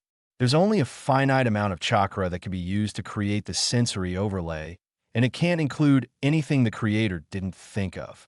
That means if you act or focus on things the creator didn't anticipate, you are more likely to notice discrepancies. Once your mind seizes on these differences, the battle is mostly won. You aren't fooled anymore, and now all you need to do is push back the curtain that has been drawn before you." Noting the nodding heads before her, Kurenai posed a question. One commonly known method of disrupting a Jinjutsu is to wound yourself.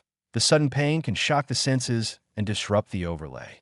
But this is hardly an elegant solution, as someone in a dangerous situation hardly needs to be mutilating themselves.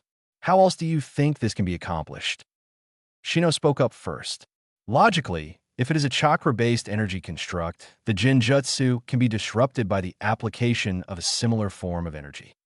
"That is correct," Kurenai agreed, "but we're getting ahead of ourselves. What is an easier way to free oneself from such construct?" Lee and Naruto looked puzzled, and Tenten frowned. Surprisingly, Hinata hesitantly raised her hand. "Ayano, if the construct is anchored to your personal chakra, would it be easier to just disrupt the anchors rather than the whole thing?" "That's very close," Kurenai agreed. "You can temporarily remove what the Jinjutsu is anchored to. It's tricky if you don't have good chakra control, but if you can suppress your own chakra circulation for a split second, the Jinjutsu will instantly fall away from you. This is a lot easier than trying to shatter a chakra construct that might have been made by someone considerably more powerful than you are."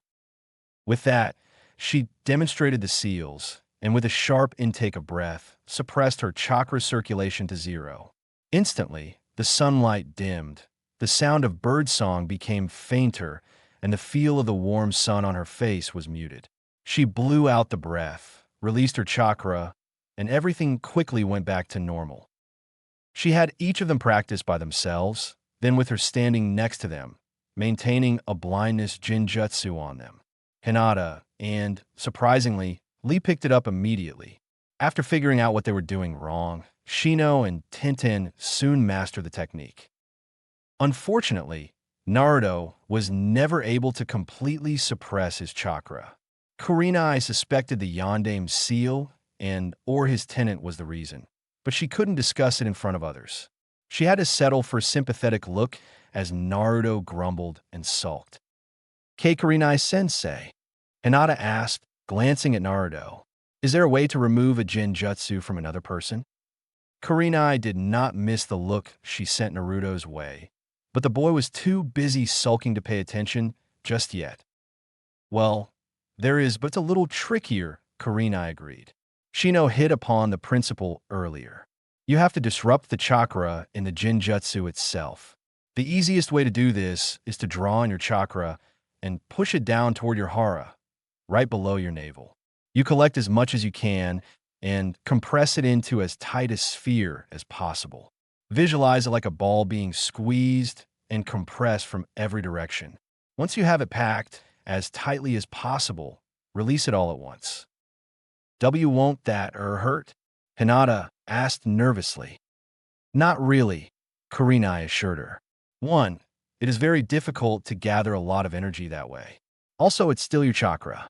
It's attuned to your body, and until its aspect by a jutsu, it will just pass through your cells without damaging them. I can see how that might push away a Jinjutsu anchor to me, but how will that help someone else? Tintin asked curiously. Another very good question, Kurenai acknowledged with a nod. When the chakra leaves your body, it will form a pulse, almost like a shock wave, that will extend a small distance, based upon how much chakra is used. That pulse can also disrupt any Jinjutsu it encounters. However, it's difficult to generate enough power to make the pulse extend any great distance. Thus, you may have to be very close to the person you're trying to free, she concluded, ignoring the blush that suddenly spread across Hinata's face. With that, Kurenai had them practice the harder method. Unsurprisingly, Lee could not perform this method at all. Tintin could do it, but the pulse only extended a few inches from her skin. Hinata concentrated for several moments, then released a chakra pulse that extended over 2 feet from her body, after which she fell to her knees, gasping for breath. Kurenai didn't often think about the Kyuubi. It was locked away, sealed inside Naruto. It gave him unnatural stamina and the hatred of the villagers, but it didn't control his mind or his soul. She was far more concerned with her student as a person than as a strategic asset. So it could be understood how she overlooked the effects her instructions would have on the vessel that contained the nine-tailed fox. It wasn't until the frustrated genin began to concentrate and an actually visible haze of blue chakra appeared around him, tinted purple at the edges, that the implications sank in. Kurenai opened her mouth to tell him to stop when he released the chakra pulse. She instinctively threw up her hands as the energy washed over her. Her skin tingled, and all the hairs on the back of her neck stood at attention, but there were no truly adverse effects. The air was filled with sound as the trees around them emptied of birds. Turning and looking across the clearing, Kurenai could see flocks of birds taking wing in the distance, and the faint shimmer in the air meant the pulse was still traveling.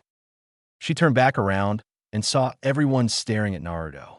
Tintin's mouth was hanging open, but Lee was giving him a V for victory sign. Shino's eyebrows were clearly visible above his sunglasses. Hinata's Byakugan were activated, and the expression on her face bordered on awe.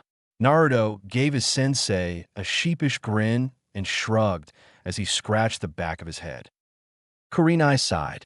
I suppose if you aren't good at chakra suppression, you'd make up for it with chakra expression. We should try to finish this lesson before the ANBU get here to find out what happened. The Hokage was more amused than anything else once he learned the full story that evening. Kurenai was mortified when she discovered how large an area Naruto had affected. Nearly a quarter of the village had felt the chakra pulse. It hadn't hurt anyone or damaged anything, as long as you didn't count the dignity of the wives of a few village elders. Kurenai was secretly annoyed at the frivolous uses some made of her art, so having one's cosmetic illusions stripped away suddenly seemed a just comeuppance. Fortunately, no one would learn of Naruto's involvement in their less-than-private humiliations. All they would know was that a test involving an experimental jutsu had gone awry, affecting a large area. To his credit, once she reported the basic facts, the Hokage was more interested in Naruto's development. I suppose it's best, he concluded, that if he can't use one method to break a Jinjutsu, then the alternative would work even better for him. I'd say a bit more than better, Kurenai disagreed in a respectful voice. I felt that pulse. He could disrupt every Jinjutsu user in a battle with one technique. Ours as well as theirs. The Hokage gently reminded her. We can work out a signal so friendly forces would know to expect it. I'm just wondering what else he can learn to do, Kurenai said. She sighed. So much time wasted at the academy, being ignored. But he's determined to make up for lost time now. How is he doing aside from his studies? The Hokage asked.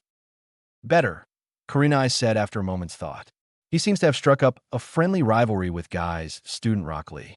They spar for hours every morning, so it's not unexpected. He and Shino get along, though it's sometimes hard to tell with the Aburame boy. He's as quiet and close-mouthed as any of his family.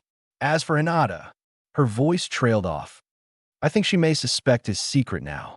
She's far more intelligent than anyone gives her credit for, and those eyes, she had them activated and was staring at him after he released that pulse.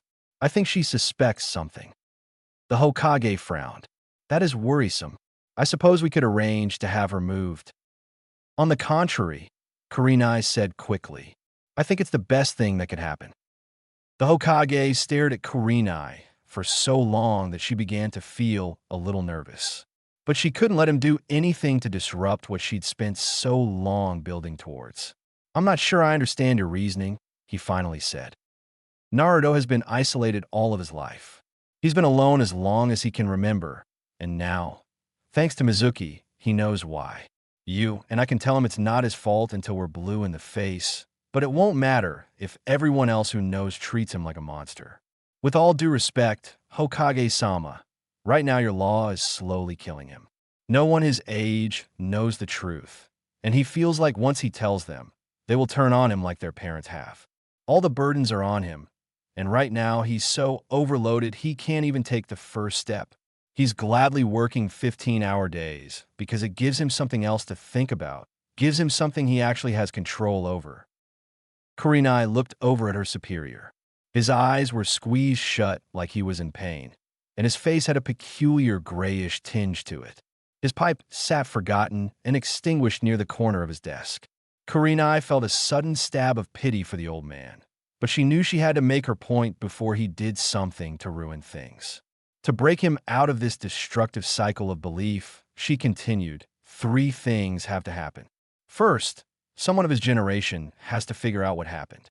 With your law in effect, that's a tricky proposition. Second, they have to confront Naruto and let him know they know something's wrong. Finally, they have to accept him as he is. And you believe this Hyuga girl can do this? The Hokage whispered. Kurenai nodded. I believe she's our best chance. She's intelligent, well-read, and, well, she likes the boy.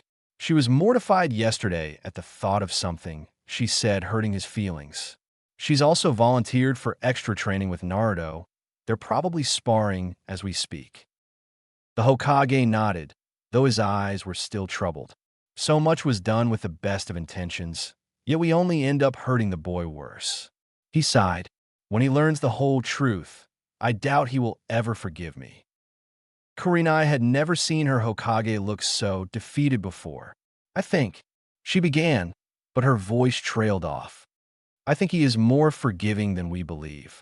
Times were chaotic back then, and you chose the best course you could. He will understand that. Would you in his place? The Hokage asked. The question caught Kurenai off balance. She realized that her smoldering resentment of his reluctance to pursue a dangerous investigation had been apparent all along. She felt shamed a little by that.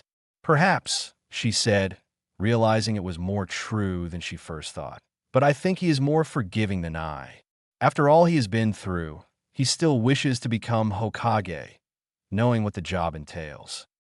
The old man seemed to gather himself and leaned back slightly in his chair. That is one of the more amazing things about the boy. While you're probably correct about his nature, I still need to find some way of making amends. I will leave it to you, Kurenai. I only hope you are correct in your assessment. Kurenai inclined her head respectfully toward her leader, a man she revered even more now than she did before. I hope I am right as well. I do not see any other way for this to end well. After the Jinjutsu seminar, Hinata stayed in Training Area 19 with Naruto. Her father hadn't expressed any concern when she informed him she would be doing extra training in the evening. Honesty required Hinata to admit that there were places she would rather spend time at than home, and this was one of them. Her training partner immediately sprang to his feet and began making an extremely exaggerated series of stretches. Grimacing comically, he grunted and groaned as Hinata suppressed a smile. His habit of trying to do everything in as funny a manner as possible was also one of the things she admired about him. He always wanted those around him to be smiling and laughing. She knew she had far too little of either of those things in her life. She must have let a little of her smile show as she rose to her feet because Naruto stuck his lower lip out in an exaggerated pout. "Hey," he exclaimed, "it's not funny. I don't think I've ever sat in one position that long in my life." Abruptly, his face fell. "And then when I do finally get to do something, I can't make that chakra interrupt jutsu thing work right." "But you were able to do the other method," she reminded him gently. "Yeah, that's right," he agreed, brightening. "It seems like I can do that chakra pulse thing fairly well." Hinata found herself nodding agreement without saying a word. The truth was that he'd done quite a bit better than fairly well. She activated her Byakugan just before he released the pulse, something she never casually did when she was looking at the boy. She didn't want anyone to get the wrong idea, especially after Ino had asked her some very embarrassing questions about Sasuke after school one day. But the chakra spike she felt was so strong, too powerful to be coming from the genin before her, no matter how hard he tried. It didn't seem possible, so she activated her Byakugan to search for the real source, and found Naruto, shimmering with gathered chakra, swirling in complex patterns around his navel as he concentrated. She'd never seen anyone gather that much chakra before, including her father. When Naruto released the pulse, he glowed within her special vision, and then his aura exploded outward. The only thing she could think of when she saw it was the old tales of Susanoo, stepping out of a thunderbolt as it struck the ground. Then the shockwave passed, and Naruto was still standing there, looking a little embarrassed while everyone stared at him. And now she was training with him. When Naruto finished stretching and grunting, he looked over at Hinata. "What do you think we should work on first?" Hinata could barely force words out of her tightening throat. "Ayano, whatever you think we should do is fine," she squeaked out. Naruto frowned, and she wondered what she'd said wrong. "I don't really know what we should work on first. Do you have any suggestions?" Hinata swallowed. She was uncomfortable, but she was also bolstered by the thought that Naruto didn't seem to be knowingly putting her on the spot. Keikurinai-sensei said that each of us has things to learn from the other, she said. Naruto nodded thoughtfully. "All right, what did you want to work on?" "Well," she replied, "she did mention I could work on my sparring with you, since we are roughly the same size." "Okay," Naruto said, brightening. "That sounds like fun." "Oh no, Naruto, what did you want to work on?" Hinata asked in turn. It was funny how it got easier to talk to him once she got started. Thinking about it, she realized it was because he never lost patience with her or anyone else. He'd even stop to talk to younger students who still attended the academy, like Konohamaru, if they ran into him and his friends while they were working. It was yet another thing she admired about him, especially when she was dealing with other, less patient people. Naruto scowled for a moment, and Hinata thought she'd offended him before she realized that was just his thinking expression. Evidently, he found it painful. "Well," he said slowly, "I normally work on my chakra and my jutsus in the evenings. I don't get much chance to do them during the day, except when Kurinai-sensei works on them with us. We can't do ninjutsus, so we just practice taijutsu. Kurinai-sensei gave me some special exercises to work on my chakra control. Would you like to work on those as well?" she suggested. Naruto nodded slowly. "I think that would be a good idea. Sensei says my chakra control sucks." He paused as Hinata stared at him. Actually, she said, it was one of my weaknesses, and I need to fix those as much as possible." Hinata reflected that at least he had some strengths, instead of being all weaknesses like her.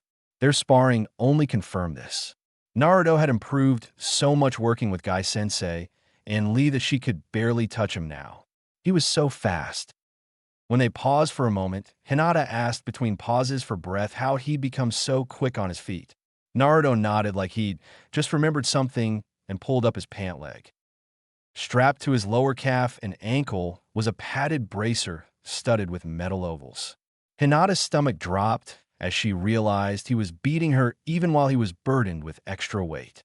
I took some of the slugs off before I came here, Naruto told her, oblivious to her mortification, because I wanted to give you a good fight.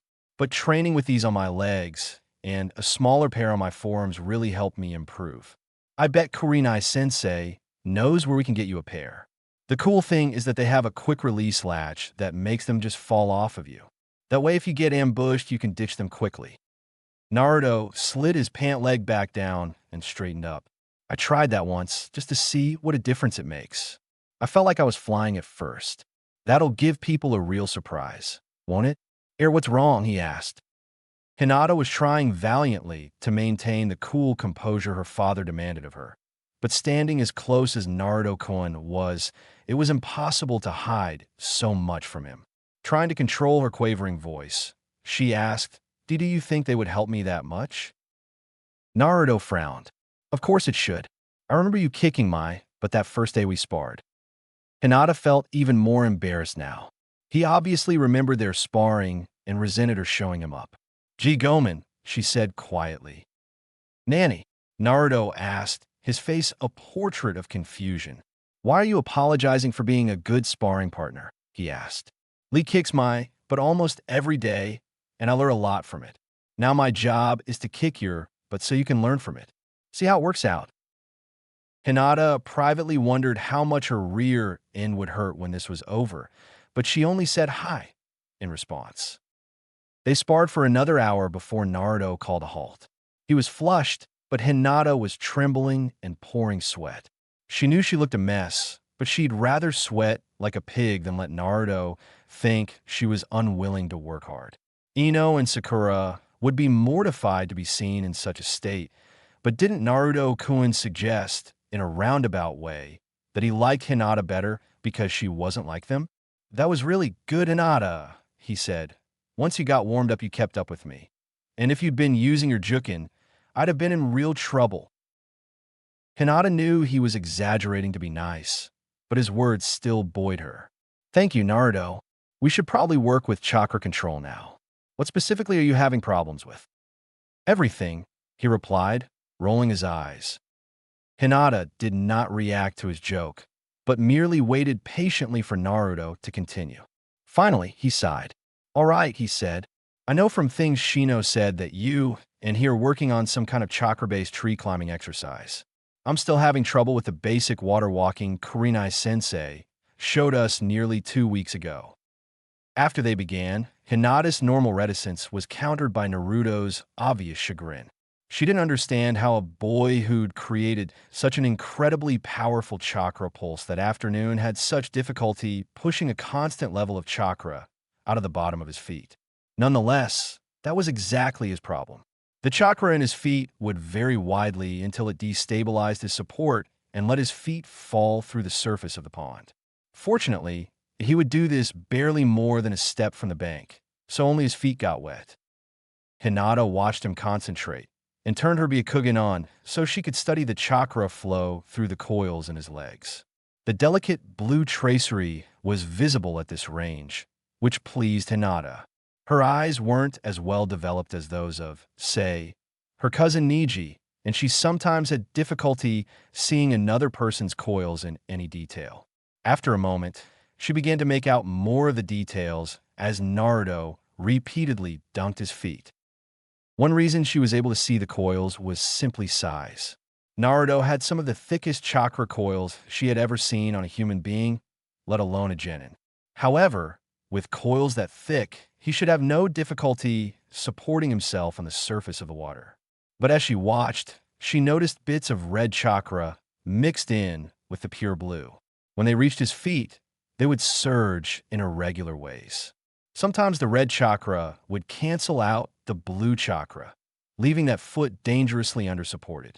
Other times the red chakra seemed to reinforce the blue chakra, and that foot would start to raise up a little bit, unbalancing her teammate. Oh no. Naruto, I have never seen someone with two types of chakra before. Why is that? No sooner had the words left her mouth than Hinata knew something was wrong. Naruto went very still as his feet sank into the water. He wasn't even trying to support himself now. You're looking at my feet? He asked her. Gomen, Hinata apologized quickly. I thought, if I could see what you were doing with your chakra, I could help you more. She could almost hear as well as see Naruto swallow. I see, he said. She dug her fingers into the crest of the bank. What was so wrong that Naruto was reacting like this? What had she done? She took a shallow breath and tried to steady her voice. If you can keep the red chakra out of there, it'll probably work better, she suggested timidly. Naruto frowned. And how do I wait? Hinata, tell me when you see any bits of the red stuff, all right? Hinata nodded and Naruto climbed onto the bank, concentrated for a moment, and then stepped out onto the surface of the water again. He held steady for a moment, until Hinata saw a mote of red light winding past his knee. Naruto, I see one, traveling down your right leg. It just passed the knee and now it's... Naruto's face held a fierce grimace as he stood there with his eyes shut and his hands fisted at his sides. Hinata saw the blue chakra swirling faster down his right leg, and suddenly the red chakra was expelled, along with several bits of blue chakra from one of the Tenketsu points on his calf. You did it, Naruto-kun, Hinata said, unable to keep the excitement out of her voice. Gee good, Naruto said, panting. Tell me if you see another one. Hi, Hinata agreed. After a moment, she spoke again. I see one in the other leg, still moving down the front of your thigh. I think I can feel that one, Naruto said as he concentrated. After a moment, that too was expelled. Did that get it? He asked.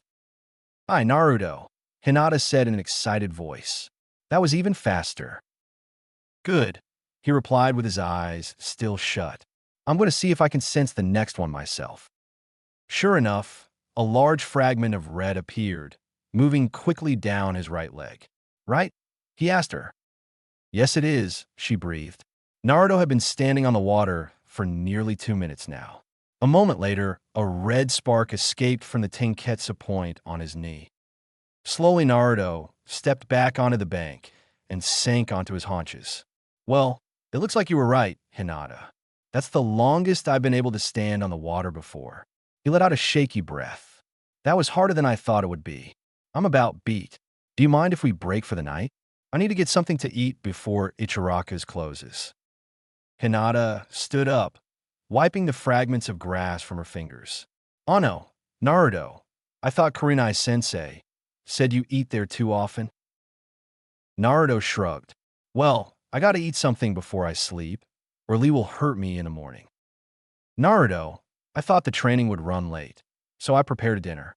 You can have some if you like, Hinata offered as she retrieved her backpack. That's okay, Hinata, Naruto said quickly.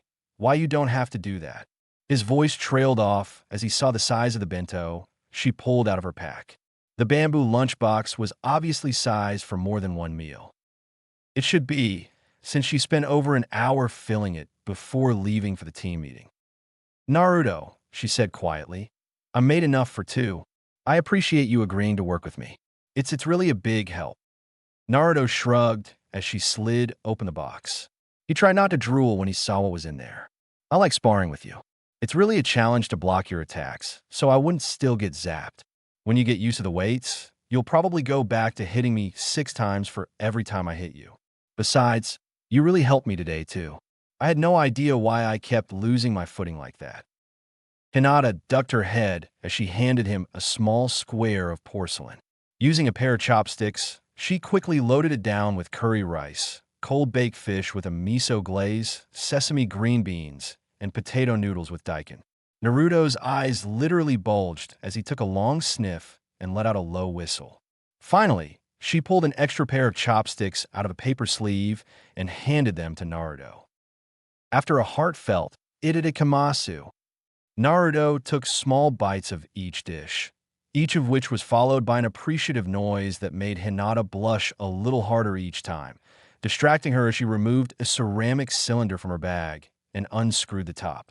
After a few moments, Naruto looked up with surprised eyes when Hinata handed him a cup of tea she'd just poured from the thermos. He took a small sip and shook his head. Wow, Hinata, I had no idea you could cook like this. If you ever got tired of being a ninja, you could get a job at Moritakes, or even with old man Ichiraku. Hinata stared at Naruto as she felt her stomach drop like a stone. Was he telling her that he didn't think she'd make it as a ninja?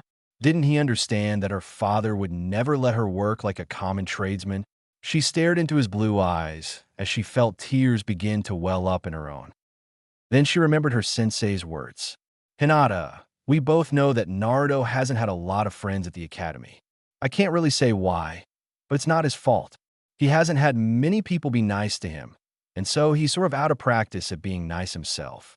So when he tries, he's likely to be clumsy. Don't take anything he says too seriously if you think it's meant to be hurtful. Naruto isn't like most people.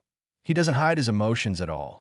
So if there are two ways to interpret what he says, and he's smiling at you, assume the nicer one, and you'll be right every time.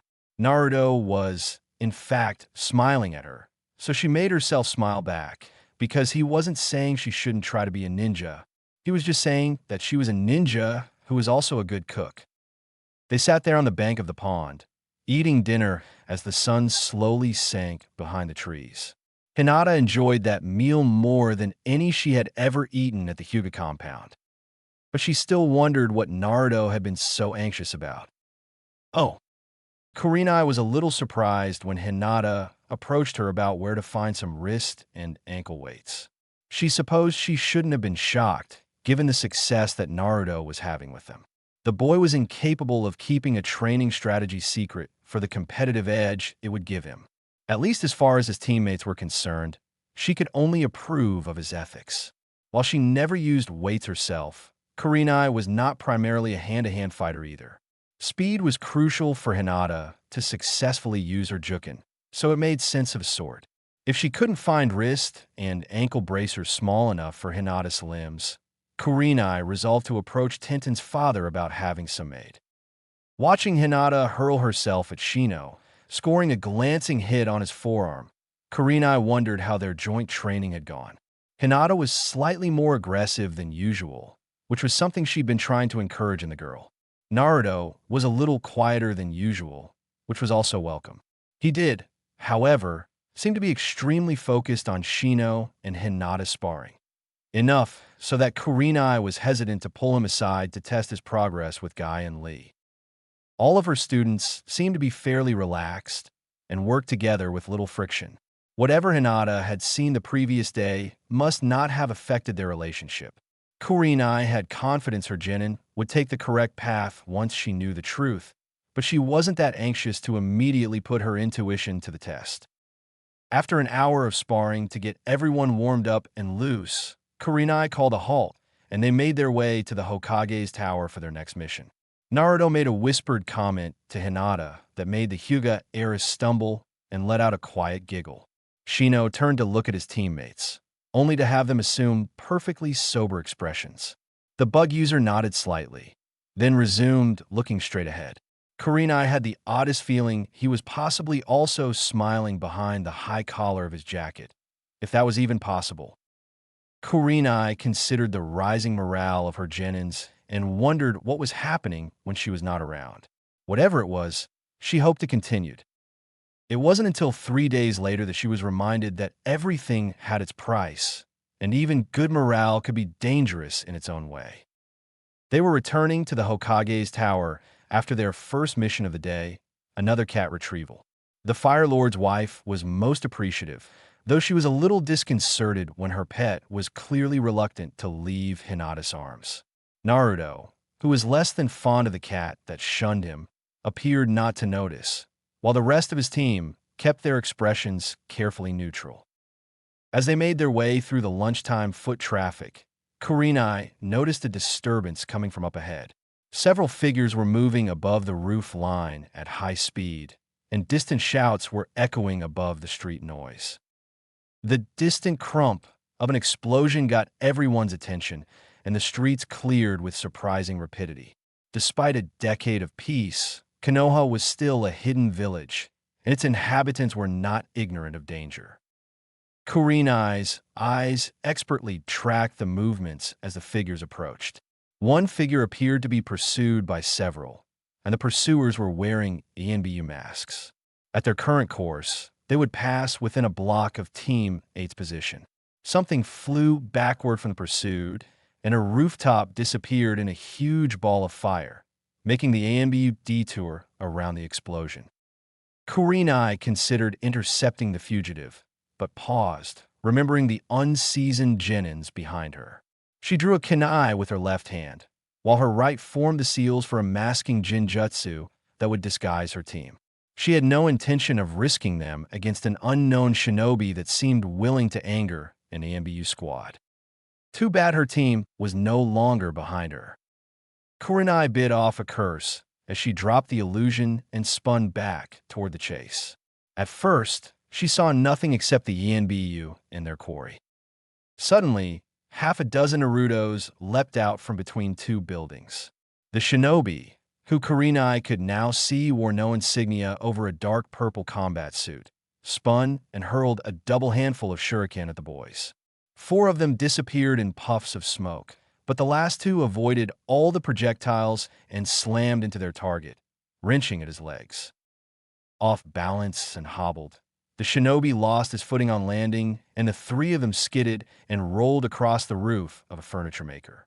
The 2 Bunshin were disrupted by the hard landing, so the shinobi easily rolled to his feet and straightened the visor that hid his eyes. More purple cloth covered the rest of his head, concealing his gender, but Kurenai thought he moved like a man as she leapt toward the rooftop. Naruto, however, beat her to the punch. He suddenly appeared, alone, in the air above the rooftop. Kurenai saw 2 more in the alleyway she was passing over and realized they must have thrown him into the air. Kagebunshin no Jutsu, the one in the air yelled, and suddenly it was raining Narutos. Kurenai lost track of the original as she moved to get an angle for a kunai throw at her genin's target. That was easier said than accomplished because Narutos were attacking him from every direction. The speed Naruto developed in his morning training sessions was very apparent now. His clones were little more than blurs as they landed and hurled themselves at their foe. The shinobi, however, was not an easy target. He blocked and countered with a degree of skill that worried Kurenai. He even avoided the first 2 kunai that she threw, dodging by the smallest of margins. But eventually, Naruto scored and delivered a spinning roundhouse kick to the head that knocked the shinobi off his feet. The shinobi tumbled over and over until he rolled off the roof and into an alleyway. Naruto thrust his fist into the air and yelled, "Yada," in triumph, not noticing the explosive tag that the shinobi had left behind. Kurenai opened her mouth to shout a warning when the rooftop was engulfed in a ball of flame. She was hurled backward, helpless as a leaf in a storm, and curled her body into a ball to control her tumble. She ricocheted off the side of another building and angled toward the alleyway that murderous bastard had fallen into. The jonin landed hard on the dirty cobbles, but she regained her balance in time to see a blurry figure fleeing down the haze-filled alleyway. The screams of frightened civilians were distracting, but she knew if the fire crews arrived soon, they could confine the fire to a single roof. But that wouldn't help if they couldn't stop the one setting off the explosions. Her quarry pelted down the alleyway, with Kurenai slowly gaining on him. He was limping a little, proof that Naruto's blows had counted. Her stomach contracted, wondering what happened to her student, but now was not the time, especially when Shino had just stepped into the mouth of the alleyway, blocking it. With a smooth, practiced motion, the shinobi let his right arm fall straight downward at his side. With a sudden twist of his wrist, a pair of sharp metal blades shot out of the end of his sleeve, extending a foot past the back of his hand. Shino started to turn, but his hands were in his jacket pockets, and he was moving far too slow to avoid. The nameless shinobi rammed the metal blades into the genin's chest as Kurenai watched, still several paces behind, too far away to do anything as her throat burned with acid. The shinobi twisted his whole body in a powerful motion, and the blades tore through the side of the boy's chest as he exploded in a fountain of bugs. The hinge wavered and disappeared, and in Shino's place, a large mass of Kikai bugs took to the air and settled on the shinobi. Kurenai noticed that a good portion of them seemed to be settling between the shinobi's shoulder blades, where he couldn't easily brush them off. Half blinded, the shinobi stumbled out of the alleyway, only to find a small, timid-looking 12-year-old girl waiting for him. Oh! Hinata wasn't completely convinced that this was a great idea. But when Naruto signaled her and Shino, she couldn't stop herself. They worked out once, while eating a quick lunch at Ichiraku's, what they could do if they were discovered by an enemy scout and needed to capture him or her before they could report back. It seemed so simple in theory, but the execution, she'd heard the explosion, and even though Naruto promised to be careful, she was worried. Shino's Kikai Bunshin looked so real that she almost screamed when she saw the blades poke out of its back. But everything had worked fairly well up to this point, and now it was down to her. That was the problem. She didn't know why she agreed to take care of the final phase. It made sense, she supposed, in terms of what she could do, but it also meant that if she failed, all their efforts would be for nothing. Naruto and Shino had done their parts perfectly. The target was at least a little damaged, and more importantly was limping. Shino's Kikai bugs were now draining his chakra reserves. But now it was Hinata's duty to make sure he didn't slip away to recuperate. Hinata suddenly felt very small and weak. The shinobi, no matter how bruised, was a fully grown man, like her father. There was no way a weak little girl could hope to stop him. Not one who failed at everything she tried. She just hoped Naruto hadn't gotten hurt for nothing. Naruto, the thought of her teammate made her chest clench with pain. He'd always encouraged her, always worked with her. He didn't think she was a failure like everyone else did. Now he would know better. Now he would look at her like everyone else, with pity or contempt like her father. Suddenly a new emotion burned in her heart. It was the same one that burned when she saw how the villagers treated Naruto, the same one that burned when she saw how her fellow genins didn't respect him. Only now it burned for her. She wouldn't let Naruto down. She'd die before she'd let that happen. She activated her Byakugan, took another step toward her enemy, and suddenly everything seemed to slow down. Divine 64 strikes, she whispered, and she could see a sudden tracery surrounding them. Time seemed to slow down even more as she became acutely aware of every detail of their relative positions and the angles of their limbs. Her hands began to move like quicksilver traceries, moving around the blades, around his arms, seeking their glowing targets. Her foe tried to block, tried to counter her flashing hands, but he was too close, too off-balance to stop her completely. 3 strikes were deflected before her chakra-emitting fingers brushed across the tenketsu on his left shoulder, closing it. The joint immediately froze, and the muscles bulging around it gave evidence of his pain. The next series shut down his elbow and wrist on the opposite arm, and now there was no stopping her. Time began to speed up again as she systematically closed his chakra holes in a pattern that would look random to anyone else. Betrayed by his numbed body, the shinobi fell to his knees and Hinata froze, pulling her last blow, palm quivering an inch from his forehead. The MB, you might want to talk to him, after all. She drew back into a ready position as the man collapsed backwards. Hinata found herself panting with exertion and discharged nervous tension. Had she actually done that? A shout from the alleyway snapped her out of her daze. Naruto, looking a little rumpled and ash-streaked, thrust his fist into the air. Yeah, Hinata. Way to kick his butt. She had. Oh. Yuhi Kurenai was sure that she was getting too old for this. For that matter, she didn't think she'd been born young enough to deal with this. Not only had her genins rushed to engage an unknown enemy, but she'd watched what looked like 2 of them die from it. She took a deep breath as Naruto cheered a vividly blushing Hinata and the ANBU squad landed in the street. Their leader, a shinobi wearing a bear mask, inclined his head respectfully toward her. "Good work," he said. He stole a scroll from the Hokage's tower and led us on quite a chase. Kurenai pinched the bridge of her nose. The clatter of the fire wagon was only adding to her headache. "I didn't do this," she said flatly. My less than obedient genins decided to take matters into their own hands. The AMBU glanced at each other and then took a closer look at her genins. Shino stepped from behind a doorway, and his Kikai bugs marched toward him in a steady stream. Naruto, who'd been patting a stunned Hinata on the shoulder, looked up at his sensei's words and scowled. Kurenai held her tongue as the ANBU took down their names and statements, bound up the unconscious shinobi's arms and legs, and carried him off for interrogation.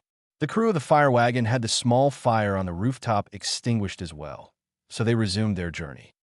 Naruto was still scowling in outrage, but Hinata just looked ashamed. Kurenai began to feel the prickle of her conscience when Shino, of all people, broke the silence. "I understand that disobeying an order is a serious offense, Sensei," he said in an even voice, devoid of any tone whatsoever. "However, if you gave us an order not to intervene, I did not hear it. I also understand that, as Konoha Shinobi, we are obligated to assist ANBU members in pursuit of their duties whenever possible." "That is correct," Kurenai admitted with a sigh. "You three deployed before I had a chance to tell you to stand down." "Why would you want us to do that?" Naruto asked. "We nailed him good." Kurenai turned on her student. "Because you had no way of knowing how powerful he was. He could have killed you all without blinking." "But he did not," Shino reminded her. "That is correct," Kurenai agreed. "You got lucky. Do not forget that." They were quiet the rest of the way to the Hokage's office. The Chunins guarding his door had evidently heard the news, because the looks they gave Team 8 were oddly respectful. The Hokage himself was unusually animated and waved for them to sit down in the chairs provided. "We think we have identified him. He is an infiltrator from Cloud, and he made off with several sensitive documents." He paused theatrically. Although ranked a Jonin, he was a stealth specialist. For all that, he was still capable of directly fighting at a minimum of Chunin level. "It's very impressive that your team was able to stop him, Kurenai." Kurenai shrugged. Over the worst of the shock, she'd recovered some of her equilibrium. "I didn't do much of anything," she admitted wryly. "They did it all without me." "On the contrary," the Hokage said with a smile, "from the reports, they fought well together as a team, and that is a testament to your training." Kurenai blinked. "Thank you, Hokage-sama. As a reward for assisting in the capture of a dangerous fugitive, I'm awarding you pay equivalent to a C-rank mission," the Hokage said with a smile. Before Kurenai could do more than open her mouth, he continued. "That's at least the rank of mission I'd have to assign to get those scrolls back, and that to an entire hunter team. Besides, by the time everything had been straightened out, the remainder of today's D-rank missions had been taken." "Thank you, Hokage-sama," Kurenai repeated. "I think," the Hokage continued, "that this, along with all the D-rank missions you've accomplished, qualifies you for your first true C-rank mission. Come back tomorrow, and we will have the details ready for your first border patrol." Chapter 5. Hinata was still a little shaky when she arrived at the Hyuga compound. Kurenai-sensei suggested that they should forego their normal evening training and make sure they got a full night's sleep. Depending on their assignment, they may have to set out immediately. Though she understood the reasons, Hinata was disappointed that she and Naruto wouldn't get to eat the dinner she'd packed that morning. She thought the shirtake udon had come out rather well, and she wanted to see Naruto's face when he tasted it. Perhaps she could pack some for their journey to the border. Though she'd come home earlier than usual, the main house was still quiet. Her father must be occupied with the village council again. She felt herself relax for a moment before she realized what she was doing and chided herself for her disrespect. He was still her father, and it was unseemly for her to be glad at his absence. Worse, he would probably detect her disloyal feelings when he returned, and it would be his duty to punish her for failing to show proper respect. "Hinata," her father's voice interrupted her thoughts, and she hated herself for the way she jumped. Her fear was unworthy of a Hyuga. "Yes, father," she replied in a quiet but precise voice. If she could take down an enemy spy, surely she could talk to her own father. "You will follow me to the training room," he said, walking down the hallway without another word. Hinata followed, her bare feet silent on the polished wood. When she reached the dojo, father was waiting for her, along with her cousin and younger sister. Niji was as impassive as ever, though she wondered if his eyes smoldered with resentment when no one else could see. Hanabi was openly glowering, the expression on her face at odds with the graceful features she'd inherited from their mother. Hinata's own face seemed to be a mixture of her father and mother in varying amounts. There was a touch of the clan leader in the line of her brows and the angle of her jaw, the latter, of course, rarely visible given the way she tended to duck her head around others. Hanabi, on the other hand, was the very image of their mother, a woman the younger girl had never known. Hinata remembered that beloved face, though, and savored the memories of the kind-hearted woman who treasured her only daughter.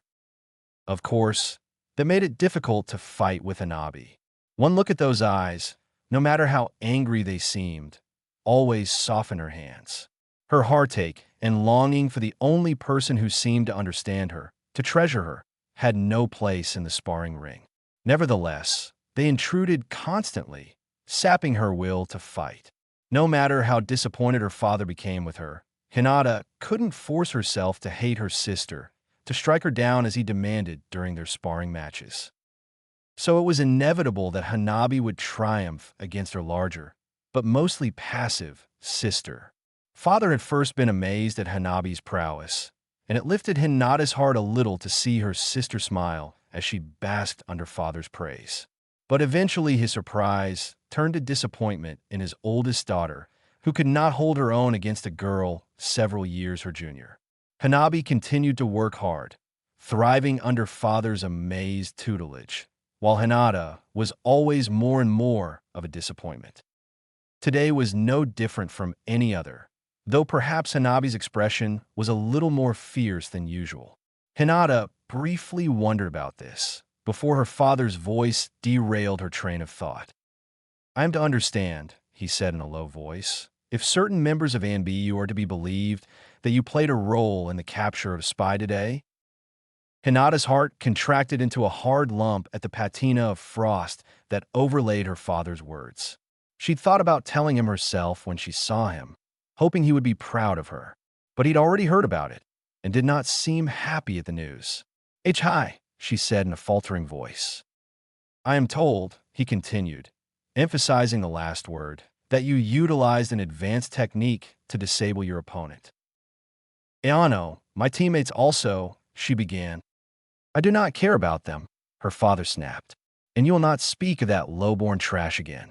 It is your behavior that reflects on our clan, not theirs." Hanabi assumed a guard position. Hanabi made a half-turn, moving smoothly into a basic Juken defensive stance. Her eyes bored into Hinata's, and Hinata knew her sister did not like the news she had heard. "Hinata, you will now demonstrate this technique of yours," her father commanded. Hinata stared at her sister and swallowed. She remembered the state of mind she'd been in, the determination to stop her foe or die trying, the determination to not let her team down, the determination to show Naruto what she could do. She felt none of that now, in front of the cold eyes of her family, quailing before the rage, and something else burning in her sister's eyes. Was it fear? Hinata did not want to hurt her, even for father. "Otis-san, as I suspected," he said coolly. "Your role in this was exaggerated, possibly in a misguided attempt to curry favor with the clan. I knew you were weak, Hinata, but to find that you lack honor as well, this is very disappointing.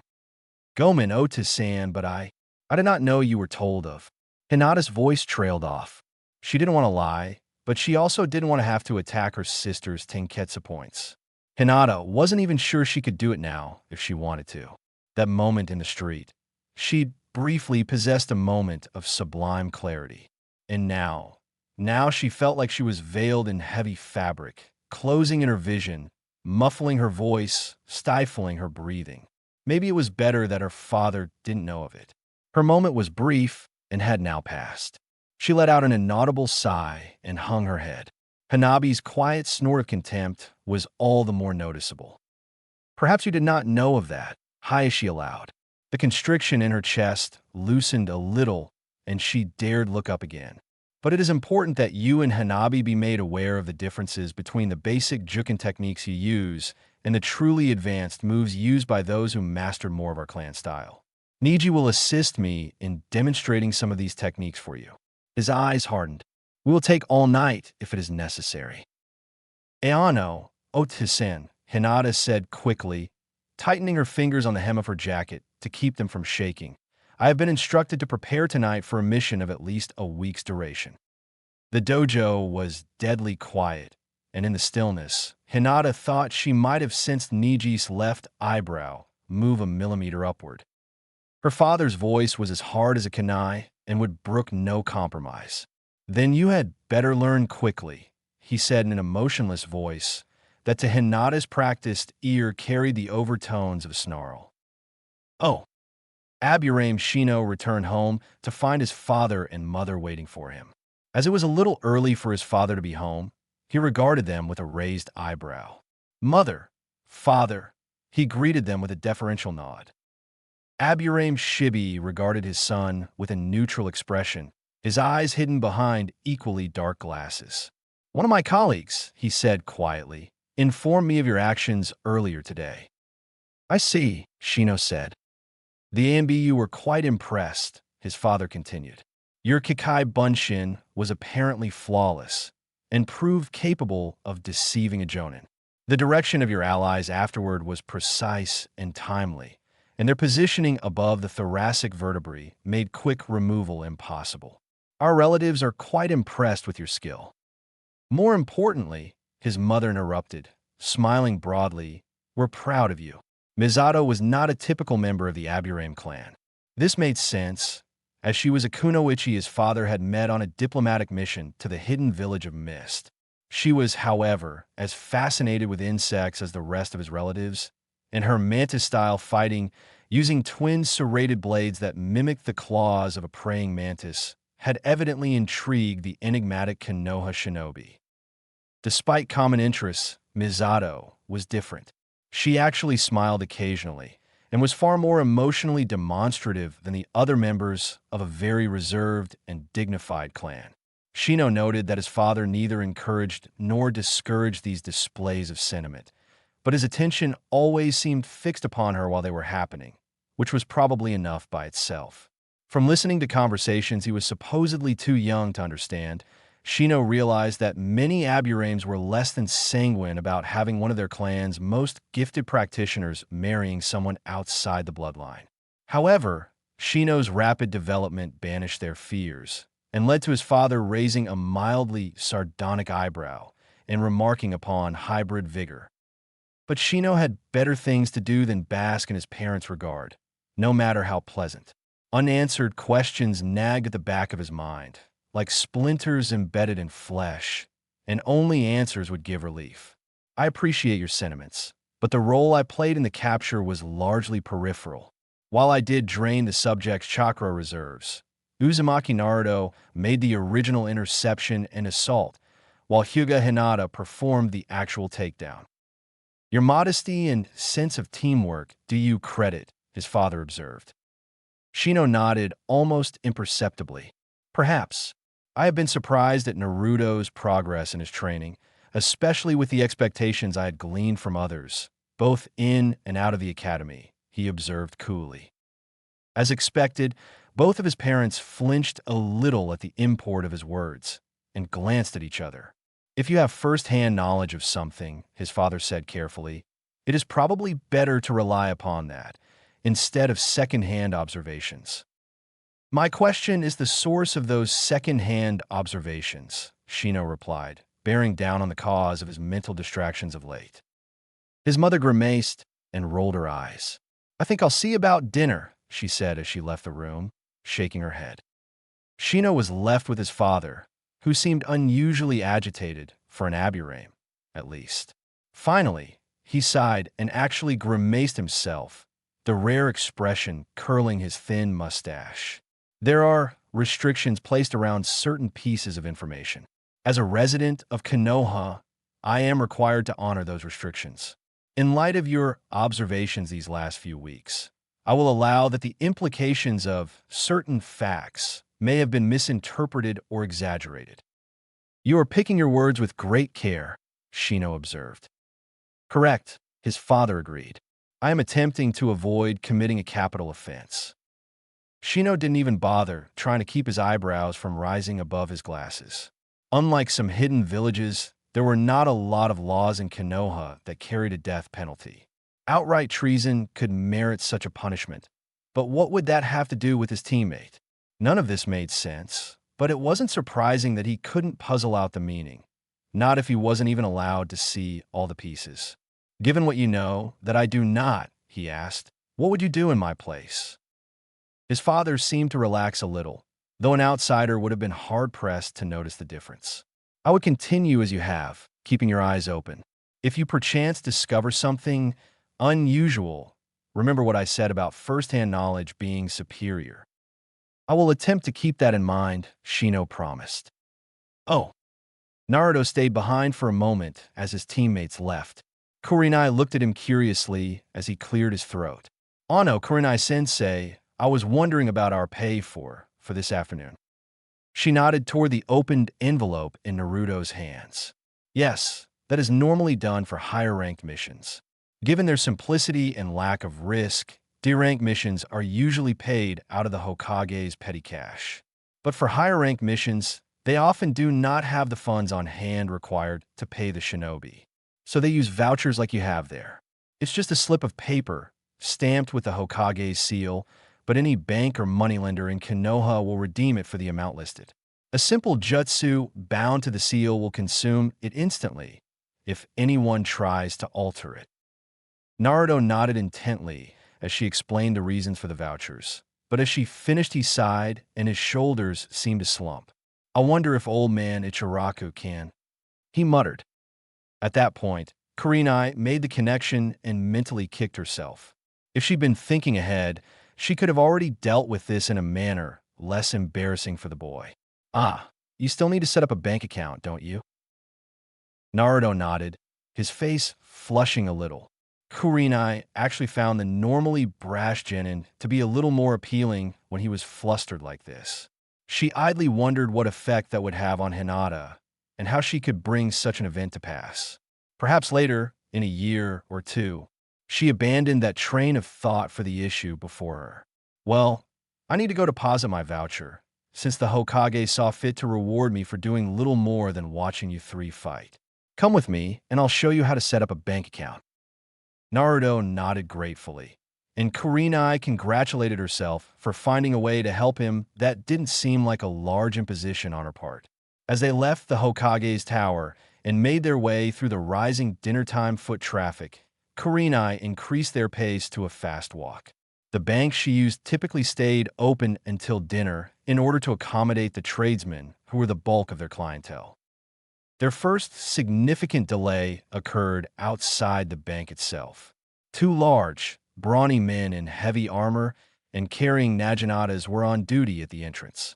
Their size and equipment were intended more to deter casual thieves than real shinobi, but their bladed polearms were blocking the entrance. You are still open, she observed coolly. I can see customers inside. You may enter, the one on the left said gruffly, but not him. Naruto flinched a little, seemingly in spite of himself, and Kurenai felt even more ashamed of her village. But now is not the time for softer emotions. You tread a dangerous path, she hissed.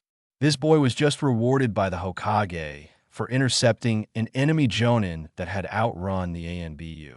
The spy is now back at the tower, entertaining Ibiki. She used the interrogation specialist's name quite deliberately and was gratified to see the grown men shudder at her words, even as Naruto scratched his head.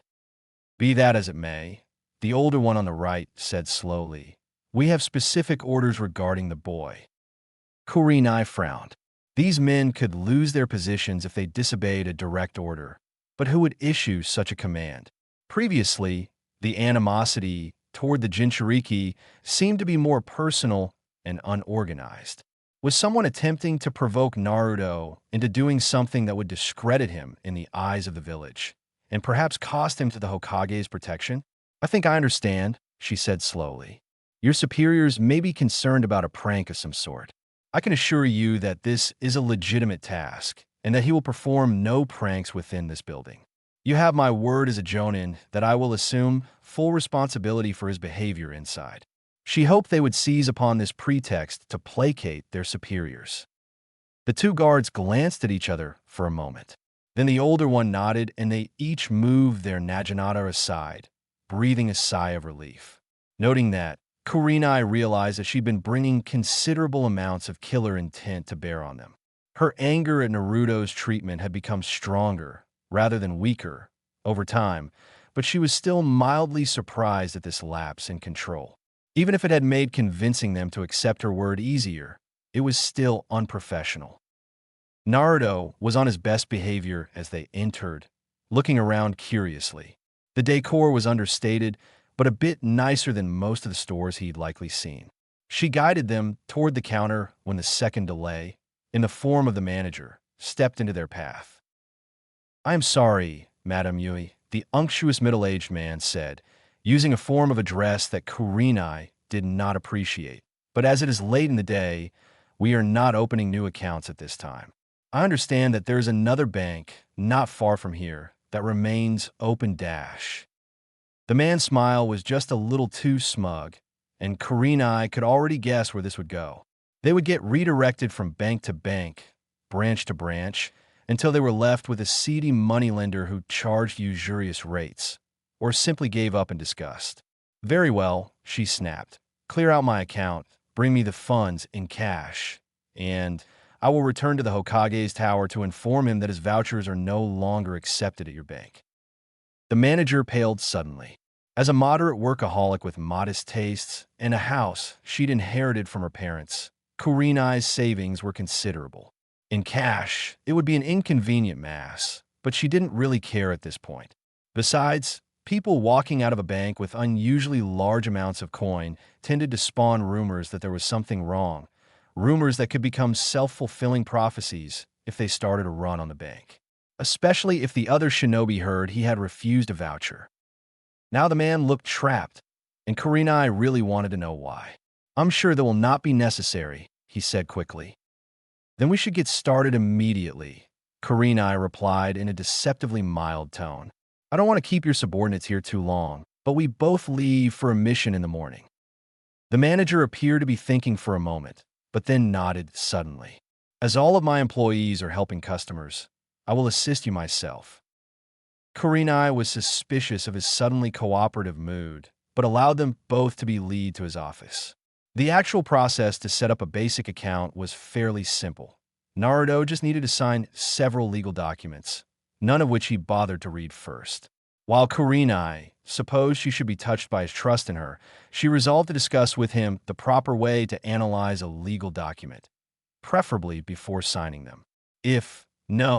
She corrected herself. When he became Hokage, he would need to be very careful in what he signed.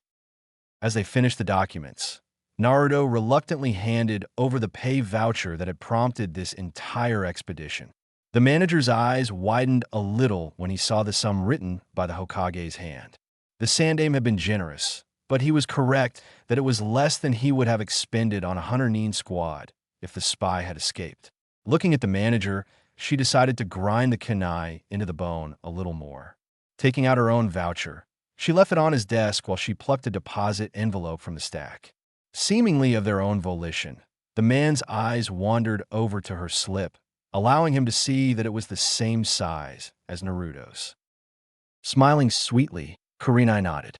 The Hokage was quite generous, but Naruto and his team did intercept a Jonin who'd stolen scrolls from the Hokage's tower and was successfully evading an entire EMBU squad. Naruto intercepted him, and his teammates finished him off well before the ANBU arrived. Looking directly into the man's eyes, she gestured at her voucher. "All before I could do anything. I got that just for training them." The Hokage was so impressed, He didn't even care that they'd beaten me to the punch. The manager now looked almost nauseous with fear.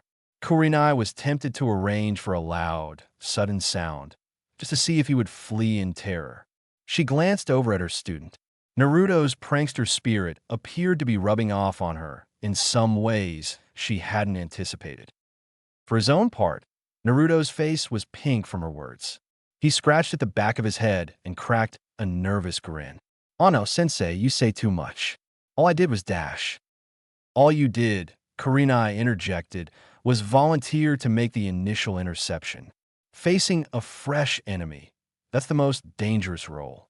Not only did you stop him, but you also damaged him so he could no longer get away from us or the ANBU." Naruto shrugged. "I'm supposed to protect my teammates, right?" Kurenai smiled at her student. He'd embraced his role within the team to a greater degree than she'd hoped. Hinata was inevitable, she supposed, all her machinations aside, but he was also seeking to protect Shino as well. "You are exactly correct, Uzumaki-san," she replied in a formal tone, making the boy blush again. Turning to their somewhat dumbstruck audience of one, her voice lost some of its warmth. "Is there anything else?" she asked. The manager shook his head quickly, but Naruto spoke up. "Sensei, this puts all of the voucher thing in my account, correct? What if I want to keep some of the money myself?" "The money in your account belongs to you as well," Kurenai clarified, "and you can pull out as much of it as you want at any time. When you deposit a voucher, you can request that a portion of it be given to you as cash." "How much should I deposit and how much should I keep?" he asked. Kurenai noticed that when he was trying to wrestle with an unfamiliar concept, Naruto tended to tune out everything else. Right now, he was totally focused on her, ignoring the manager who'd angered them so much earlier. Kurenai found it a particularly satisfying experience as a teacher to have such an attentive student hanging on her words. "Those fools at the academy," she mused. "You should, at a minimum, try to save at least a third of what you make, and try not to touch it except for emergencies. If you can, save more." Kurenai answered, her voice trailing off as she wondered how best to explain what she wanted to say. "It's like carrying kunai," she continued after a moment. "How many is a Konoha shinobi required to carry?" "3 for active duty," Naruto replied automatically, his voice taking on the sing-song tone of a well-memorized fact. "Well, Irika would at least make sure he was well-grounded in the basics," she mused. "And how many do you carry, Naruto?" Well, he hesitated, glancing at the manager a lot more. Kurenai smiled slightly at his caution with an operational secret. "Another test passed." "And why is that, Naruto?" "Because you never know when you might need more than 3, he said, shrugging. Then his eyes widened as he made the connection. "So money is like kunai?" he asked. She nodded. "Correct. It's better to have more than you need than not enough. And since we are leaving for a mission tomorrow, you likely will not need much money in your pockets, will you? I would deposit all of that, and then when you return, you'll have another voucher waiting for you. I imagine you'll be eager to visit Ichiraku at that point, yes?" Naruto nodded eagerly as he filled out the deposit slip and slid his voucher into the stiff paper. When he finished, he looked up expectantly. "Very good, Naruto," Kurenai said approvingly. "When we return to Konoha, I will show you how to use an account register so you can keep track of your money. For right now, I need to have a few words with the manager about my account. You should probably have a good supper and try to get to sleep early. We'll be getting an early start tomorrow. Remember, we are meeting at the Hokage's tower at 9. Don't be late." When the genin left the office, Kurenai returned her attention to the manager, who had partially regained his composure. "Explain yourself," she snapped. I do not know what you mean," the man stammered, taken off guard by her abrupt change in demeanor. "You attempted to refuse service to a Konoha shinobi who has done nothing to you and yours. He was nearly killed this afternoon protecting shopkeepers and merchants from an enemy jonin who was entirely too careless with explosive tags. Now, when he's trying to cash in his reward given directly to him by the Hokage, you try to turn us away. Rudeness and abuse he is all too familiar with, but this is different, isn't it? You knew if he went to another bank, he'd get the same treatment, didn't you?" Karena's red eyes bored into the watery brown ones possessed by the manager, and below the edge of his desk, her fingers quickly formed the seal she needed.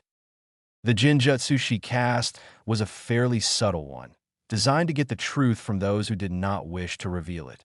It didn't force the subject to speak, but it inspired a certain terror of the caster and a profound fear of being caught in a lie. Its effectiveness was inversely proportional to the subject's strength of will, making it nearly useless on shinobi, and she knew someone like a Biki would consider it an effeminate substitute for his interrogation skills.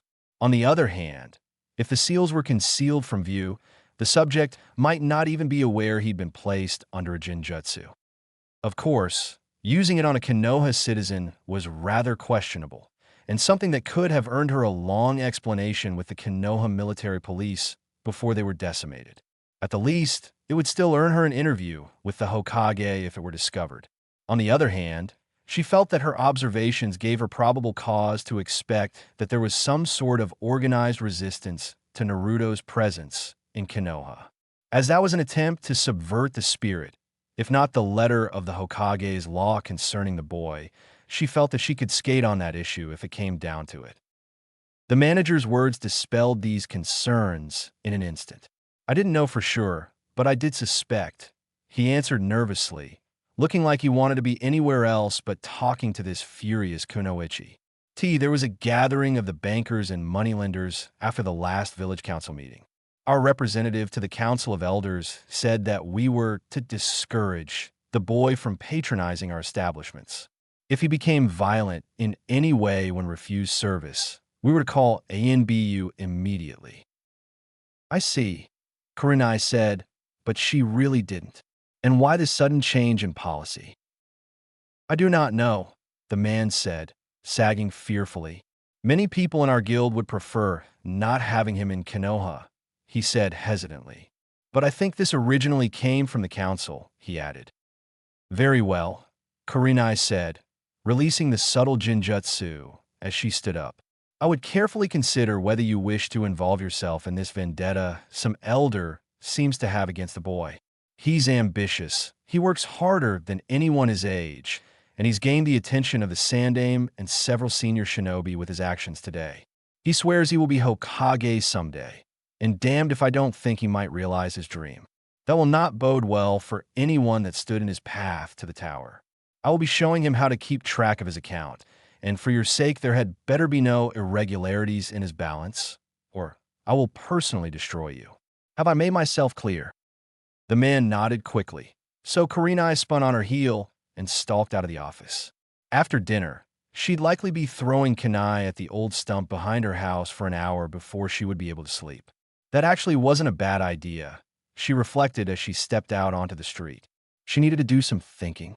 Something had changed in Konoha, and she needed to understand what it was, how it would affect her charges, and ultimately her own plans. Oh, the manager, his mind still reeling from the aftereffects of terror, could only nod dumbly at the Jonin's warning. He breathed a sigh of relief as she left his office. After several minutes regaining his composure, he shakily rose to his feet.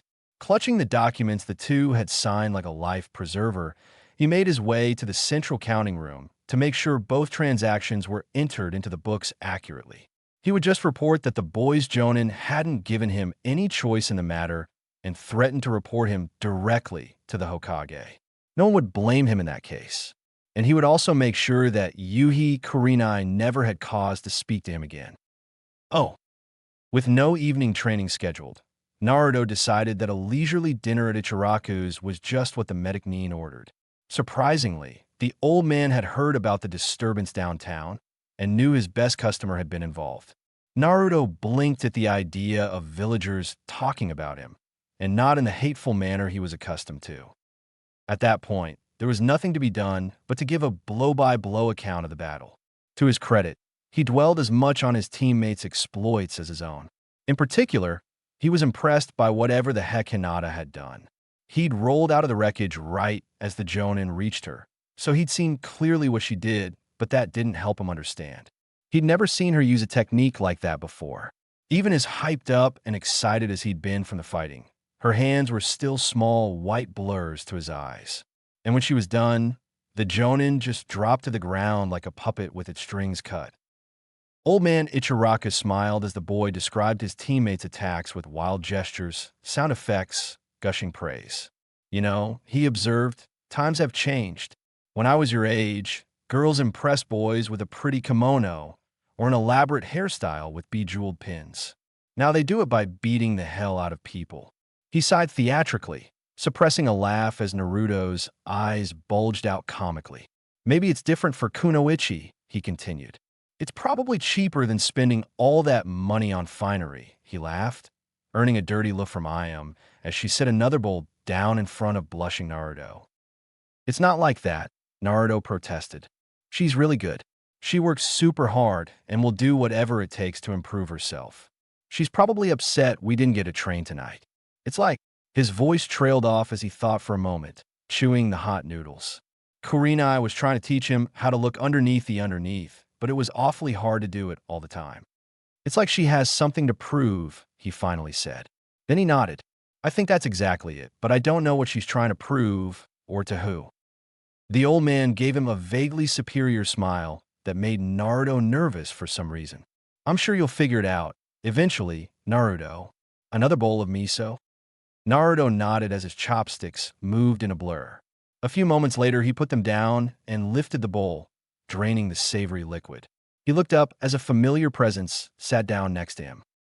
"Ohio, Irika-sensei," he said, greeting his former teacher. "Hello, Naruto," the Chunin said with a smile. "I see you got started without me." He treated Naruto to a few bowls of ramen since their ordeal in the forest with Mizuki. They didn't talk much about what had been said that night, but they didn't really seem to need to. "My treat tonight, sensei," Naruto said happily. Kurenai's lessons on propriety and etiquette were not completely wasted on the genin. He understood that it wasn't appropriate for him to empty Irika's wallet every time they met. Irika's eyebrows raised in surprise. "What is the occasion?" he asked curiously. Naruto shrugged. "I just felt like I should pay sometimes. Besides, I got a good bonus today." "Oh," Irika asked. "We were coming back from our first D-rank mission, and we saw some ANBU chasing this guy." Naruto's voice lowered as he launched into a retelling of the day's battle, this time using more ninja terminology that Irika would understand. When he was done, the young man sat on a stool in shock, a bowl of beef ramen cooling untouched before him. "I heard that Kurenai-sama had been involved in the capture, but not her genins," he whispered, his voice trailing off. Then his eyes hardened, drawing the scar across the bridge of his nose tight. "What the hell was she thinking, letting you fight a Jonin?" he demanded, suddenly furious. Naruto blinked, eyes wide. He'd rarely seen Irika really lose his temper like this. Not the mock exasperation he used on recalcitrant students at the Konoha Ninja Academy. "Sensei, she didn't order us to attack. She was going to have us hide behind a Jinjutsu, but we were already moving before she realized," he explained, his words stumbling over each other. "Then this was your idea?" Irika demanded, but his voice had lost most of its harshness. "What were you thinking? He could have killed all of you." Now, it was Naruto's turn to frown. "Not really," he claimed. "It was actually pretty easy, since we'd worked it out ahead of time." "Easy?" Irika asked incredulously. "You could have been incinerated when those tags went off." Naruto shook his head. "I knew that guy liked to make explosions, so if I couldn't get clear, I was ready to do a Kurumi no Jutsu and swap with one of my Kage Bunshins." Irika's eyebrows went up. "You can swap with one of your clones?" he asked, clearly impressed. Naruto nodded. "It's pretty easy," he answered, "since we're already the same shape." "Yes, but usually the jutsu will disrupt the clone before it can complete," Irika clarified. "Your Bunshin must be very sturdy," he observed, frowning. Naruto shrugged. "If I'm concentrating the right way when I'm mold the chakra, it takes a pretty solid blow to destroy them." He nodded thanks to Ayam when she replaced his bowl. He took a big bite of noodles while they were still hot, enjoying the texture while Irika sat staring into the distance. After he swallowed, he poked his former teacher in the shoulder, startling him. Your ramen is getting cold, he reminded him with a cheeky grin. Besides, everything went according to plan. Plan? Irika asked as he began eating his ramen. Shino, Inada, and I worked out ahead of time how we would stop someone who was carrying vital information. I would intercept and slow him down, Shino would drain off his chakra, and Hinata would take him down with her jukin, Naruto explained, smiling. That was the plan, and it worked out just right. Irika shook his head as he swallowed. I still have trouble believing you attacked a Jonin head-on, he admitted. Well, my clones did the first attack, he admitted. This guy wasn't a big taijutsu specialist, not like Guy Sensei or Lee. I understand he was more of a sneaking around guy. He shrugged. If he'd handle my clones like Guy, or even Lee, I'd have had to improvise, you know? Yes, Naruto, but even a Chunin should have been. Now Irika's eyes narrowed again. You mentioned doing some extra training with Guy and Lee. How much have you been training? Naruto shrugged as he drained the broth from another bowl. 3 hours every morning since the day after I left the academy. Guy explains taijutsu a lot better than Mizuki ever did, he answered, his mouth twisting with distaste at the mention of the traitor who deceived him and nearly killed both of them. Irika's eyes had gone wide. How do you have time to train with your team or do missions? He asked incredulously. As Naruto matter-of-factly explained his daily routine, Irika's ramen was left untouched as his eyes grew wider. When he was done, the Chunin stood abruptly, excused himself, and left. I'm sorry, Naruto, he said. I just remembered something I forgot to do, and I need to take care of it immediately, he explained. Thank you for the ramen. He marched off with an angry expression on his face that confused Naruto. Then the blonde-haired boy shrugged and ordered a bowl of pork ramen. He needed to fortify himself for a very long period of ramen-less patrolling. Oh. Kurenai managed to vent most of her frustrations on an unoffending stump in her backyard when she heard the bell at the front gate to her property. The cottage on the outskirts of Konoha was fairly modest.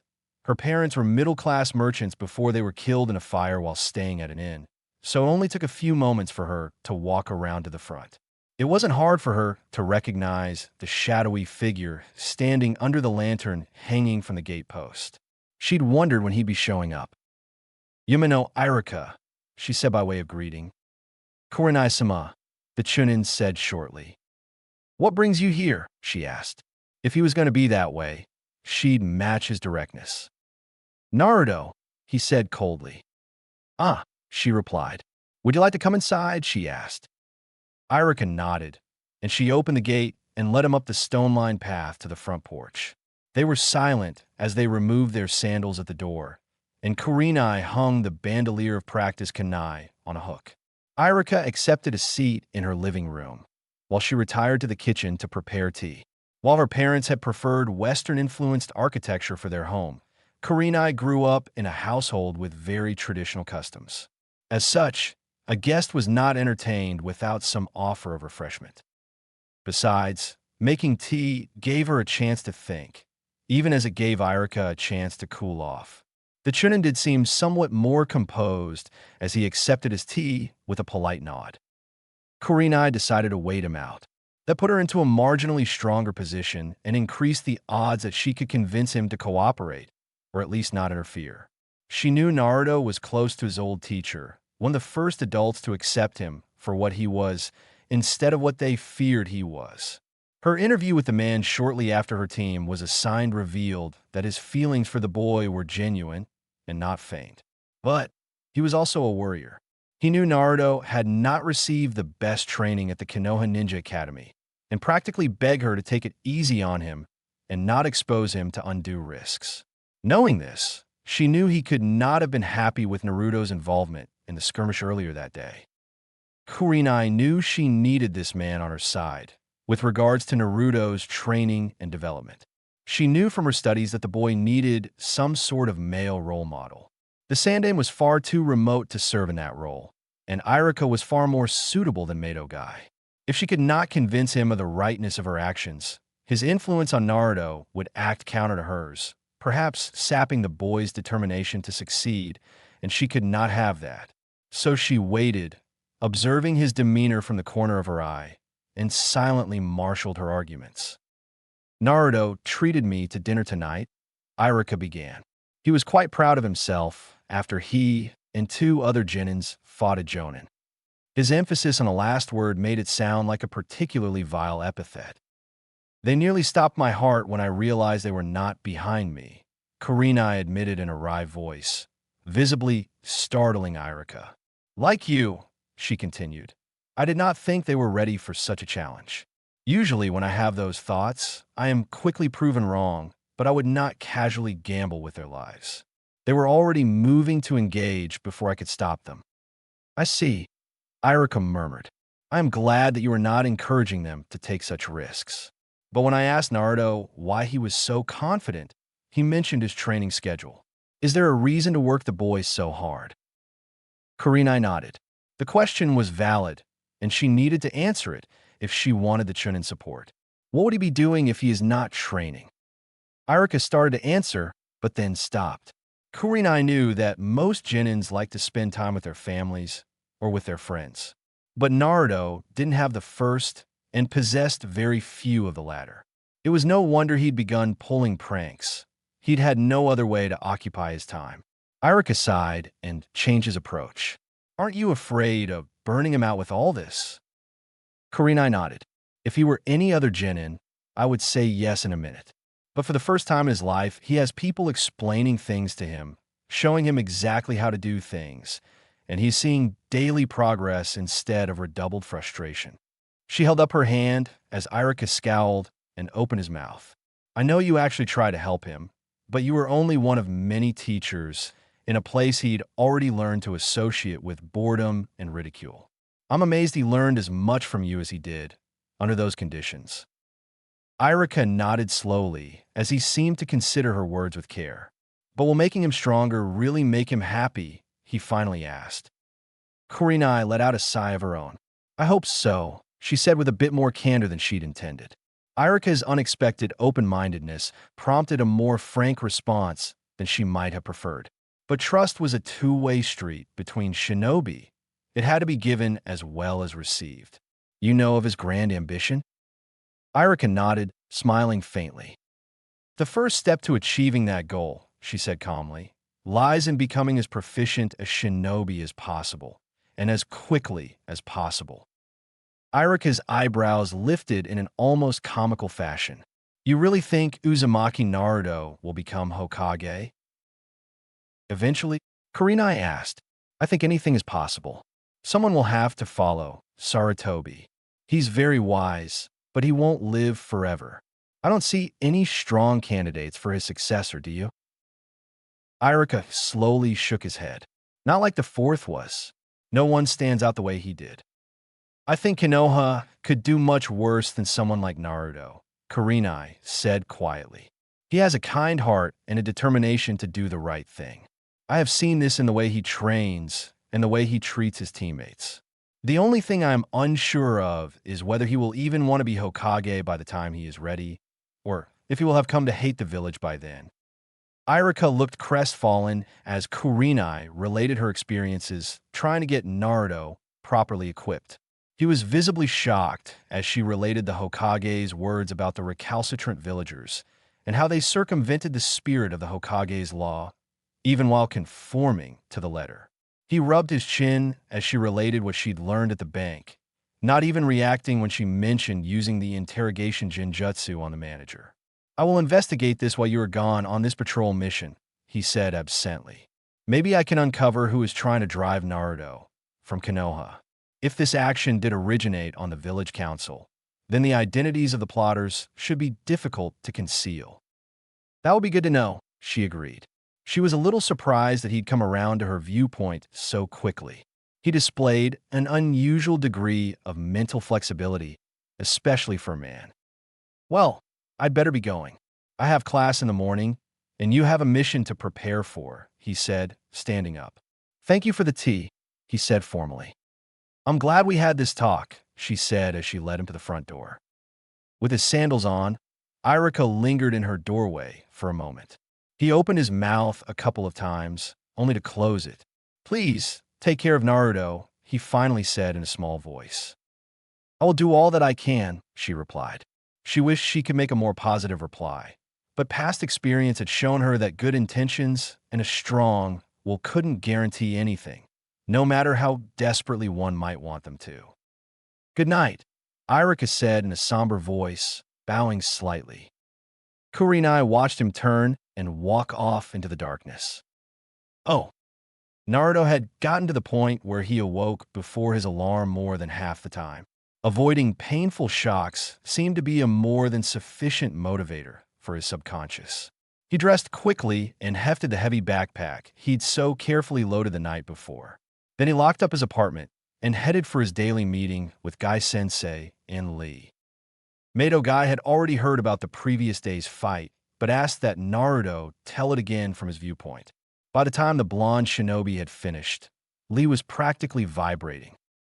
"Yes, Naruto-san, you have shown everyone the power of your youth," the genin with the bowl cut shouted, leaping up with one fist punching the air. Naruto winced and rubbed at his ear. "Yeah, I guess we did a little," he agreed with a grin. Lee's eyes were lit with a strange fire when he turned to his teacher. "Guy Sensei, do you think there will be another attempt to steal the Hokage's scroll? Maybe we could patrol around the tower and catch the next one." Guy looked a bit alarmed at this, and Naruto quickly cleared his throat. Lee, I don't think that's such a good idea," he said quickly. "If a stealth specialist was caught, they might send someone who's more of a generalist or heavy combat type next time. Also, remember I was with my whole team at the time, and they did a lot of the work." "Yes," Guy exclaimed, giving Naruto a thumbs up. "Naruto has demonstrated that he knows the true meaning of teamwork, Lee." Then his brows lowered dramatically as he turned fully toward Lee. He understands that a team can do far more than an individual alone. Do not seek the path of false glory, Lee. Trust your sensei to steer you correctly. Lee immediately burst into tears and began sobbing apologies to his teacher as Naruto broke out into a cold sweat. After two overly passionate choruses of Guy Sensei, Lee, Naruto loudly cleared his throat. The green spandex-clad shinobis looked up from their tearful embrace. The Hokage said he's going to send us on a C-rank patrol mission now, and I need to report to the Hokage's tower by 9. I wanted to let you know that I'll be out of the village for at least a few days, Naruto said, struggling to keep his voice even. Guy nodded thoughtfully as Lee regained his composure. "We will await your return. Try to train as much as you can while you are away. You've made good progress here, Naruto, and it would be a shame to see you lose your edge while you are gone." Naruto barked "Hi," and made a quick bow to the man who, however odd, had nonetheless demystified taijutsu for him. Guy smiled at the genin. "I understand that you may have a long journey, so we will do something different today. I will discuss tactics for dealing with multiple opponents, and afterward, perhaps you can help Lee with your Kage Bunshins." Naruto hadn't had a chance to use any jutsus in his matches with Lee before now, so his grin was just a bit feral. Lee looked from his sensei to his sparring partner and swallowed. "Oh." Naruto was still smiling as he walked toward the Hokage's tower. The lesson had been good, and he'd be thinking about what Guy said about fighting multiple opponents for a while. The tactics varied, using terrain, using your opponents themselves, but usually they involve arranging things so you only fought a few enemies at a time. It was also fun to let Lee see him do something he was really good at. The genin's eyes practically popped out of his head when 30 Narutos charged him with a chorus of battle cries. Even Guy had seemed a little impressed. According to him, Naruto coordinated exceptionally well with his Bunshin. Naruto enjoyed the praise, but tried not to let it go to his head. Kurenai-sensei would be sure to notice and bring it to his attention before she deflated his ego. Guy let him leave at 8, so he'd have plenty of time to meet with his team. Naruto reached into his pocket and hefted his frog-shaped wallet. He'd even have time for a quick breakfast, and there was still plenty of money left from running all those D-rank missions. Kurenai-sensei had been right about how the money would accumulate if they kept doing those twice a day. He was nearing his destination, his mind weighing the pros and cons of having miso soup versus grilled sardines with his rice, when he saw a familiar figure. "Oh, hey-oh, Hinata-san," he called out, breaking into a trot. But the words of his greeting seemed to stick in his throat as he realized something was wrong. Hyuga Hinata, though she wasn't very dynamic in her body language, always moved with a certain grace and precision. Naruto was impressed by the way that carried over to her taijutsu, as she seemed to float when they sparred, evading his attacks with an effortless ease that he both admired and envied. Of course, the last time he tried to explain that to his teammate when he complimented her, she looked down and promised to put more effort into her sparring. Naruto didn't know if it was her ears or his mouth, but somehow every time he tried to say something nice to her, it always came out negatively. But none of that grace and ease was evident today. His teammate stumbled along the sidewalk in a daze. Her jacket was creased like she'd slept in it, and her backpack hung off one shoulder with the ties half undone. At the sound of Naruto's voice, she flinched and the strap slipped off her shoulder. She caught it before it slid down too far, but the top of her bag opened, spilling out a haphazard tangle of clothes, weapons, and supplies on the sidewalk. Without even looking back, Hinata slumped to the ground, kneeling on the hard pavement as she mechanically began stuffing things back into her bag. Naruto rushed over, wondering what was wrong with his teammate. Hinata's face was lowered, and he could barely see her nose as her lank hair hung forward across her forehead. "Hinata?" he asked cautiously. She shook her head, but did not answer. Naruto knelt down and handed her a kunai that had skidded out of her reach. He noticed that her hands were shaking as she grasped the handle with murmured thanks. Uzumaki Naruto would never be mistaken for a genius of perceptive talent, but even he could tell that something was wrong, drastically wrong with his teammate. He remembered old man Ichiraku's words. It was true that Hinata and Shino were becoming friends as well as teammates. But now, that once happy thought filled him with dread. Had she somehow found out about his prisoner? No. Her manner seemed more painful and despairing than fearful. She hadn't been afraid to accept the kunai from his hand, either.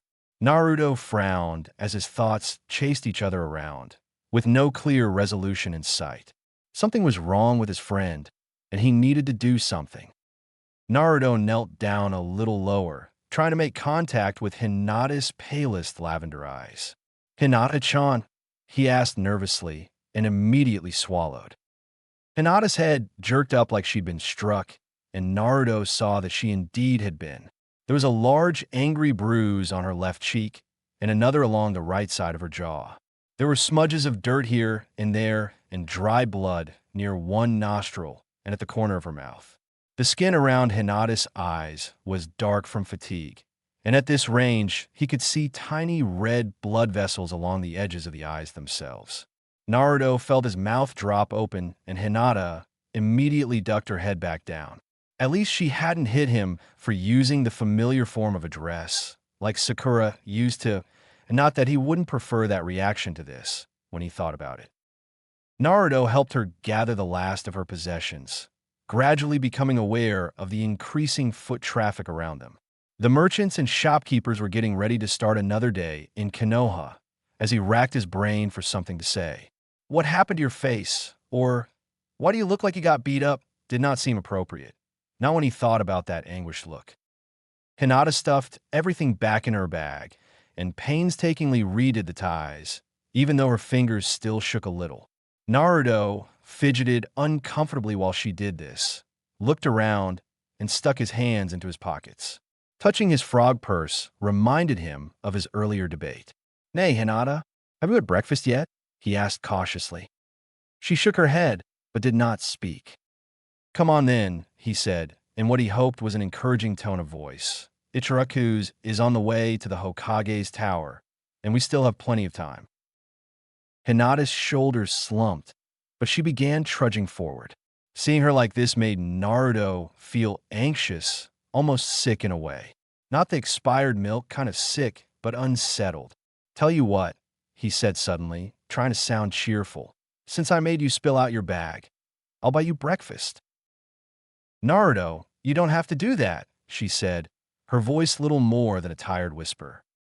There was a dead, defeated undertone to her words that Naruto had never heard from his teammate before. He didn't know why, but he found that even more alarming. After all those times you fed me dinner, he scoffed, trying to maintain a jocular tone, I think I owe you more than a few breakfasts. Seeing no reaction to his words, he leaned toward her and dropped his voice to a conspiratorial whisper. He didn't want anyone to overhear his next words. Actually, it's not fair even then. Overall, I think you cook better than old man Ichiraka does, but don't tell him I said that, he hissed dramatically. Hinata stumbled a little when he said that, and Naruto automatically reached out to steady her elbow. His fingers barely brushed her upper arm, but she flinched away like he'd struck her. He saw her lips pressed together as she tried to bite back a hiss of pain. Hinata, are you okay? He asked before he could stop himself.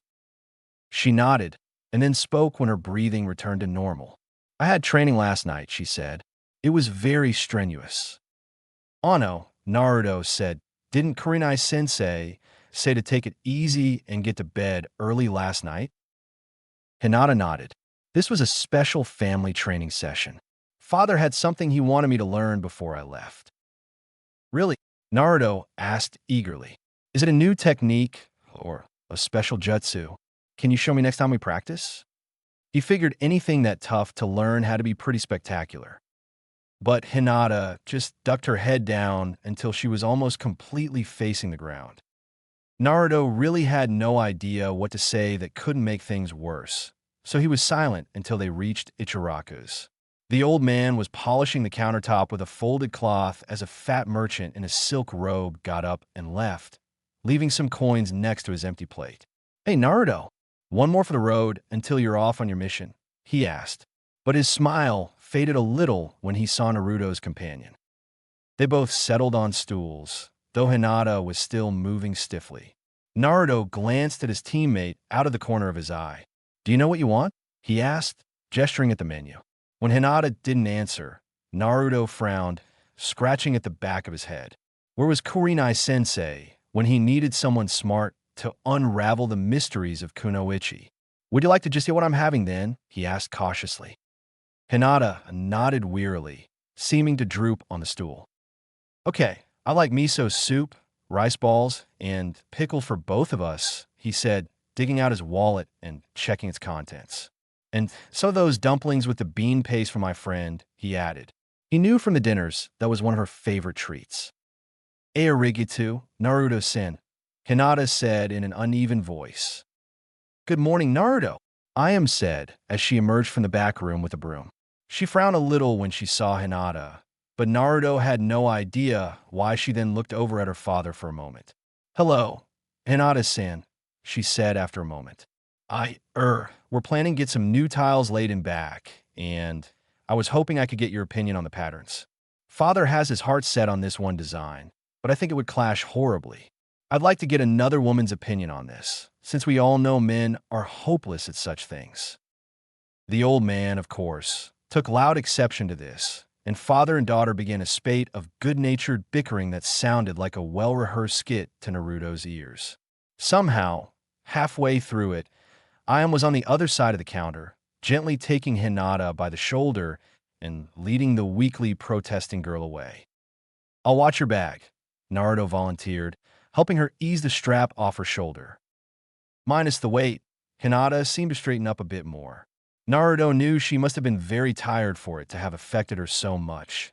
Her arm and leg weights had been added to several times after Kurenai had procured a set of braces that would fit the slim girl's wrists and ankles. Naruto fidgeted as the old man prepared their food. It wasn't that he didn't believe Hinata so much as that he suspected she wasn't telling him everything. He needed to see underneath the underneath, but he didn't have any idea what he should be looking for in this situation. He frowned as he tried to think, but nothing seemed to make sense to him. What happened to your friend? The old man asked in a low voice as he began to lay out the porcelain squares with their food. I wish I knew, Naruto said in a miserable voice. He was getting really sick of being confused and always doing the wrong thing. Well, I think Ayam is helping her get cleaned up a bit. One thing I have learned being married and raising a daughter, A woman having a rough day will feel twice as bad if she looks rough as well, the old man confided. Arigato, Naruto said gratefully. Ayam was a girl, so maybe Hinata's problem, whatever it was, would make sense to her. Think nothing of it, the old man said in grand voice. A good chef knows to take care of his regular customers. Besides, he added, you kids are good people. If I could make a living just cooking for Shinobi, I'd ban those cheap, whiny, self-satisfied merchant from here in a minute. Just don't tell them I said that, at least until I retire. The old man's rant brought a smile to Naruto's lips, and he began to relax a little and had a sip of his tea. A few minutes later, Ayam's voice came echoing from the back of the ramen stand. I think you were right about the patterns, Hinata-san. If we use that design, but reverse the colors, it won't look so bad, and it won't overpower everything else. When she led the girl back around to the front, even Naruto could see the changes. Hinata's hair was a little damp and had been recently brushed. Her face was clean, and the bruises seemed much fainter than they had earlier. While she still had dark circles around them, her eyes didn't seem to be as red either. When she sat down, she still wouldn't meet Naruto's eyes, but she didn't seem as beaten down as before. Her eyes darted toward Naruto's chopsticks, poised above his untouched food, and she ducked her head in apology. Gomen, Naruto, I did not mean to make you wait to eat. Naruto snorted. Kurenai-sensei has been trying to teach me manners. It's hard enough to remember the complicated things, so I might as well do the simple ones right, eh? He smiled at his teammate, but she did not look up. Well, now that you're here. Itadakamasu. With that, they started breakfast. Naruto noticed that Hinata, for once, was eating almost as quickly as he was. He wondered if that special training had made her miss supper, as well as breakfast.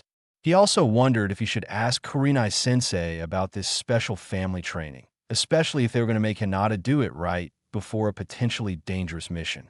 The formerly dormant part of his brain that he discovered during their team's first mission planning exercise decided that Hinata was probably at less than 50% of her normal effectiveness.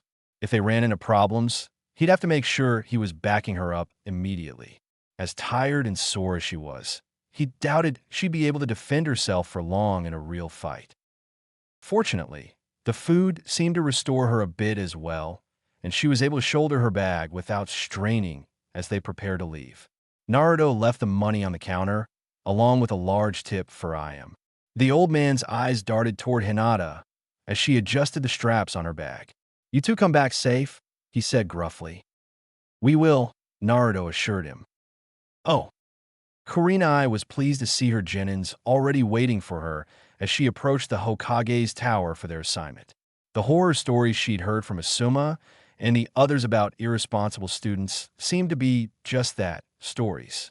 She smirked, or maybe they took after their jonins, at least in Asuma's case.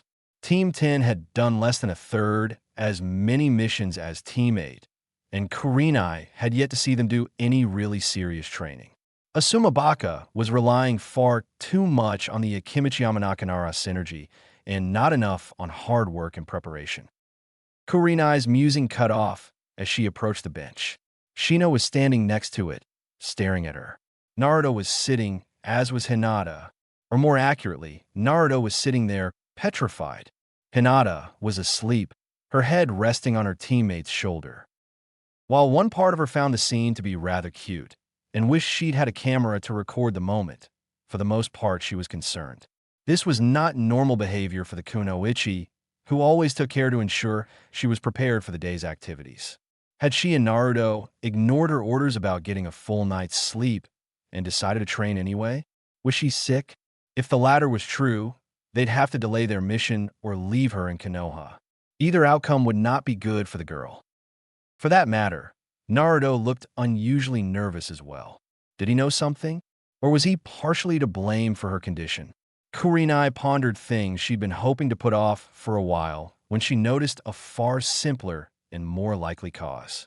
Of the people walking past the bench, shinobi and villagers alike, a fair proportion were giving the boy a dirty look, like he'd done something wrong. That probably accounted for his guilty expression, or at least she hoped it did. Kurenai came to stand before her students. It took no more than a raised eyebrow to get Naruto talking in a strained whisper. She noted that, despite his agitation, he took great pains not to move his shoulder a millimeter as he talked. I ran into Hinata after I left Gai-sensei and Lee. She was really tired and could barely walk. When I said hello, she dropped her bag, and I had to help pick her stuff up. She'd said she had to do some special training with her family. I think they kept her up all night. We had some time, so I bought her breakfast at Ichiraku's. From the way she ate, I don't think she'd had anything to eat since lunch yesterday. When we got here, we were still a little early, so we sat down to wait, and next thing I know, she's asleep on my shoulder, and honest, I didn't do anything, the blonde Jenin whispered, without pausing for breath. Kurenai held up her palm to forestall any further explanations. Naruto might pass out from oxygen deprivation if he continued. You did the right thing, Naruto, she reassured him. This family training is quite troubling, Shino said. Kurenai wondered if he really meant troublesome instead, since it could interfere with their mission. But then she looked at the expressionless boy and remembered how seldom he misspoke himself. It was good to see he wasn't as cold and uncaring on the inside as he appeared on the outside. I agree, she replied, nodding. I hope she isn't coming down with something, she said as she carefully rested the back of her hand against the girl's forehead. The skin was cool at first, but at the slight touch, Hinata's eyes popped open and she made a small, indistinct noise as she stiffened. A moment later, her forehead threatened to scorch the back of Kurenai's hand as her face was enveloped in a rosy blush. Gee Gomen, the girl squeaked as she almost leaped away from Naruto and stood at attention. Kurenai smiled down at the girl, even as she seethed inside. Special family training, was it? Hayashi should have been proud of what his daughter had accomplished yesterday. Was he so personally invested in her being a failure that he'd punish her for attempting to grow beyond it? Even with all she knew of the man, it seemed impossible. Well, monstrous people did monstrous things, and she already knew of one, even if she lacked the proof. But Hinata was not her father. Revenge against one did not justify injustice toward the other. Perhaps even the opposite was true, and one would require the other? That would remain to be seen, as it depended on another's strength, and right now, she appeared to be a very slender reed indeed. Nonetheless, Kurenai smiled down at her subordinate. Hinata, I'm glad you still made it here, even if you're not feeling well. Your determination not to miss this mission briefing is noted and appreciated. I see that it is 5 minutes before the hour. Are you ready to proceed? Hinata nodded, ducking her head. Naruto just looked confused, and Kurenai hoped he didn't interpret Hinata leaping away from him as a rejection. She squeezed the bridge of her nose as Hinata and Naruto moved toward their appointment. When she looked up, she saw Shino and had the oddest impression that he was smiling at her behind his high collar. Oh! Hinata looked down and concentrated on placing her feet correctly. She would not stumble and humiliate herself further. Fortunately, the meal and the brief rest had temporarily restored some of her energy, and she moved with much greater ease. Thinking about that brief rest brought heat rushing back to her cheeks. She didn't know what had possessed her to do that. They'd arrived at the tower with 15 minutes to spare, so Naruto suggested they sit on one of the benches.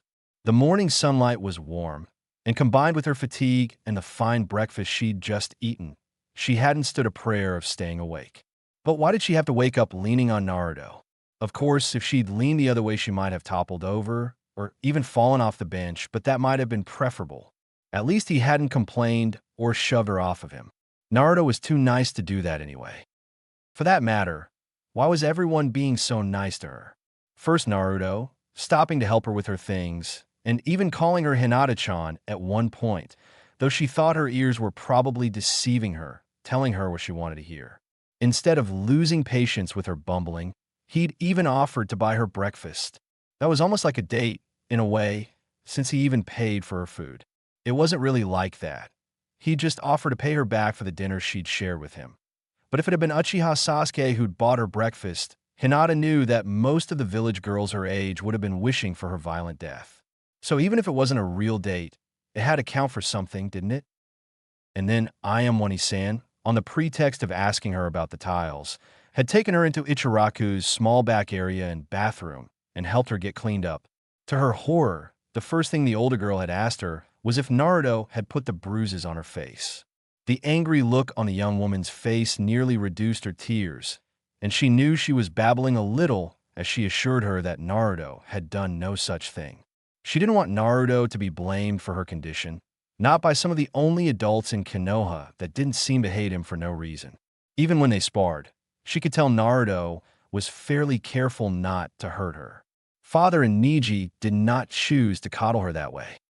Once Ayam reassured her that she believed the kunoichi, she helped her get cleaned up and even showed her how to minimize the bruises with a light dusting of makeup. Hinata had never worn cosmetics like that before and was amazed at the difference when she looked in the mirror. As they finished, Ayam ran her comb under the tab and used it to smooth out her hair. Hinata was too tired to continue protesting the kind girl's ministrations. Having someone else tend to her hair was unexpectedly soothing, something that brought back happier memories of her mother. So she was a little off guard when Ayam asked her that question. "You like him, don't you?" she asked. Hinata's eyes flew open with an audible snap. "G. Gomen," she stammered. "Naruto, you like him, don't you?" Ayam asked with a smile. "Aonu." Hinata temporized, her embarrassment warring with the relaxing feel of the comb in her hair. "Father told me about the way you told off that Sakura girl who insulted him," Ayam continued. "He's a good kid, and it's nice to see someone his age who will stand up for him. He deserves better than he gets, doesn't he?" "Hi," Hinata agreed, but when she tried to elaborate, her tongue refused to move as she felt her cheeks heat up again. "All done," Ayam said. "Doesn't that look better?" she asked, gesturing toward the small mirror. "Arigato," Hinata said, nodding. "You're welcome.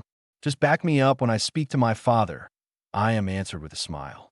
"That man has no taste whatsoever." As they made their way back toward the front area, Ayam added quietly, "You know, Naruto's always been a little low on money. You and his old teacher, Irika, are the only people I've ever seen him buy a meal for." Of course, that made it even harder for her to eat, despite her hunger. Naruto shouldn't be spending his money on her. But when she arrived, the meal was already prepared, and her protest died on her lips when she saw him smiling. And then Ayam's father had wished them both a safe return, and she could see his sincerity beyond his concern about losing a regular customer, and it extended to her as well. Why was everyone being so nice to the Hyuga reject? Her own father couldn't stand her constant failures, so why were complete strangers being so kind? Was it pity? Were her shortcomings so obvious that people who didn't know her would feel sorry for her? Hinata felt her stomach turn over in disgust and self-loathing as they climbed the stairs. No more. Her brows knitted as an unaccustomed expression drew over her features. She was tired of being a failure, and she would do whatever it took to change. It was her weakness that father hated, that father punished, so she would cut it out of her if she needed to. But her rebellious eyes glanced over at Naruto, and Hinata wondered if she would really be able to do it.